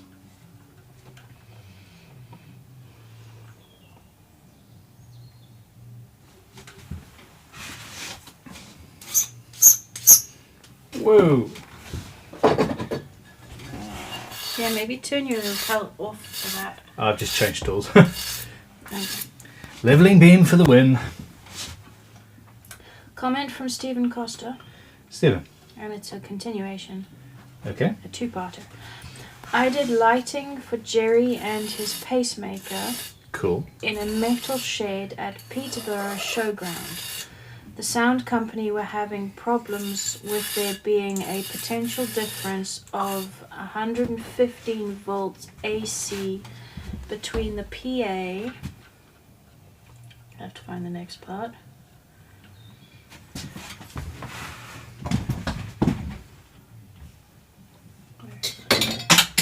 I just dropped that cute saw. Poor soul. Okay. Between the PA, ground, and the building. Many shocks, no noise. I earth bonded the 2 fixed. Stay safe. Okay. Who got shocked? Well, I mean, pacemakers was in the name.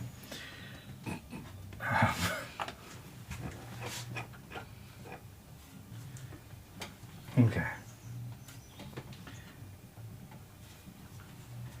Is our brother still alive? Yes. Okay. Alive and kicking. No, I'm not surprised. Does he have a website yet? He has Instagram. That's not a website. He's developing. Your nephew Michael and Matthew are developing a Shopify website. Well done. Okay, when that's up, I'll show you my brother's work. It's not awful. He's relatively early in his career as a knife maker. Self-taught. Is anybody self-taught these days? The internet is amazing. YouTube taught. Yeah, but yeah, the knives are pretty cool actually. But I'm not going to promote him until he's got a website, and yeah, until the knives are of sufficient quality, which I think they are. So there we go. And he's doing it because he had a series of heart attacks, I think. He had. I don't like my brother very much, but you know, it's what it is. He had a heart attack about 3 years ago and had a stent installed, and then I don't know how long last year had another heart attack and ended up with a quadruple bypass instead of what they thought was going to be a double bypass. So, yeah, he started rehabilitating and has a workshop in his garage and has started making, not forging knives, but making knives. Everything, knife handles, leather sheaths, everyday carries, that sort of thing. And even the early work wasn't terrible, but Yeah, I've got several of his knives. you should be scared. No, you should. You should be scared for me. Yeah. He's made this really sweet set of 3 throwing knives. Okay. I could probably hit a target from here.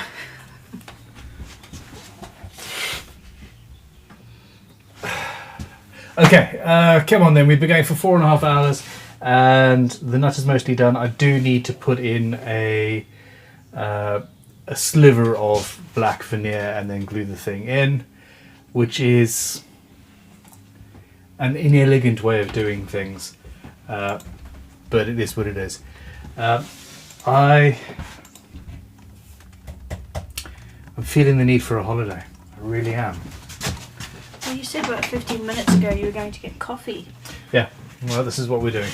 You guys talk without me. My microphone is off. Yeah, ask Talitha, would you rather? So you guys did it earlier with Tanya. Paul Cook says buy the throwing knives for Tanya. Brackets, much earlier joke. Yeah, much earlier. Tanya was. They were talking about throwing spitballs or beanbags or damp rags. And I was like, not my tools, they'd rust.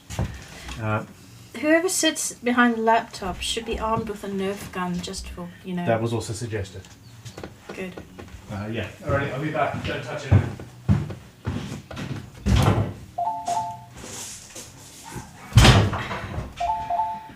Did you hear that? Don't touch anything.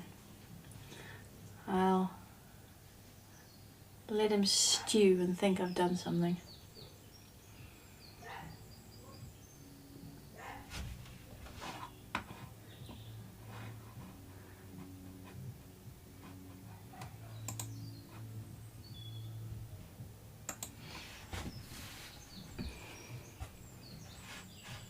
So, questions?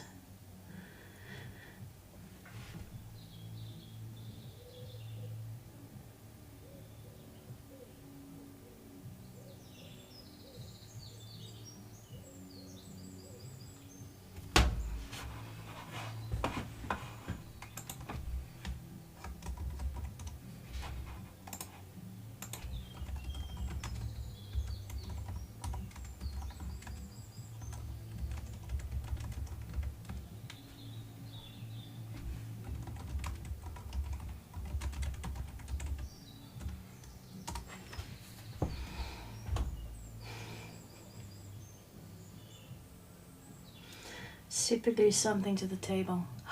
He left his pencil. He shouldn't have done that.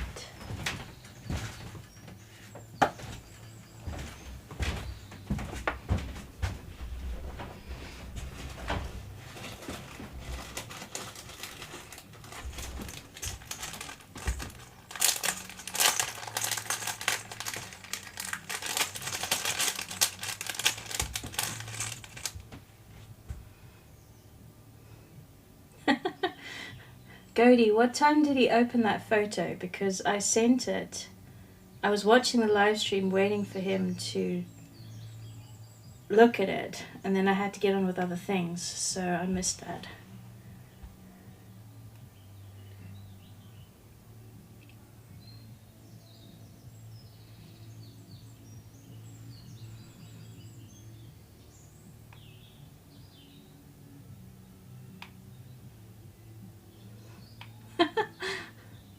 Mark Dresden guitar, put the frets in.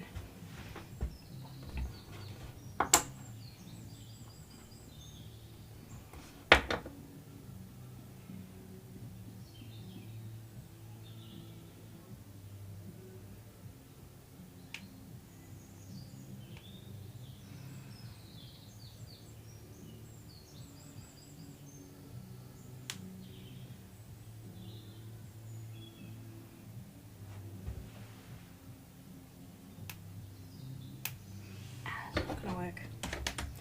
I'll hold his pencil hostage.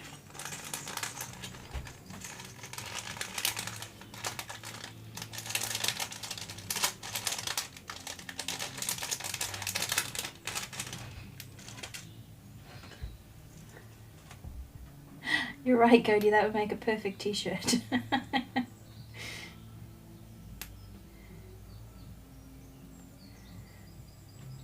Robert R. One of the squirrels was by the stains. The other one's probably ended up on the floor somewhere. Poor things.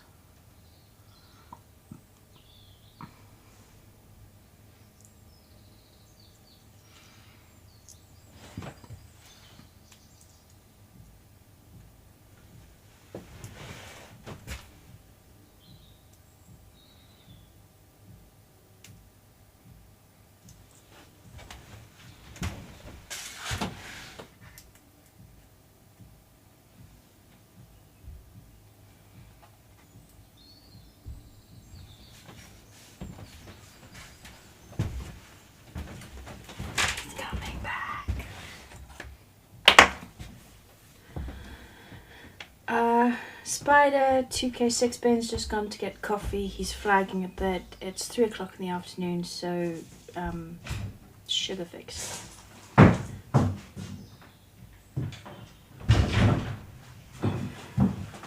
What did those squirrels do? Nothing. I only see one squirrel. Where's the other one? Behind the first one. Oh, they're both together. Mhm. Shame. The other one can't see a thing. Well, you know, it's what happens when they mess around during a live stream. They get shoved together. I see the... Do you know how much I dislike these things? That's why. Intensely. That's why. Okay. I am 100% going to get you some really bad footage. That's like every other week. Oh, she got me. Okay, come on then. I feel better. I have got coffee en route. Yeah. With everything else going on next week, I'm not going to be doing, for the next couple of weeks actually, I'm not going to be doing any live stream builds. There's just far too much going on. So it's Maker Central beginning of May, 31st and 1st. Or is the Birmingham Guitar Show first? No, it's Maker Central this weekend. And then the Birmingham Guitar Show the weekend after. And yeah, essentially it's chaos and carnage. Black veneer.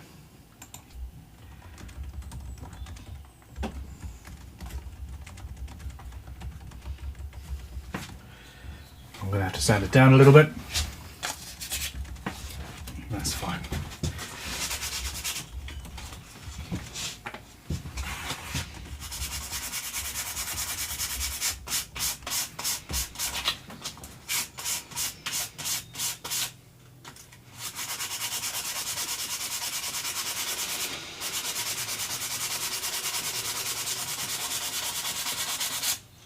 Yes, essentially I need to catch up. There's obviously all the show stuff going on, but there are also a couple of other builds and bits and pieces of things that I really need to finish.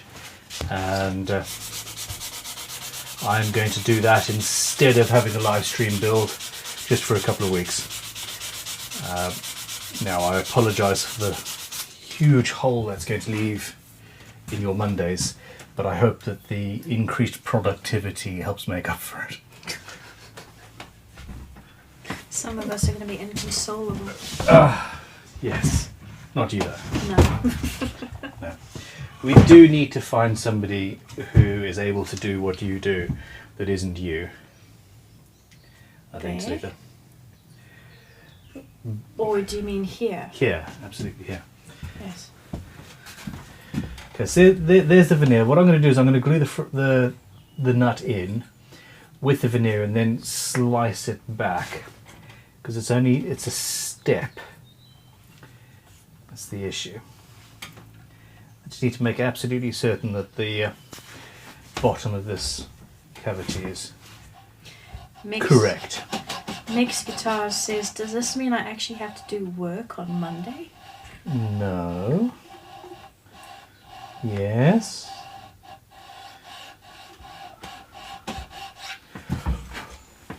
I don't know. I do still want to do the Luthiers question time live streams. They're just not going to be done on Mondays. Oh, sorry, on Sunday evenings. I don't think. Just while these shows are happening? Just while the shows are happening, yeah. Okay. So you can do it out and about? I don't really know.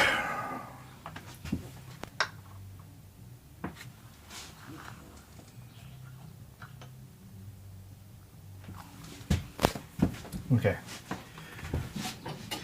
Tahoe Mike nominates Jasmine. She's a great moderator. She is, but she's generally at school on Mondays. And then knackered and in a bad mood because she's had a Monday at school when she gets back home. And it's the first Monday back post Easter break. This is true. Even worse. Yeah, today's not going to be good.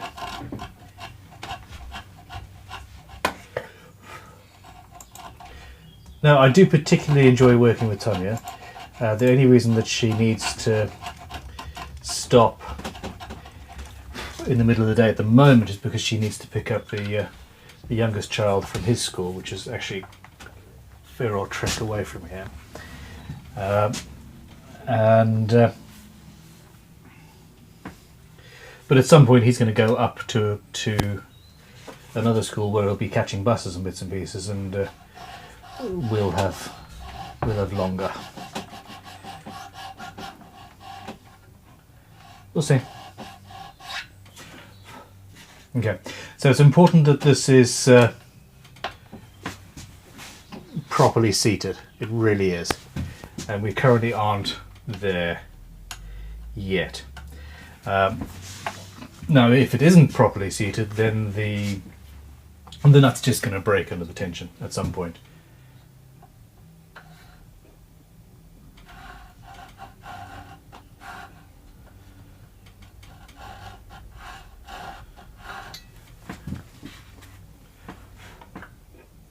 Questions? Comments?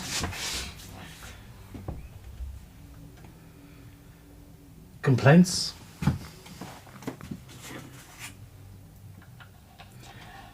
VR/. Hi.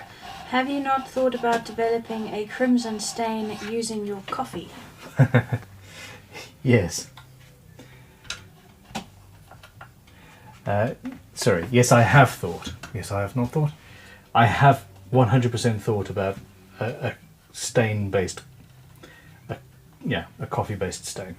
Like shades of coffee, or scented like coffee, or? We were talking about scented stains the other day. Was that with you, Talitha? Yeah. No, shades of coffee. Okay.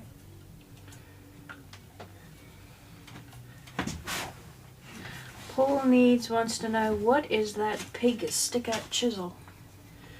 Pig sticker chisel? Or was that a pig sticker chisel? This? No, it's just a particularly thin mortise chisel. It looks like a pig sticker. Well,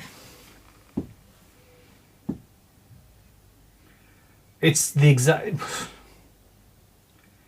Not technically, no. No, the handle is wrong. But it is the right sort, the same sort of style. You are correct.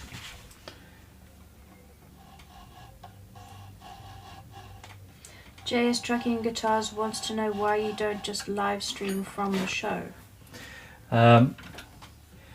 Because the show wanted to charge, I think it's 1,800 quid per different device using enough bandwidth to live stream. Is that Makers or the guitar show? That's Makers, and the guitar show is in the same venue.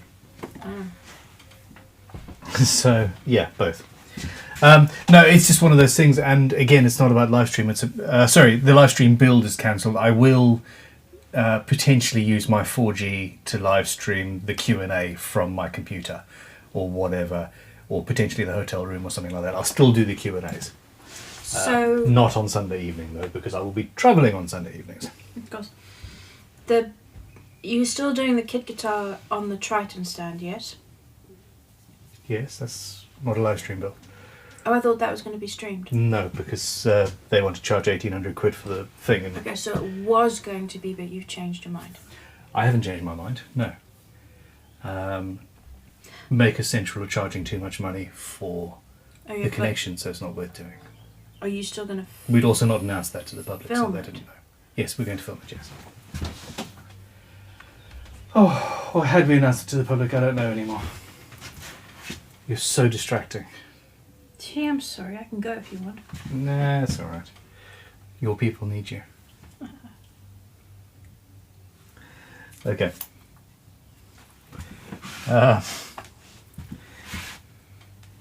Come on then. Now any super glue that spooges out is going to go sideways. I am going to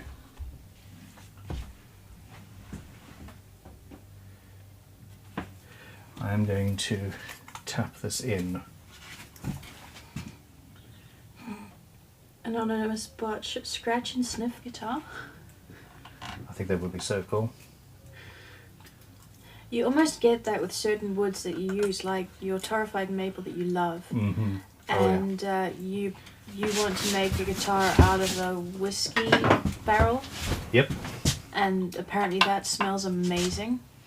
But those smells come out when you're working the wood. Once it's done, does it still have a scent? No. Specifically when it's under finish. Mm.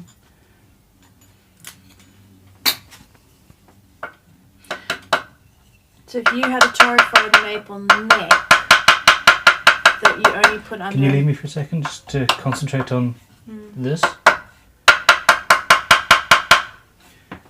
So slightly higher at the base, slightly lower at the treble. And it's nicely fitted. And it doesn't actually necessarily look like we've put a veneer in because it's an ebony fretboard and it's all good.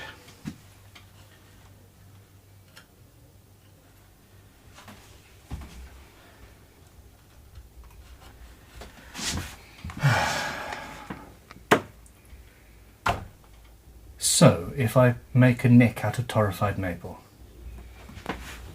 and only have a light natural finish on it, would it still wouldn't have a scent. Never mind. Gustav Holmström says a stain-based coffee would be taking my food safe question a bit far, wouldn't it? And then Dougie Driver says need food safe oil to go with that coffee stain. we are about to start selling some food safe oils. We're about to be adding tung oil to the system, and I think we're also adding, oh my gosh, mineral oil, just clean mineral oil. And those are food safe. Talitha, the new labels for the new Stunning Sands shots, have they been ordered? No, you were going to discuss them with me. We did. You told me not to order any new labels until we discussed and finalised Oh, that was the end of the discussion, wasn't it? changing the... Was that including those ones? Yes. Damn it. You told me not to order a thing. It's all my fault. Yes.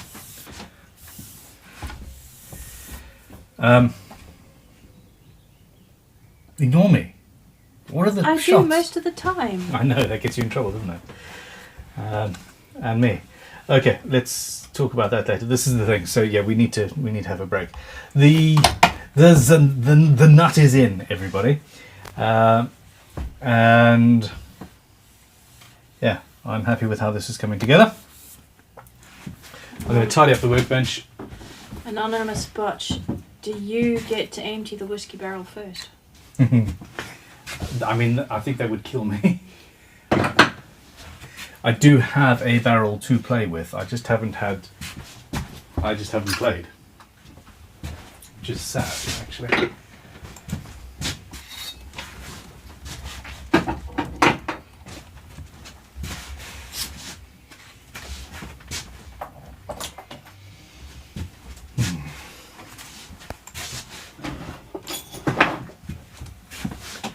All right now. All right, we got it. We're not singing. We are not in singing mode. VR/ says, but what would make the best stain? Tea, coffee, or gravy? I think coffee. A good strong coffee. I don't think gravy would. But tea has more tannins in it. Exactly. Tea. Oh, sorry. Tea has more tannins, but coffee. I don't know. I'm guessing. Spike's Frugal Fixer Shop would like me to thank you for the advice on staining his base yesterday. No worries. He set off some serious ADHD over here, trying to figure out how to do it, lol. Yeah, that is the problem, is it not? Vincent van der Vaart wants to know if you like whiskey, and if so, which brand do you prefer?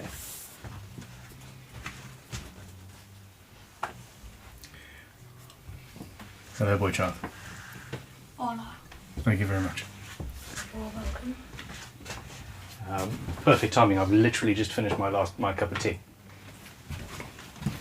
Something exciting happened on the bus, but I will wait until the stream is over Fantastic. That makes me happy. because I have learned from my mistakes. You have learned from your mistakes. Yes. It's more than I can bloody say. Oh no, I'm swearing on the live stream again. Okay.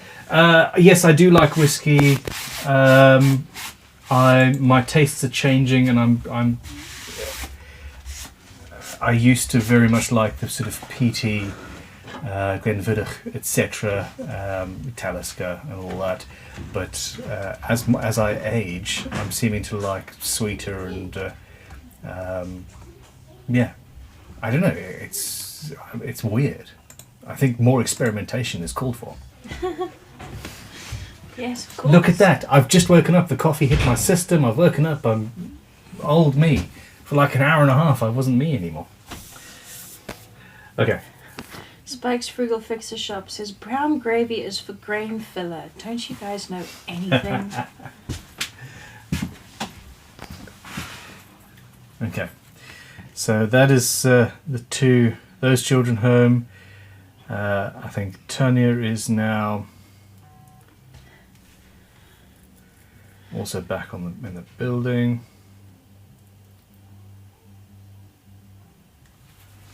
Bjorn says, I keep wanting to make a two-tone guitar stained in coffee and tea with a cream pickguard.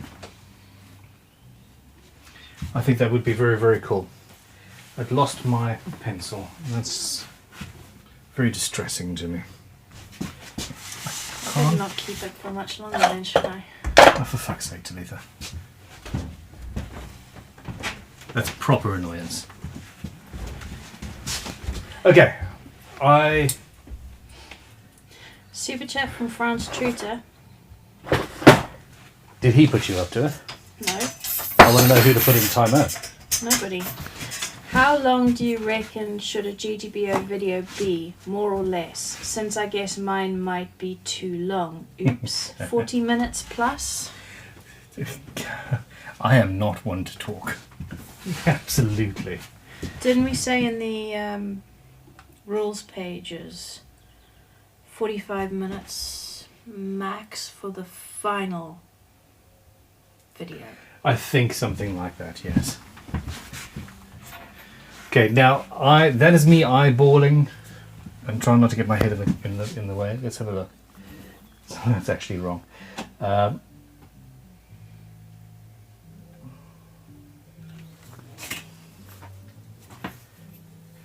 Now what I want to do is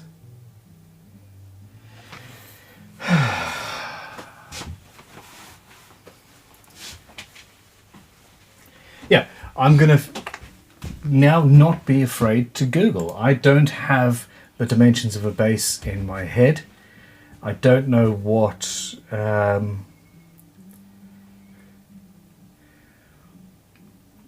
standard spacing for one of these bases happens to be.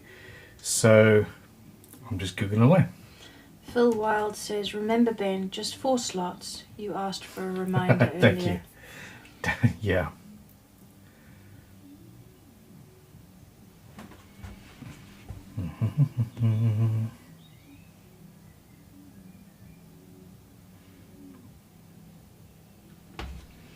J base 10 mil.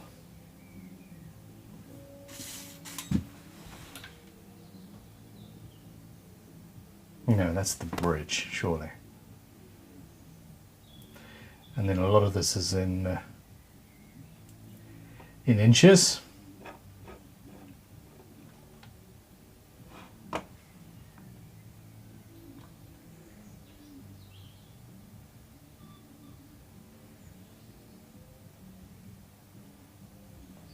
Okay. Yep, I'm not far off. So let me just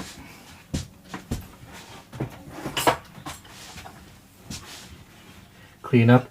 If you've decided a marking is wrong, always remove it before you carry on, just in case.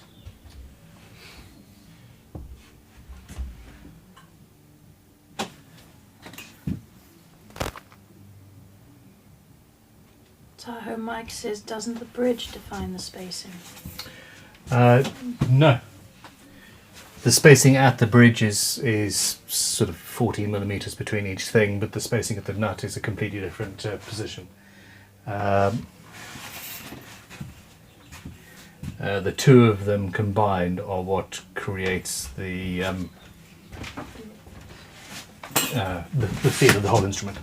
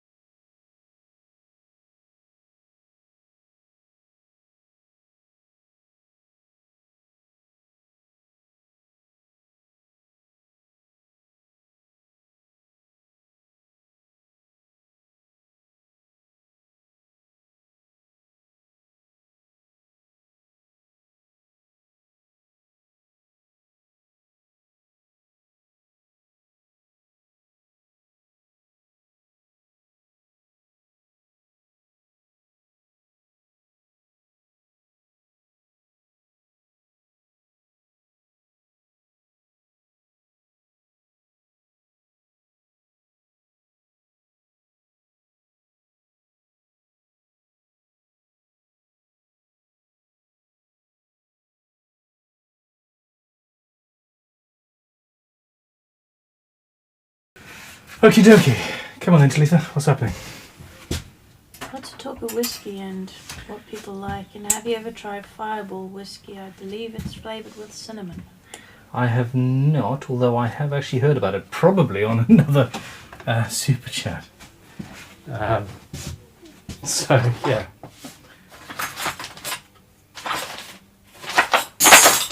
Yeah, that does sound nice. Oh, I just found another small ruler. Yay.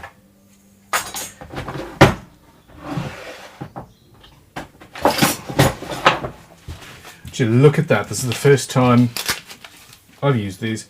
So we've got standard base nut slotting files at Crimson for now.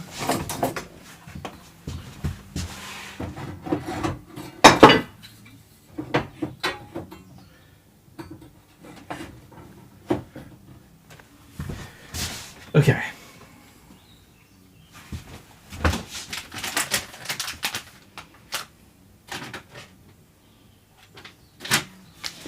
Let's go any balls, 105s to 50s.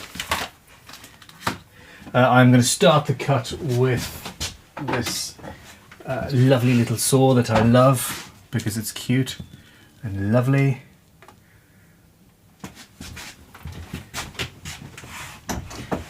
Can you answer a question on oil finish? Absolutely.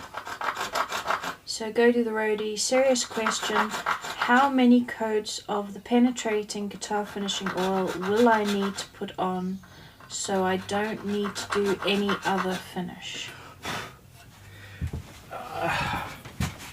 3 or 4, if it's the only finish, 3 or 4, or maybe 5 is around about where you...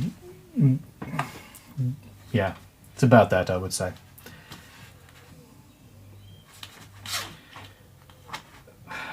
Yay.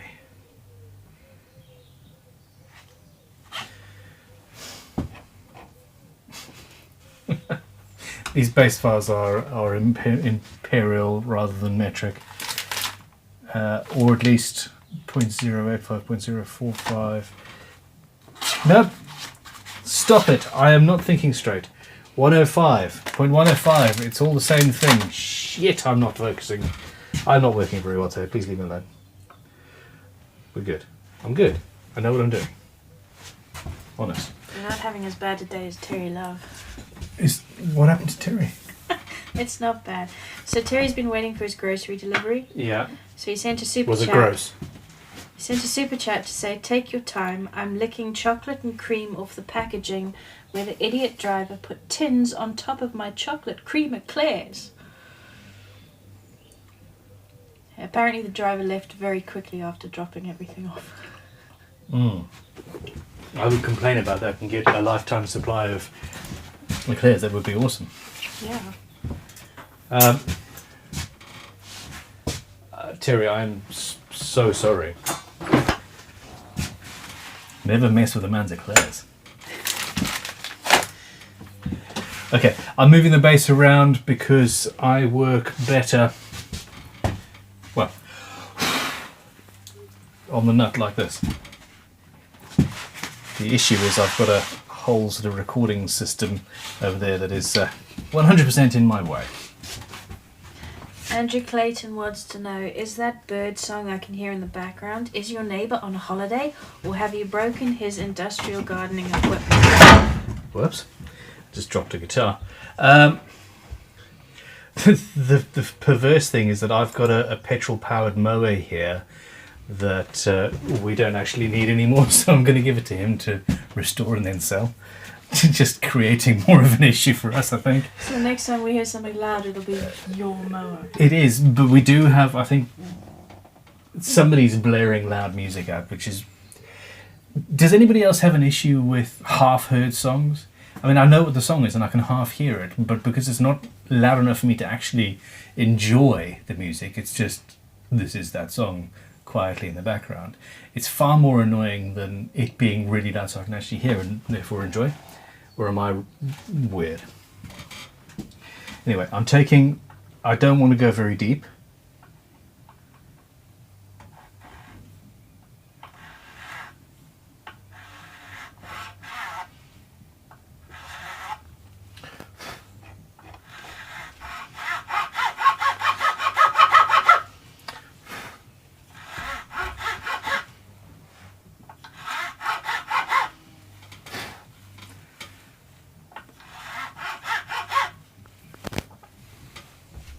Do you want to hear a tip from a bass player? Yes, please do. Stephen Clark. Tip from a bass builder, sorry. Even better. When filing the slots, step up through the sizes like you would multiple drill bits. It keeps your slots centered to your knife mark. Thank you very much. Okay. Yeah. I was wondering about that. Did you see me wondering about that? Okay. So where are we? Okay, well I actually don't have...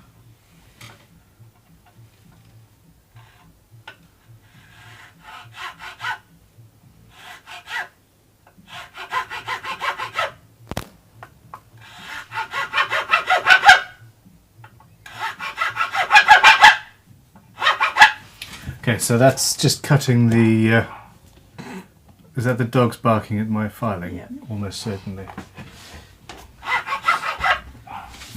Yep, they're coming. Oh, he thinks it's from over the fence. They both at the steps perked up listening.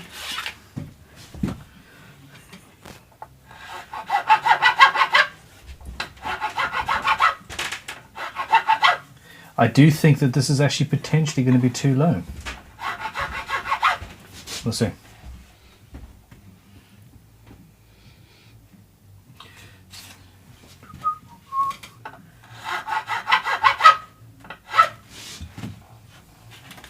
And then next up we have the 85, so actually, yeah.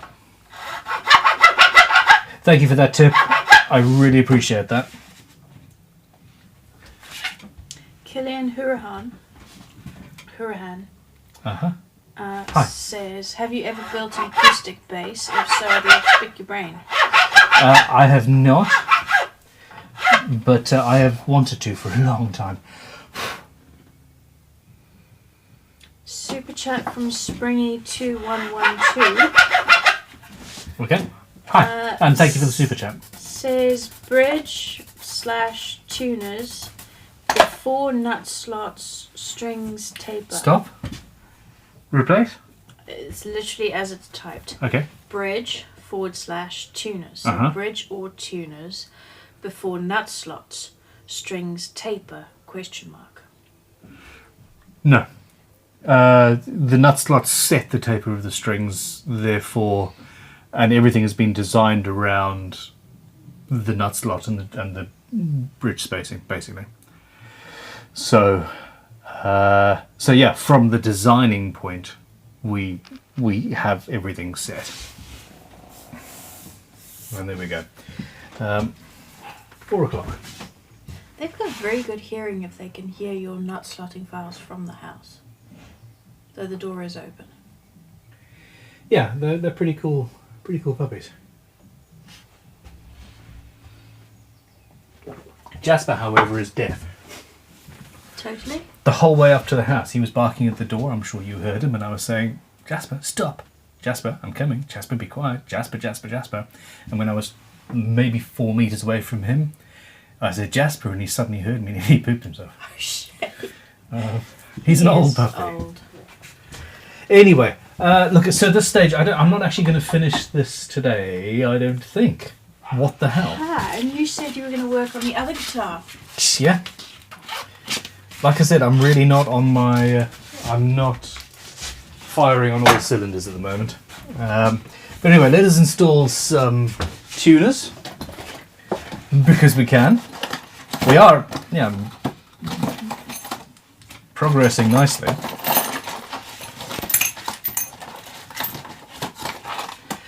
Docarius says, stop leaning on Lisa's bass. And Stephen Bradley what? has a question on staining. Okay. So Stephen Bradley, hi Ben. Hi. How would that black stain look on a Sapele LP Junior body? Pretty awesome. I've got a blank I'm going to base a build on, probably too late for GGBO 22. Okay, no, it would look pretty awesome. I have done it before. But we always recommend you test it on a scrap if you have. Yes, absolutely. Test before you try.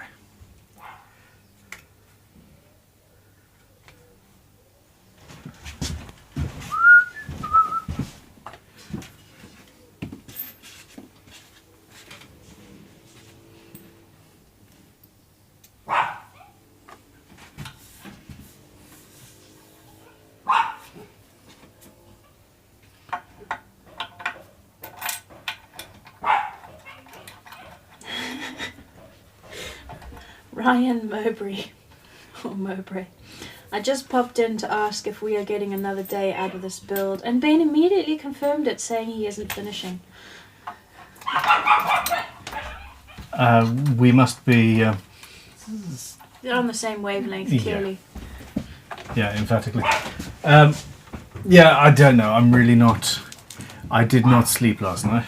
And I'm obviously patently not fully functional. But we'll probably get the strings. I don't know. We'll see. Oh, I think that's 2 doors down.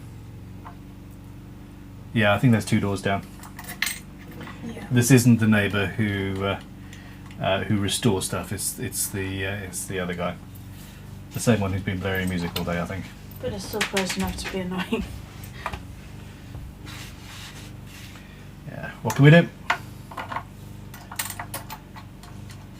I do like this headstock, I must say. Okay, so those are loosely in place.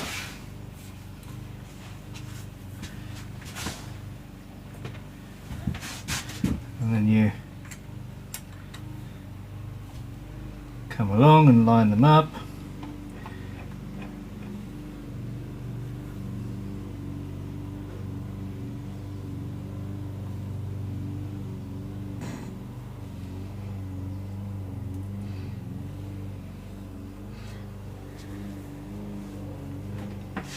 What's up, Talitha?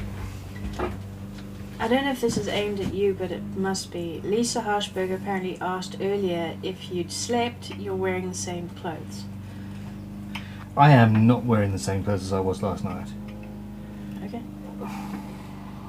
Am I? I don't know. No, this is a fresh t-shirt. I have I have multiple of these shirts. But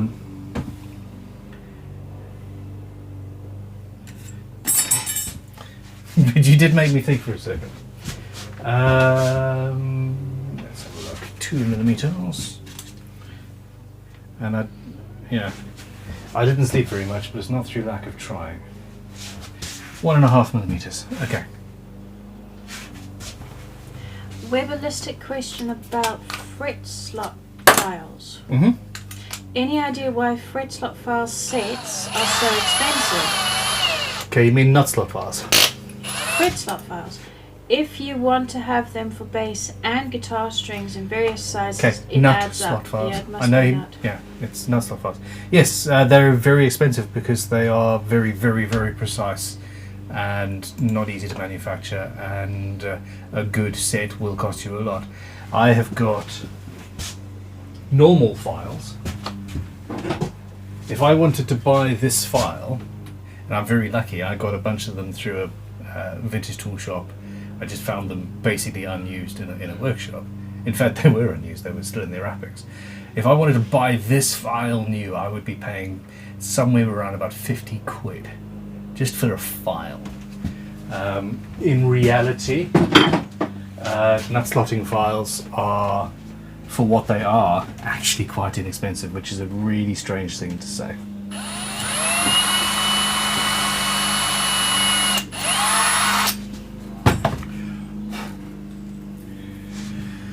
Alright. But yeah, it's one of those things, a good nut slotting file is worth its weight in gold.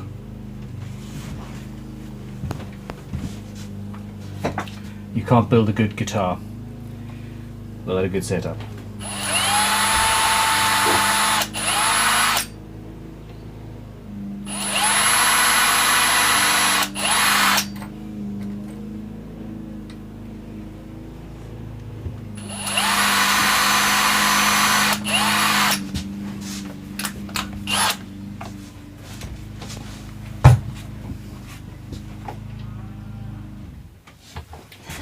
Dan Peacock. I see Bun takes the whatever was on top of the piled method of dressing. It works for me. Yeah. Emphatically. There's...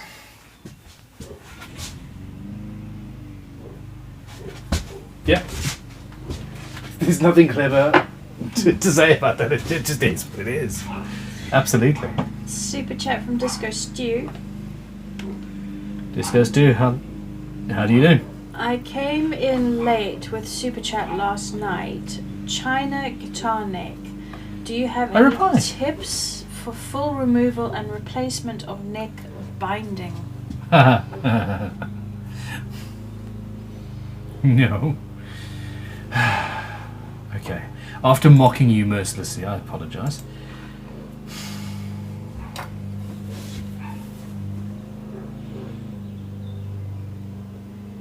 A heat gun, warm it up. While it's still warm, rip it off and use a scraper inside the cavity. You're obviously going to have to refret, I assume.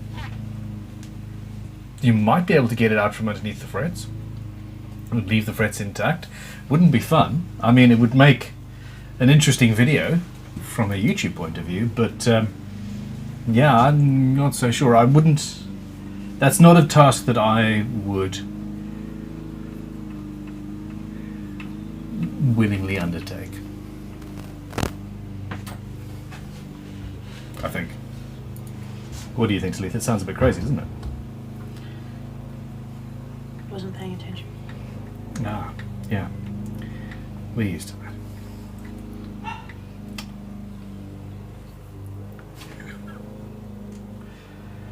Ay, ay, ay. Raymond Whitford Raymond, says, "Hello Ben. hi. Are you sure the nut is No. bedded in a flat-bottomed slot? Yes. The nut appeared to rock when you were using your little hammer when fitting the shim. Please check. I hope I'm wrong." No, you're right. It is flat-bottomed. Sorry, you are wrong. It's absolutely flat. I was using the hammer. I wasn't fitting the shim. I was fitting the nut into the slot. It needed to be pushed just a little bit in the middle. So there we go. Oh. I like this. The fact that all of the slots in the tuners are all currently lined up with each other just makes me so happy. Your OCD is showing. I'm not sure I actually have actual OCD, but I do like the fact that that is what it is. And then here is another happy little accident, just to make you a bit ill. I had filled this partially filled this slot with some ink and didn't like the look, and then putting the glow-in-the-dark pigment in there, the logo has come out with a gradient because it reacted with the super glue and the glow-in-the-dark powder, which is really cool. Considering that's what the logo actually has, it's got a red to black gradient, but it has a gradient, which is cool. That is our puppies barking at the coos. The big unit says, "Alright, time for me to hit the road. 6.5 hour drive today. I'll still be listening though." All right. Well, yeah. Drive safe. Yeah, drive safe. I am really not feeling hot, so I'm not planning on carrying on for much longer. I think what I'm going to do is install the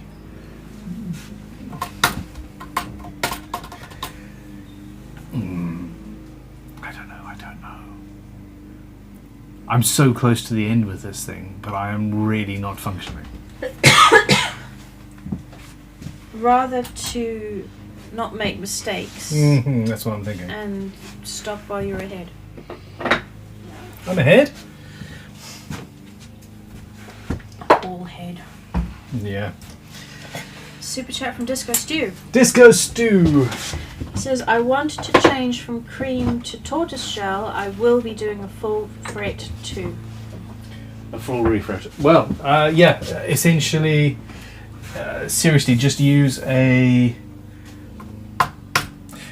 hot air gun, gently warm it up. You're not going to have to go insane. Don't burn the thing. And essentially it should all just pop off quite nicely. You run the risk of chipping out the bottom of the cavity, which is what I would worry about. But yeah, look, at this stage we've been going for 5 hours. I am actually going to call it a day.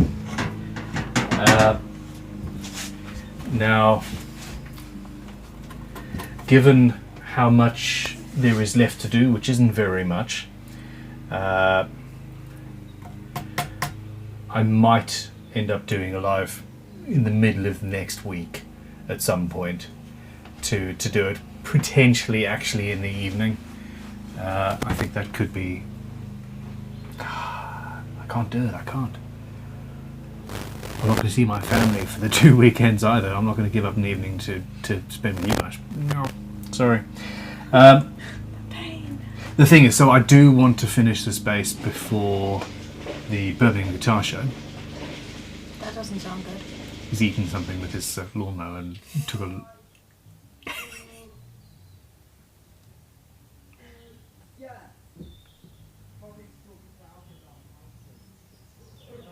It is the next. It's the next. It's right here, right next door. Anyway, we're all good. We're all good. Look, I'm really happy with how this is turning out. I'm really, really, really, really happy. That is progress. It's coming together. There's a little bit of work around there on the finish, but as an instrument, yeah, it's going to be good. So in the next episode, we will be finishing 100%. I don't think I can procrastinate any longer. Yeah. I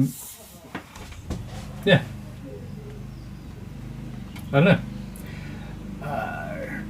10 minutes, questions, queries, comments. I'm going to tidy up a little bit around here and put some more batteries on charge. And yeah, we'll close up the day before anything gets broken.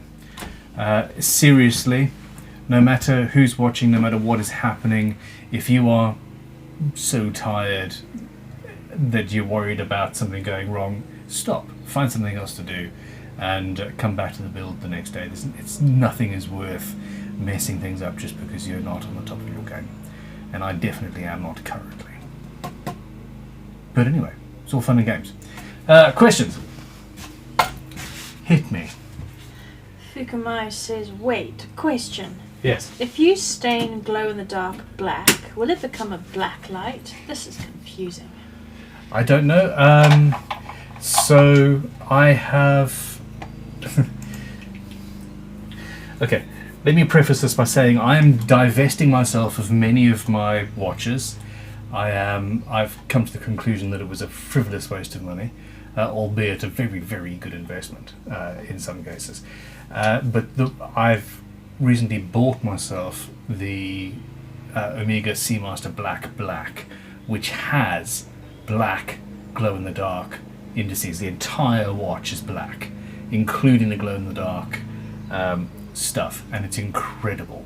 It's all different textures and shades and colours. I suppose it's dark greys really, but yeah, it's supremely cool. And to seriously answer your not quite so serious question, yeah, really. These have just been on charge and they're really warm. Scary. Super chat from Terry Love. Damn it, I just found a carbon fibre nut, everybody. Super chat from Terry Love. Terry, one of my favourite individuals. How was your dessert? We'll come to that. Terry Love says, okay everyone, shorter than usual stream, I'll get to finish my audiobook, I hope. Dan Peacock says... Did I write it? I mean, read it? No. Dan Peacock says, Terry Love, the question is, did you finish the eclairs?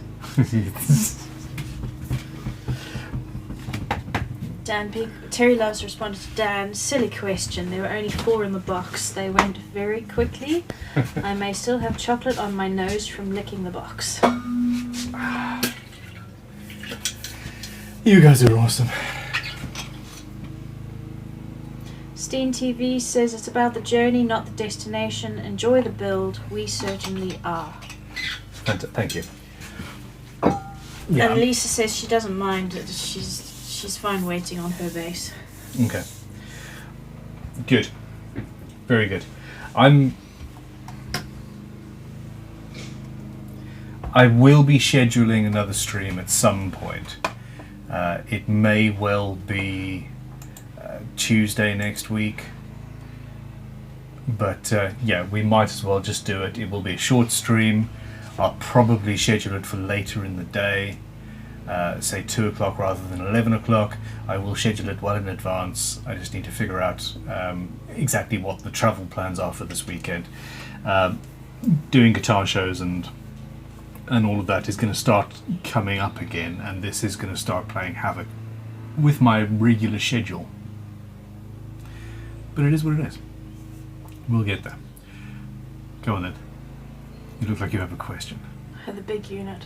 Oh, All in caps. okay. My Crimson Kit just arrived. I walked out to leave and there it is.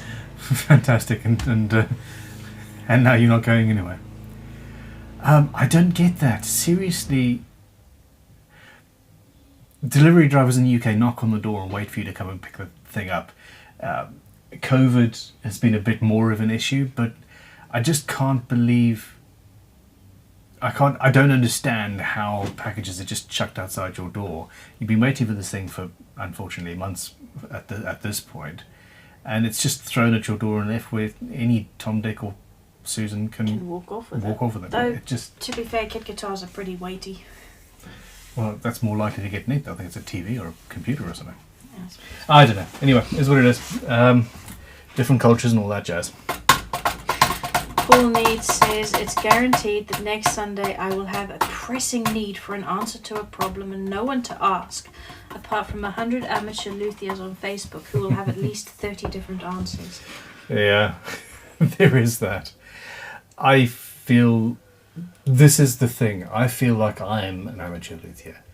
I 100% don't feel worthy of whatever this is. You know, it's all just a learning thing. And yeah, take your information where you get it. Except for Facebook. I mean, Facebook sucks. Facebook sucks. The people on Facebook A can have person quite is interesting nice. Things. A person is probably okay and cool. People in general, when combined, it's a different story entirely. Oftentimes, unfortunately. But anyway. Super chat from Steen TV. Hey. Enjoy Maker Central. Wish I was I will. going. Thanks for another inspiring live stream. It's an absolute pleasure. Tom is sending me WhatsApps of what looks like fake gold. Fake gold leaf.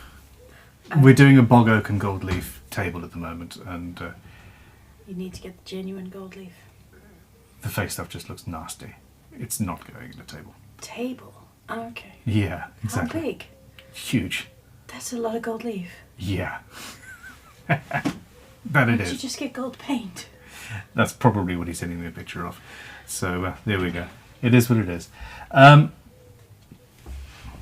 Terry Love says you're looking a bit pale. You need to get out and get some sun.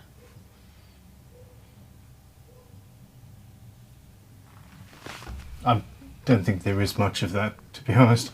Today's a bit cloudy, but No. there's cows in the field. No, I spent a good chunk of yesterday actually outside and doing stuff and working in the garden bits and pieces. It's I'm just not, just not 100%, but it's nothing serious. I'm good. I'm fine.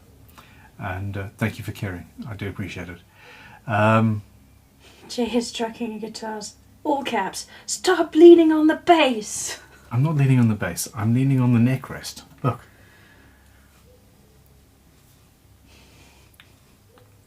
If the bass can't take me leaning on it like this, then it is 100% not something I've built.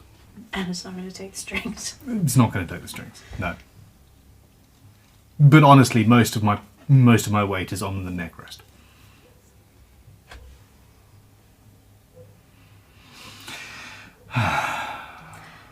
Message from Wolford Guitars, who's been Wolf. a member of Cool Beans for 2 months.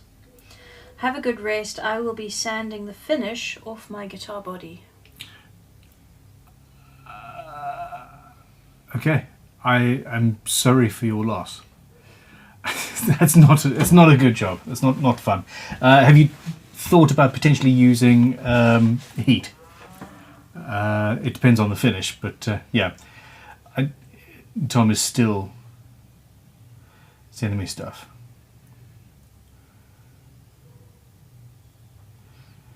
Yeah, it's paint.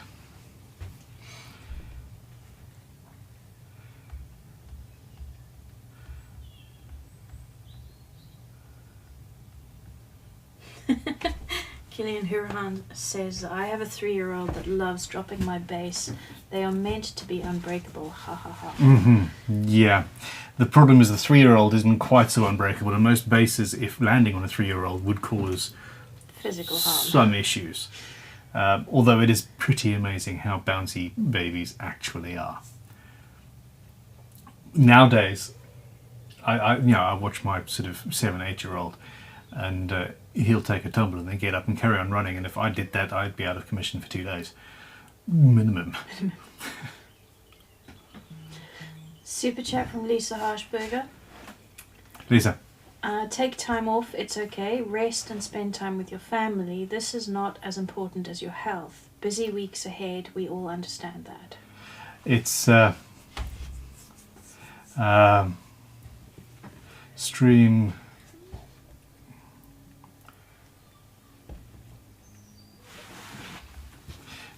Yeah. So this is the thing. So tomorrow we're off. Tomorrow I'll be at Crimson headquarters doing bits and pieces and finalising the show, preparations for the show, and finalising also a bunch of guitars that we are building for the Birmingham show, because most of the guitars that we're taking to the Birmingham show have not yet been built. Most? Ooh, look at that. Do you want to know something funny? I had a chat with the Luthiers at Crimson and said, by the way, never, ever, ever leave control knobs or tuner heads finger tightened. Whenever you install them, tighten them up properly because you will forget. I left these finger tight. What did you ask me, Sleetha, sorry? Never mind. Question from Paul Needs. Paul Needs. How are you guys? How are your cats? Do you base your neck heel slot on the neck depth or vice versa, or neither? Neck heel slot. So the neck pocket. Yeah. On the neck or on... Is it based on the neck depth, or is the slot based...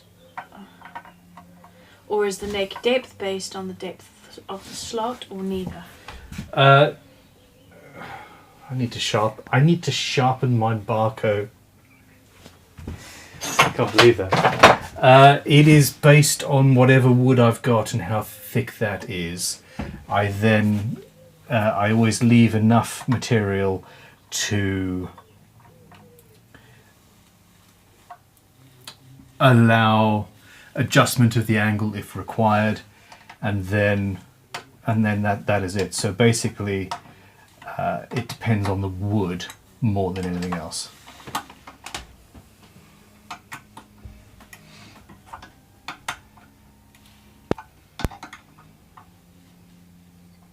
Steen TV says Crimson Headquarters sounds like a villain HQ from the Bond movie. I like it. I've never thought of it like that. So I'm we're still thinking about company names and rebranding the guitars and all of this. And in reality, I'm more tempted to rebrand everything else and keep Crimson Guitars as the guitars. So rebrand the school, rebrand the tools. Yeah. Okay. I don't know, it's a difficult one. Question from Jamie Kramer. Jamie. Is the process of applying crimson oil to a burned guitar any different from applying to a stained or painted guitar? Not really, except for the fact that a burned guitar will suck in more of the finish initially. Now, if you really want it to penetrate even more, do it while the guitar is still warm from the fire. And really, the most fun I've ever had applying oil was with a warm guitar that had just had the Shisugi bun process, and I just flooded it with penetrating guitar finishing oil, and just sucked it in, and you just know that guitar is going to have, beautiful resonance and solid, and it's so it takes more finish than a normal guitar would, but it's worth doing. And in fact, for that matter, if you're working in a cold climate and applying finish, at the very least warm your workshop up, but if you're worried, then gently warm the instrument up with a hot air gun, very gently. You don't want to delaminate things, but just warmer than it would be otherwise, and it'll take the finish easier. That's not something I say very often.